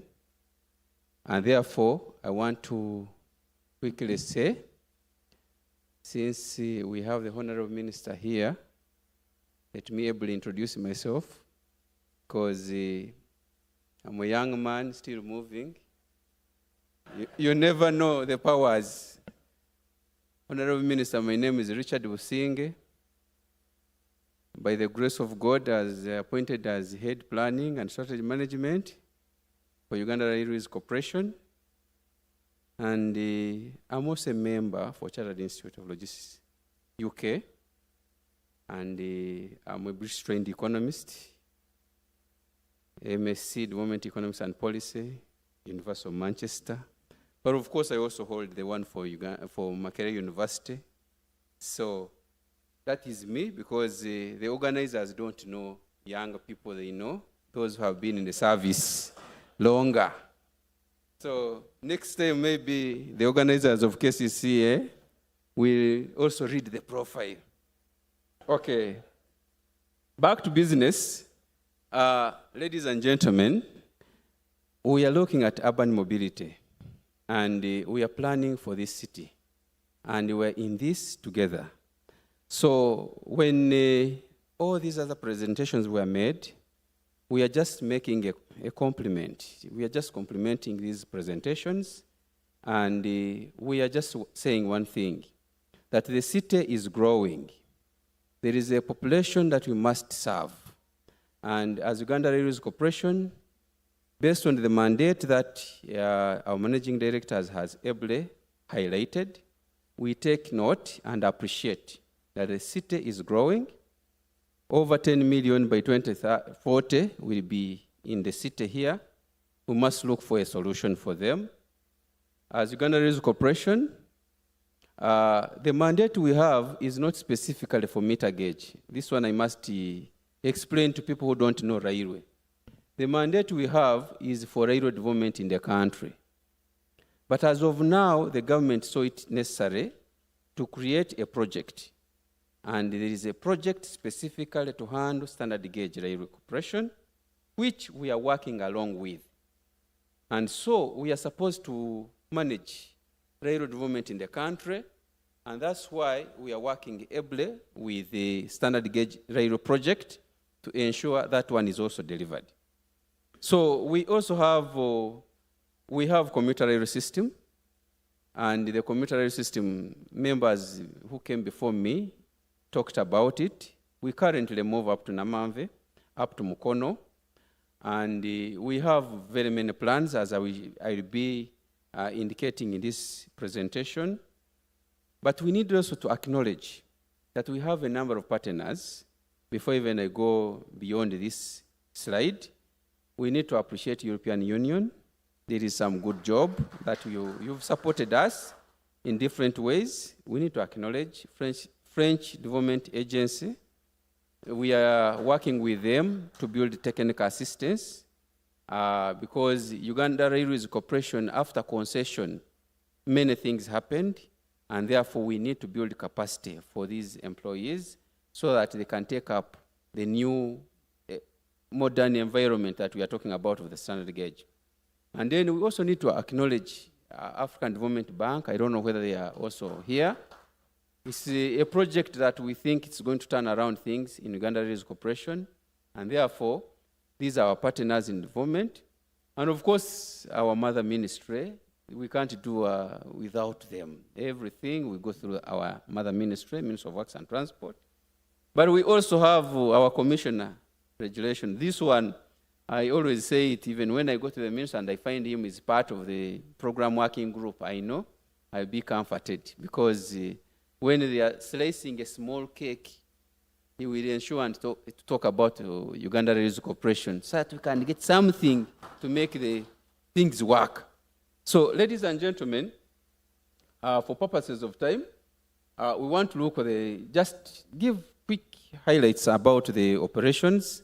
As I indicated, that we have commuter rail systems, and for us, we support many other services. You know, someone talked about KCCA. Fortunately, I'm one of the supporters for KCCA. I have my jersey there. If you have a new kit, please, whenever you have a new kit, let me know. Yes, because I have to be there. And so when we have CHAN, when you have World Cup qualifiers, when we have all those things, Uganda Railways Corporation is always strategically located there. We transport our funds. We transport our funds so that they can avoid that kavuyo of Kampala up to Nambole. So we have that provision, and we have, as you will see in other slides, we have that one. So here what I'm trying to relay is just specifically the trends. We were affected also by COVID. When COVID-19 came in, the commuter rail or passenger rail system was affected a bit. During that time of COVID, our coaches, we have only 5 coaches. You can imagine 5 coaches delivering the service to Ugandans. They are very few. But there is hope at the end of the tunnel, because with the African Development Bank, we are planning to have DMUs. With the other partners in development, as I will be relaying there, we have DMUs, of course, these are multiple units. So that one is, it propels either side. The element that managing director was saying of having one locomotive this side, another locomotive this side, is because we are not as reliable as we want to be as of now. So for the time being, we have to deliver the service with that cost. But going forward, we shall be good to go. We have 4 trips a day. When we look at the previous financial year, we were able to transport or to move passengers around 414,000 passengers. This is a good support to our infrastructure, because it meant that there was a serious saving on from government side to rehabilitate the roads and what have you, that congestion and the issue of accidents, all those things were kind of... So our schedule is there, how we move how we do our business. And so I want to quickly talk about the issue of the infrastructure. The infrastructure, we have a Kampala Navanve, we are operating commuter rail system, 12 kilometers. But I want to Namamve, then Namamve Mukono, 14 kilometers, which is around 26 kilometers, which is operational. But now what I want to inform members that when I joined railway, when I was actually in school, I had never known that one time I work for Uganda Railways Corporation. And therefore, even my focus in my studies had not been to say that me, because I got an opportunity. Because I'm a supporter of Uganda, rather of Manchester United, so when I was choosing a university, I chose the University of Manchester, because I knew I would be able to have a chance to go and watch one of those good players. Because at one time I used to be a footballer. So now when I was there, I saw the underground trains, I saw those good railway systems, but I was just focused on my studies. But little did I know that God will bring me to Uganda Railways Corporation and plan for it.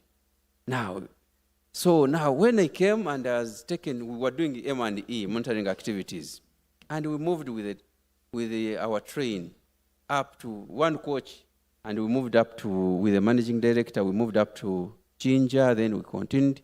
But in every corner, I would be this side, this side, this side. I said, This is how things are. And of course, this one, I had not seen it in UK. I said, okay, there is a problem. So, and that was a source of my situation analysis. Now, I started now to look at the problem statement and to start now gathering my data properly on how can we plan for railroad development in the country. Now, I want to tell you good news that these 12 kilometers, 14 kilometers, which is 26 kilometers right now, it is more stable. For those who have tested now, if you used the rail system that time, the train that time a few years ago, let me say 5 years ago, and now you go there and use as how the officer here was giving us a testimony that he used it and it was faster than the what? I don't know whether it was a Primo, whether it was a what. Whichever vehicle the friend was using, it was faster. It is more stable. That's why, as earlier on mentioned, we shall organize one day where all of you will have a test, those who have not used the train system of Uganda, and see how the stability. Because we removed the steel sleepers, we put concrete sleepers. So now it is more stable. That's why when people hear that Uganda cranes will be at Nambole, they just quickly run down there, take a train, they have their match, and then they come back, and that is it. So basically, we are doing some work, though with minimum effort, but I know we are here, as MD said, we are here to mobilize all of you, stakeholders.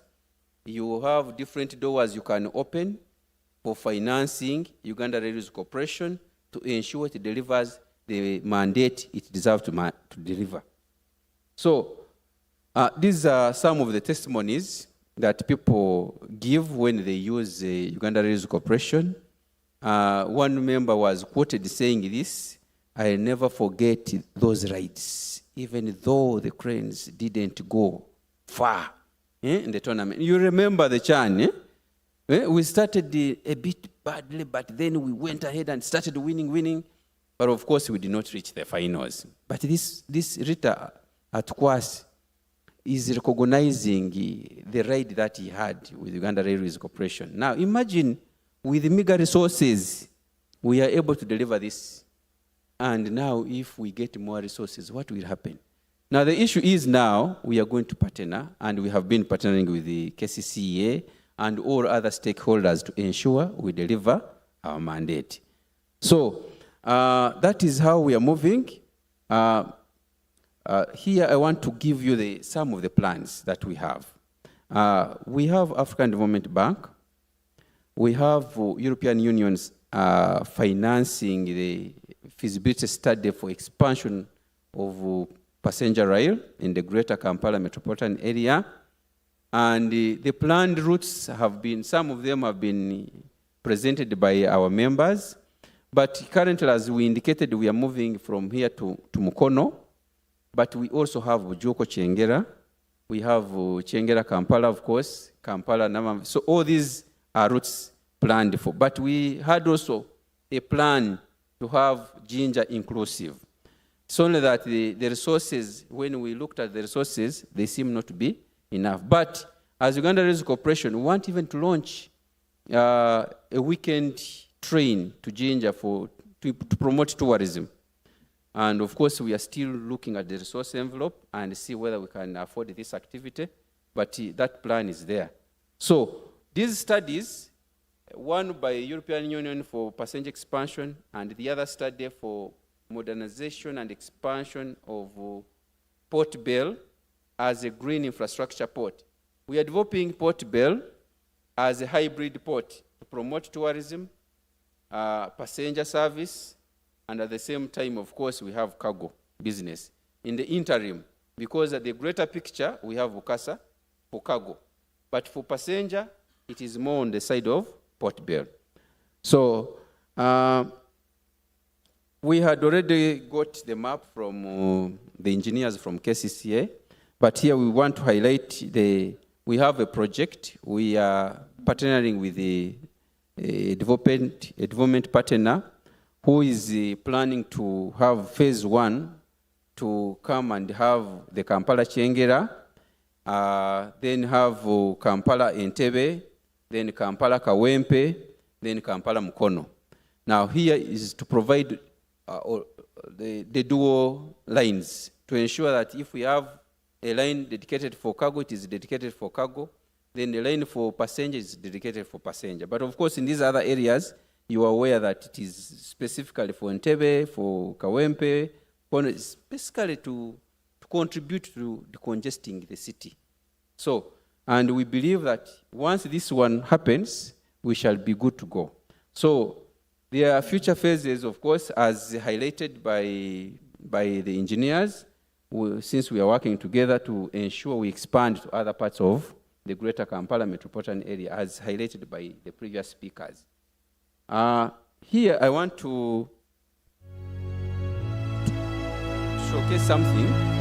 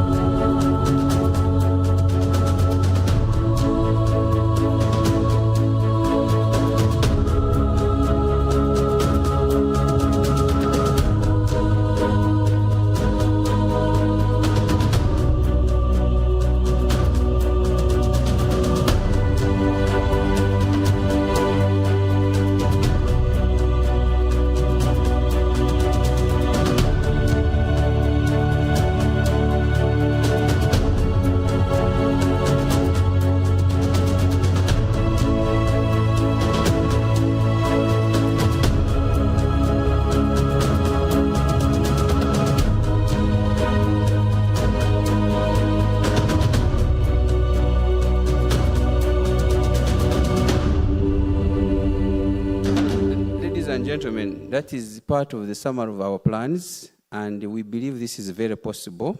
And with your support, we know it is very possible. Uganda should shift from those countries which people don't enjoy, and we believe since we have been in Kisanja, Hakuna Mchezo, now I don't know the next, the one we are going in, what it will be.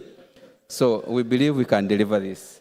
So the challenges MD had already highlighted on them, so I will not waste time on these ones. There are a number of them, and we believe we can face these challenges and ensure that we clear them.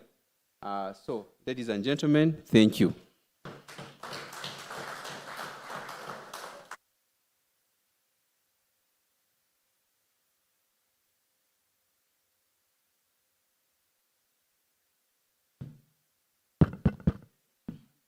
Thank you very much, URC, for that very elaborate presentation. You have done well.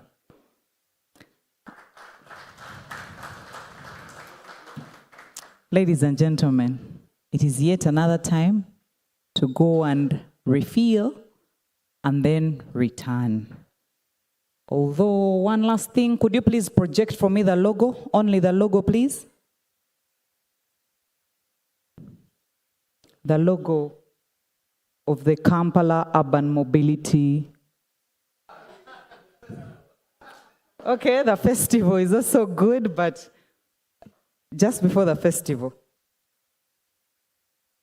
But also, as the ED said, it's very, very important that we put, yes, great. Now, that logo over there has, I don't know what, I don't want to ask you questions, but what do you see? Chorus answers. Mobility. No, in the image. A plane, a boat. All right. Okay. These are the major buildings, more like the skyline of Kampala. Yeah? If you're very careful,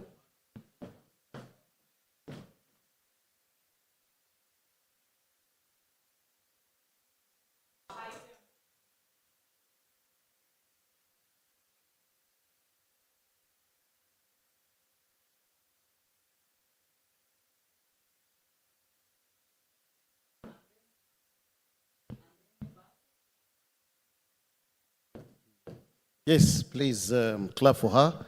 That logo is speaking volumes. those are the modes of transport that we have. So that is inclusive of everything that we have at the moment. So I'll wish you the best. Ladies and gentlemen, the Q&A session is going to begin right after lunch. And for my dear sister here, the next presentation is very good. It's about road construction in the city, right?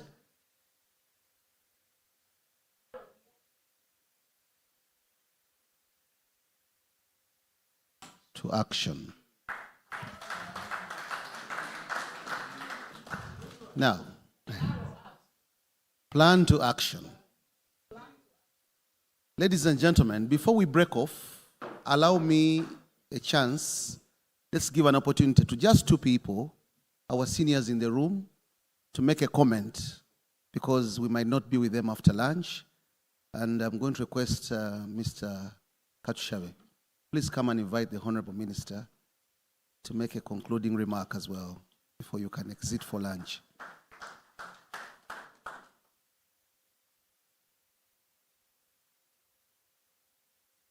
Thank you, Director of Ceremonies. Before I invite the Minister, I have told him that if he's lucky and he comes back 2026, then all these plans will be good plans, because I can see his... But I wanted to mention two things as the Minister comes on the podium too. One is on URC. Promoting tourism, I think this is a good thing, Honorable Minister. And as a program working group, I think we need to see how to support this. Recently, I was in Zambia, Livingstone.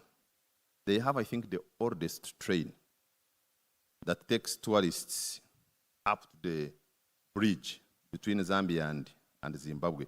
And you pay about $200.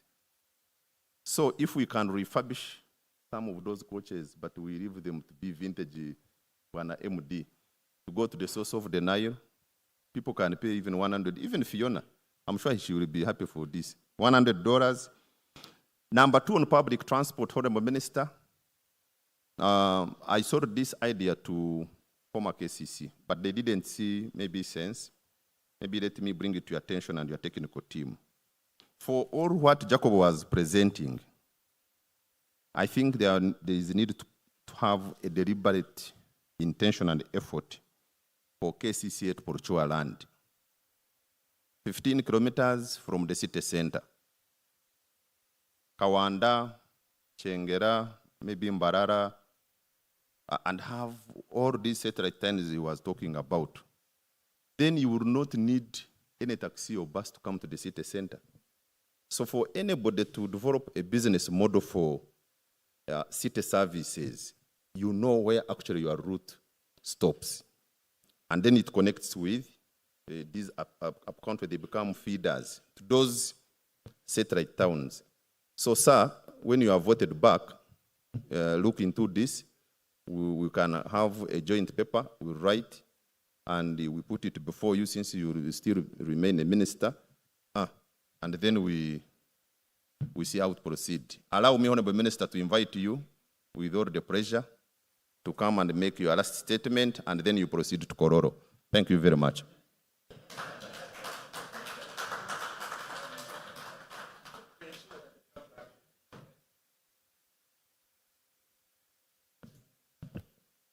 Asante sana, ndugu Katushabe. So, ladies and gentlemen, I know it's... hey, what happened to my watch?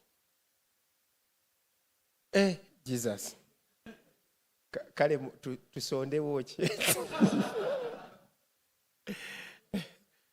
I know it's time for refilling, like somebody says, and I believe it might be hard for me to be here with you now that the principal is about to go and make a statement. But one of the things we are looking at is the ensuring of mobility, connectivity, with the name of dejamming the city, or freeing the city from the choking. First of all, I want you to appreciate and applaud Uganda Railways. I think the MD and your team, you're doing a wonderful job, and count me in. I will support you 100%. And he knows when I say I'm going to support somebody. I'm one man who supports to the bone marrow. So we shall support this so that we can see how we move forward. Members, I also want to call you to book a train. Is it a train drive or a train ride? You know, for us, we're not driving. So please, my sister, I want to book you to a train ride. And then you see, when I come to say, please, I need support here, you remember that bumpy place and say, oh, yes, they need a train ride. I thank you, RRC, because I've been working with us, especially when they were upgrading those lines. And I remember I had a war.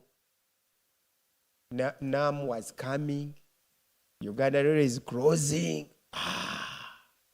People were now in a panicky mode. I said, don't worry. They have assured me within 1 week, 7 days, it will be done here at near the roundabout to 6th Street, something street. You remember? And it disappeared away from me. I wanted to bring an invoice because I really quarreled him for so long. I was the advocate. So I wanted to bring an invoice. But that one. Now, going forward, when Jacob was presenting, I remembered something. I think this will come from Minister of Works. Commissioner, we need a new regulation, so that the big trucks, which are causing a lot of mayhem in the city, are somehow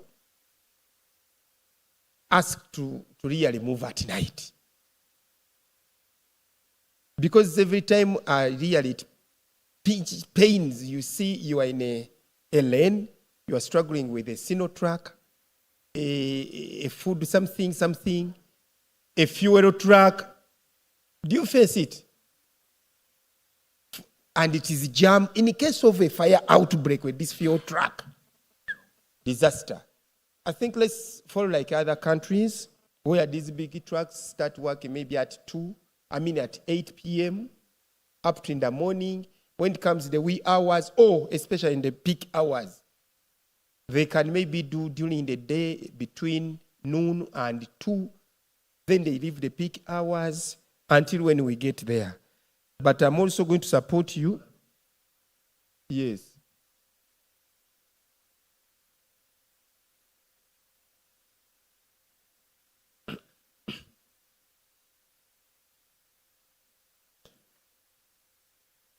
So please, Jacob, come to me. That one, I need it. You know, when I say I'm going to support something, I fight like a aimlessly.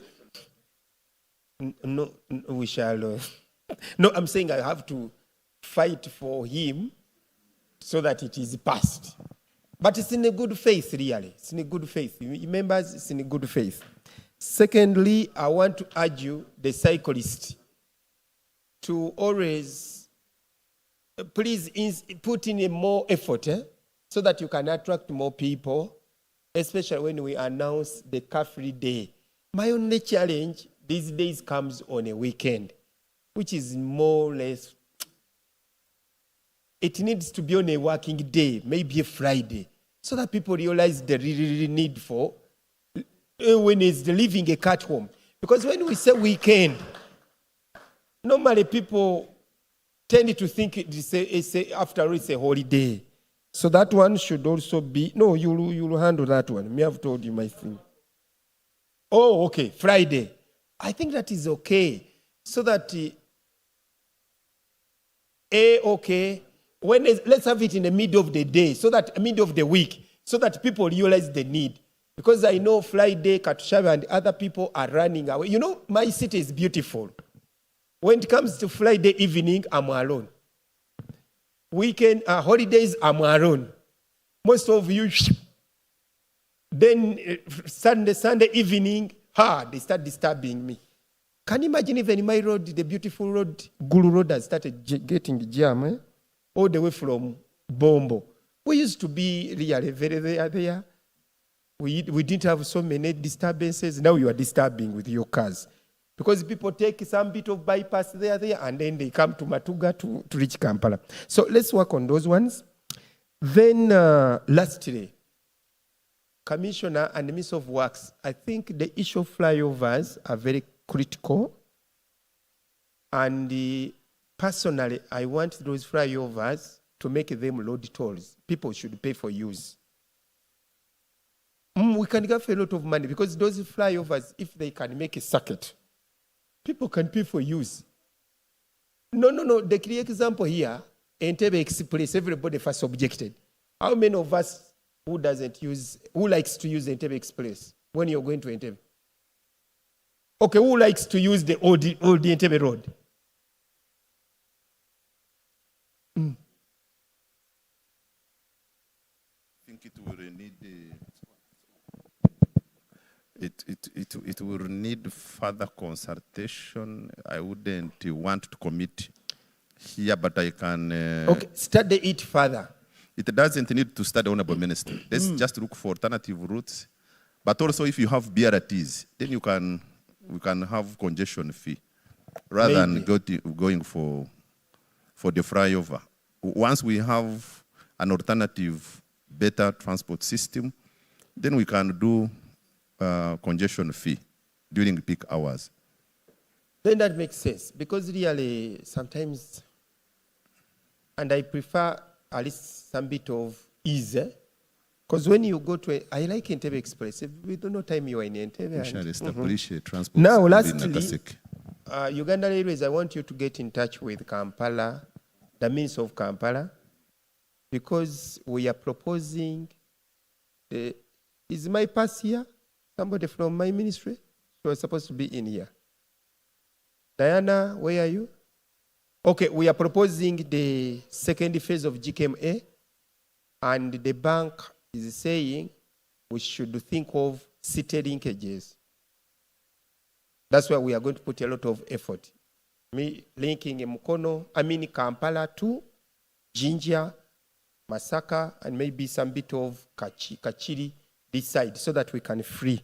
Now, when I saw the proposal for rehabilitation or rehabilitation innovation or something, I think we should join efforts and we see what the other people can contribute or what can we do so that this route is very important. It's the most important route. If we could open the line Mukono to Jinja, I see a lot of tourists. Sometimes they shun away from going to Jinja, source of the Nile, because of the Mabira problem. Much as we are going to have the Jinja Expressway, but if we had this, we shall save these roads, where now, I know people will now concentrate cargo on the railway, and we leave the road. So let's have these discussions further. So if you don't see me again, don't worry, I may eat your food, I may not eat it depending on the situation, circumstances. But if you don't see me again, just know I love you so much. We need to also go and fulfill the other agenda. My younger brother from URC, the next Sanja is protecting all those gains and improving more so that we can have sustainability. So we need sustainability of what you have, but we need to improve. But first of all, you protect what you've gained. So if you don't see me again, just now I'm around, I'll try my level best to see you again tomorrow. But if you see me, you'll be lucky to be seen again. But thank you very much, the Directorate of Engineering, for opening up to this. And let me pray that all these plans must be put into action. But gradually, don't rush, because the entire plan might cost us about $3 billion or so. We may not have it at a go, but I know with time we can reach there. Let's start slowly. Kamwe nechi. Exactly. So I've learned Katushabe's language. With all that, I pray that we always stay in touch, but most importantly, support KCCA, and KCCA is here, willing and desiring to partner with you so that we can make our city a sustainable and livable city for God and my country. Thank you very much, Honorable Minister. Ladies and gentlemen, without any much ado, I think let's stretch and break off for lunch. Housekeeping, I think it's going to be 30 minutes for lunch. Please keep time because we have very interesting topics after lunch. Thank you very much.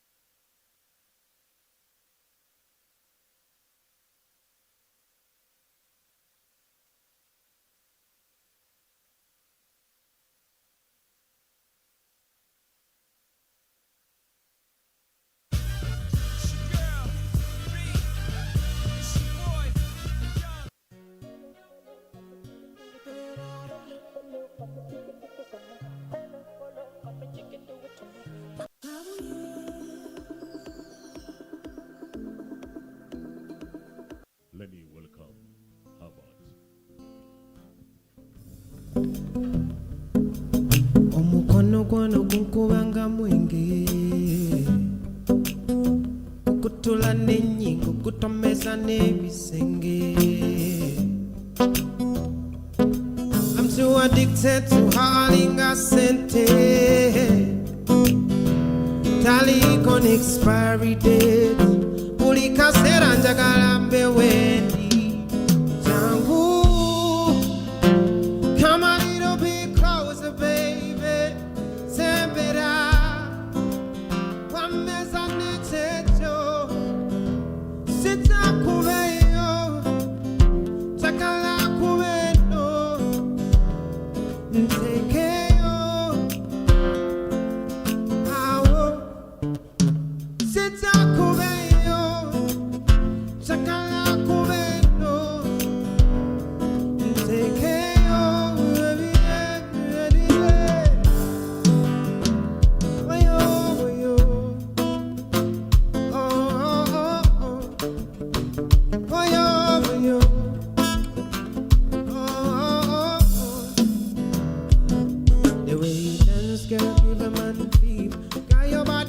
To make a man shiver, bad girl make a man feel.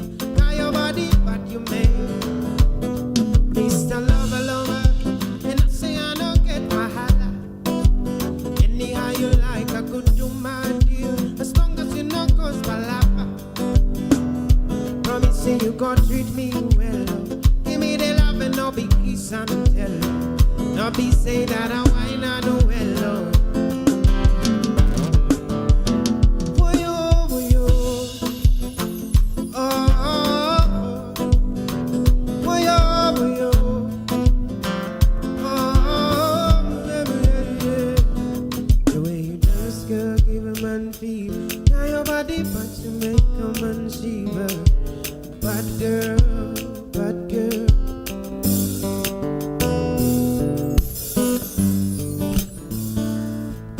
Panicking and put to love, but when pull up I can't know if I were.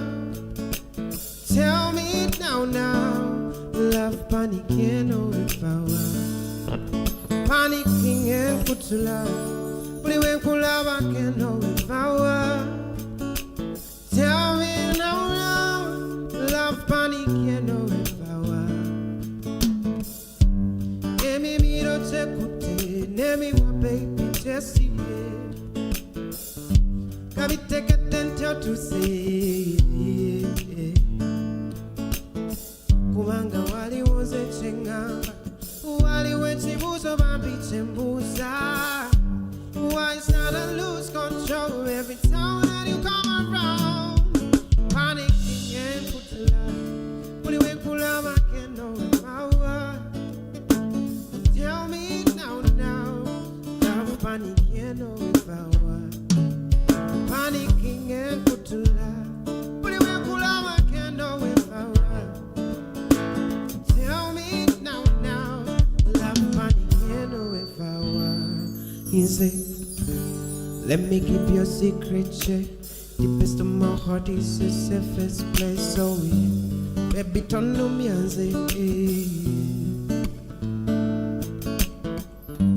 girl, I love your body. I panic when I see your body. I admire my baby's body.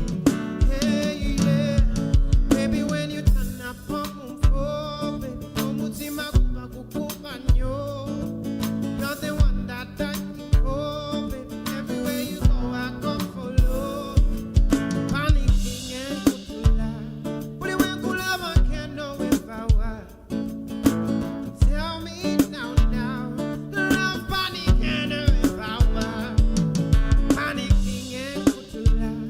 But when cool love, I can't know if I were. Tell me now, love panicking if I were. Yeah, yeah. Oh, yeah, yeah.